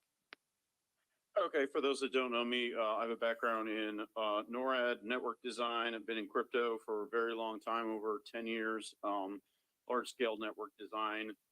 So kind of my take on this, couple things that I picked up from this conversation. The first thing I want to say is I just really, this may sound kind of odd to say, but I'm actually kind of proud of just how many people were in this space tonight and were willing to just kind of put aside their left-right differences and just say, look, this is what concerns me.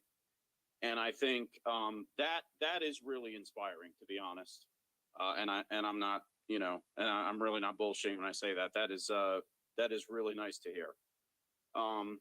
My kind of take on it, to just revisit something that Jen said real quick. She said, you know, maybe bringing crypto in it per se is not best, but maybe the angle to defend it. A lot of people have brought up that this potentially applies to tech as a whole. So maybe more defending it on the grounds of the effects on tech as a whole is a stronger argument, and just say, and crypto happens to be one of those. That might be a stronger way to defend it and make that point. Get tech, broad range of tech CEOs, and like somebody said earlier, maybe get Elon to tweet about it. I think that would be a very good maybe place to start. I think in terms of the national security ramifications they're trying to tie into this, I mean, to me, this just seems like it seems like a broad, overreaching, almost like panically designed kind of piece of legislation. It's almost kind of nuts to me, just how many things they're trying to put into this. You know, and maybe there is some misunderstanding angle to it. I think the national security angle is, it just concerns me because sure, you can always make a national security argument for something, but you know, you go back to things like the Steele dossier and Russian interference, and we found that so many of these things are just, it's a way to justify some kind of overreach on something that has nothing to do with national security by painting as that. And I'm just not sure I trust that. It's not that I don't trust, you know, I mean, there's plenty of trustworthy people in government, but all it takes is a couple of people who decide to overreach and abuse power, and that's really all it takes. So that's kind of my take on it. I think you know, the fact that this many people I've seen this many people on the left, right, and center come together around crypto because it's something a lot of people care about and are very passionate about and have investments in. Imagine not only crypto and fighting censorship. I think most people were here for the censorship part as well. That too. I think that is a base from which to build a broad coalition to bring attention to this thing and fight it. And you know, I'm here. I'm part of that fight.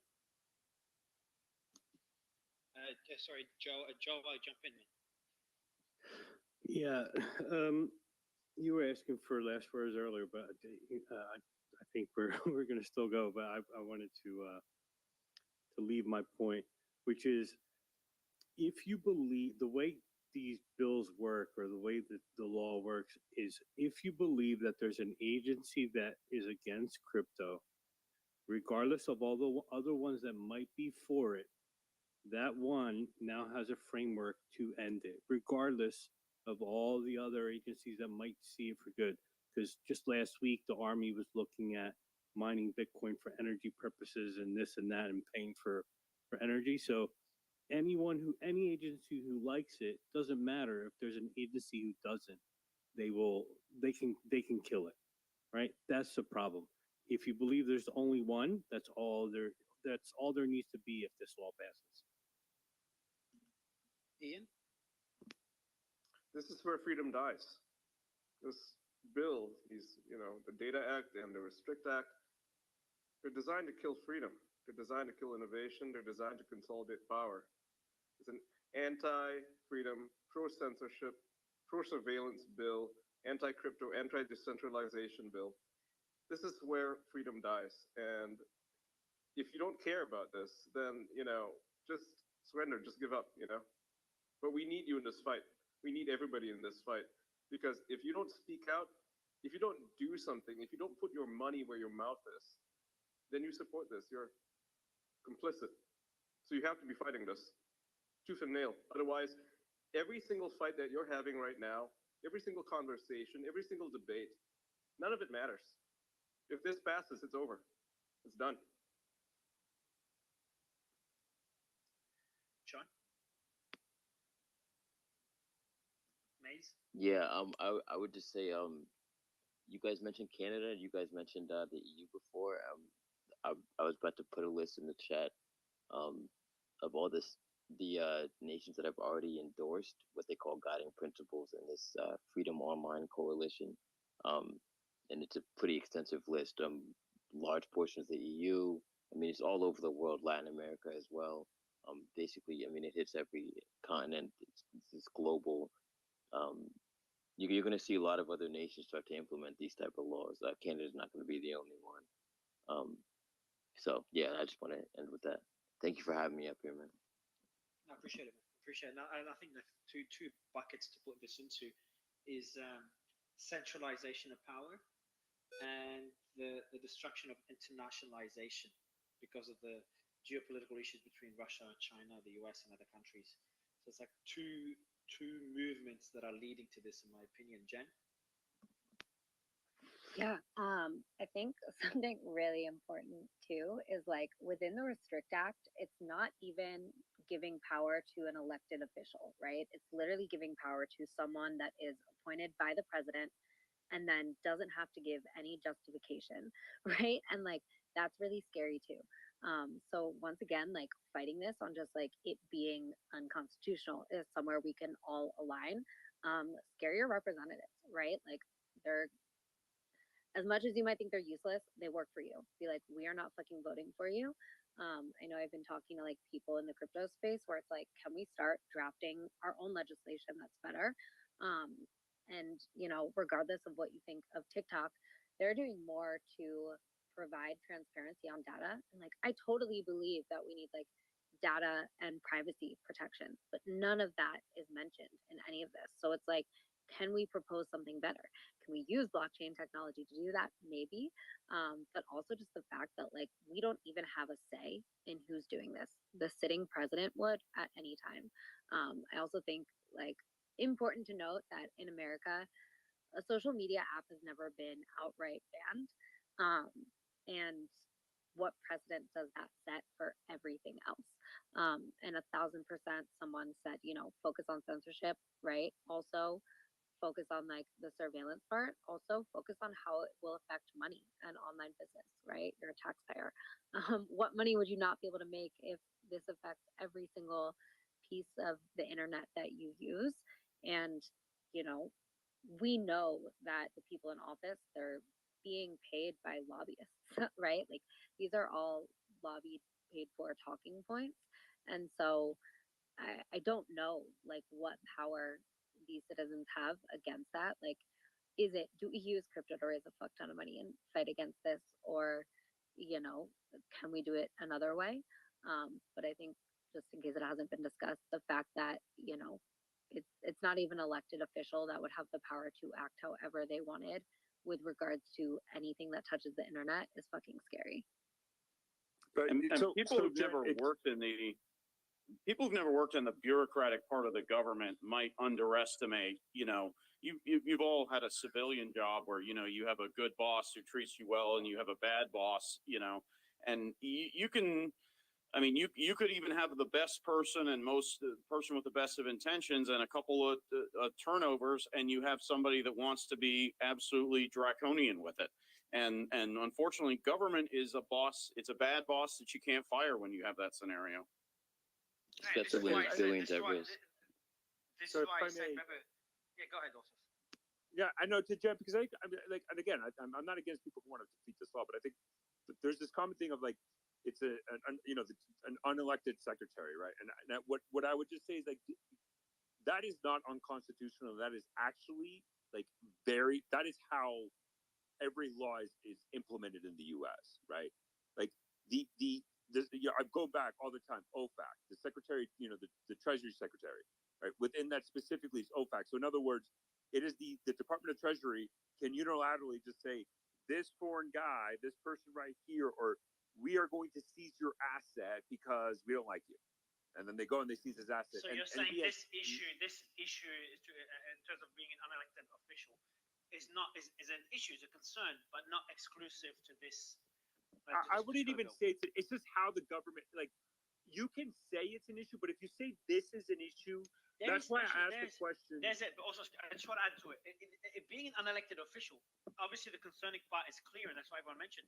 But there's also another part to it: is that you're immune from trying to appease voters. Because one flaw in people that are elected, especially if they don't have a limit to their term, but people that are elected, the big concern that I have is that they start making decisions that will sound sexy and have short-term benefits just to appease voters, rather than creating long-term benefits. Whereas an unelected official that is appointed by elected officials will not be as worried about having, pleasing people in the short term. He or she. That's one of the benefits, but there's obviously a lot of flaws as well.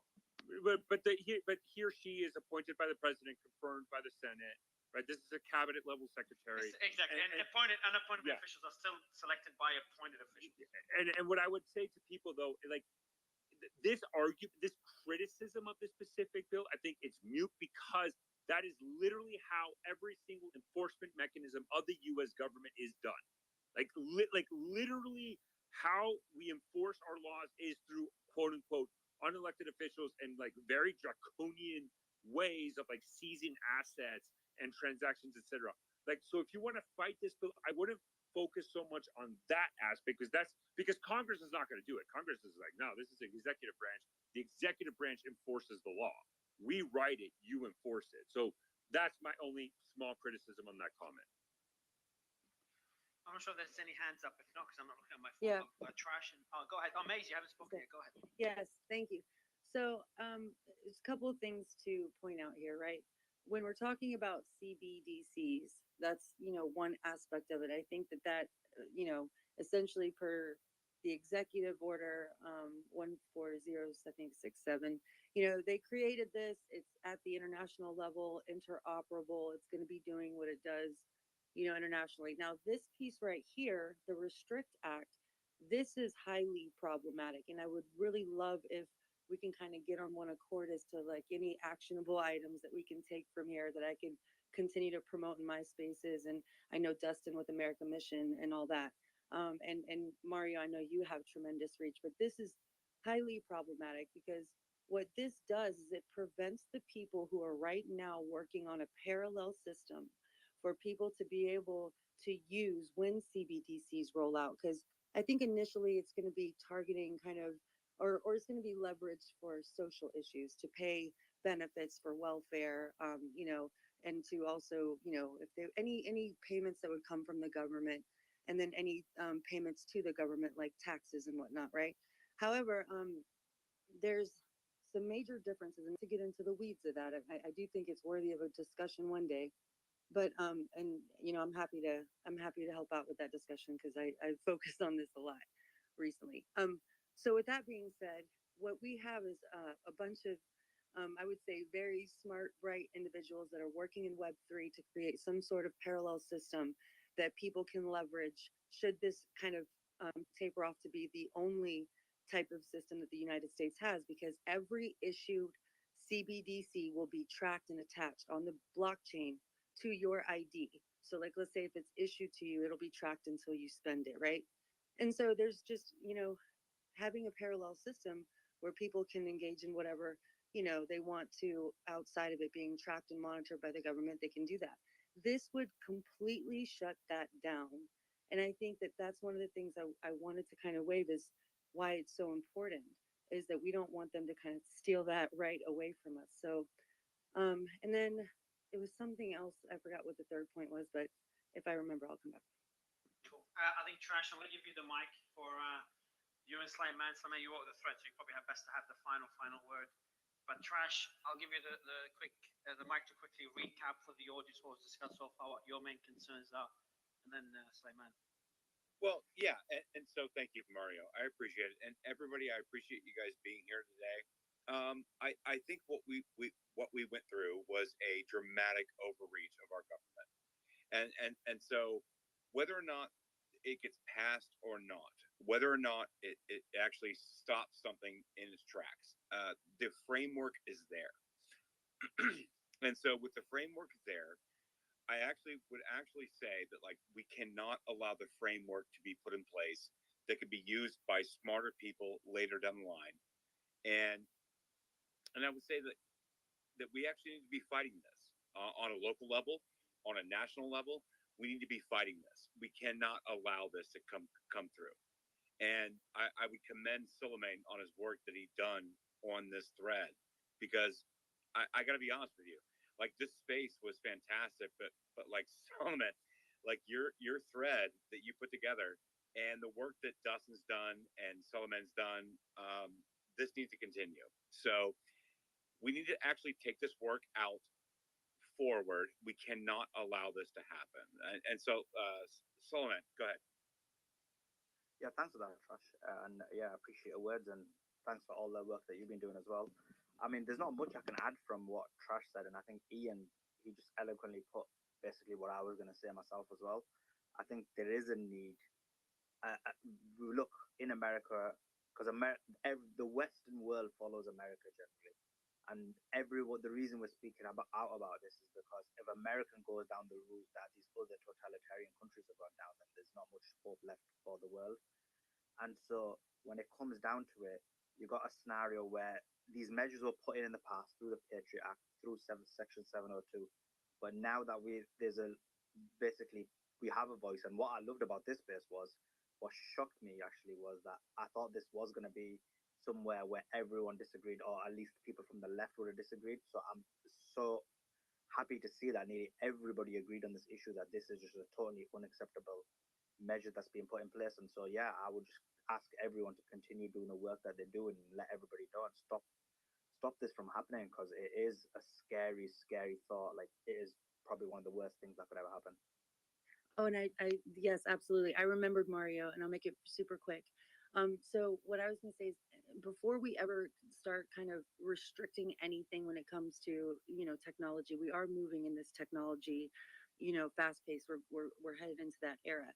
I think we need a Bill of Rights first, right? To kind of at least make sure that there's just certain aspects of this that do not trample on our freedom and our rights, as Americans. And then we can begin kind of pulling the reins where we want.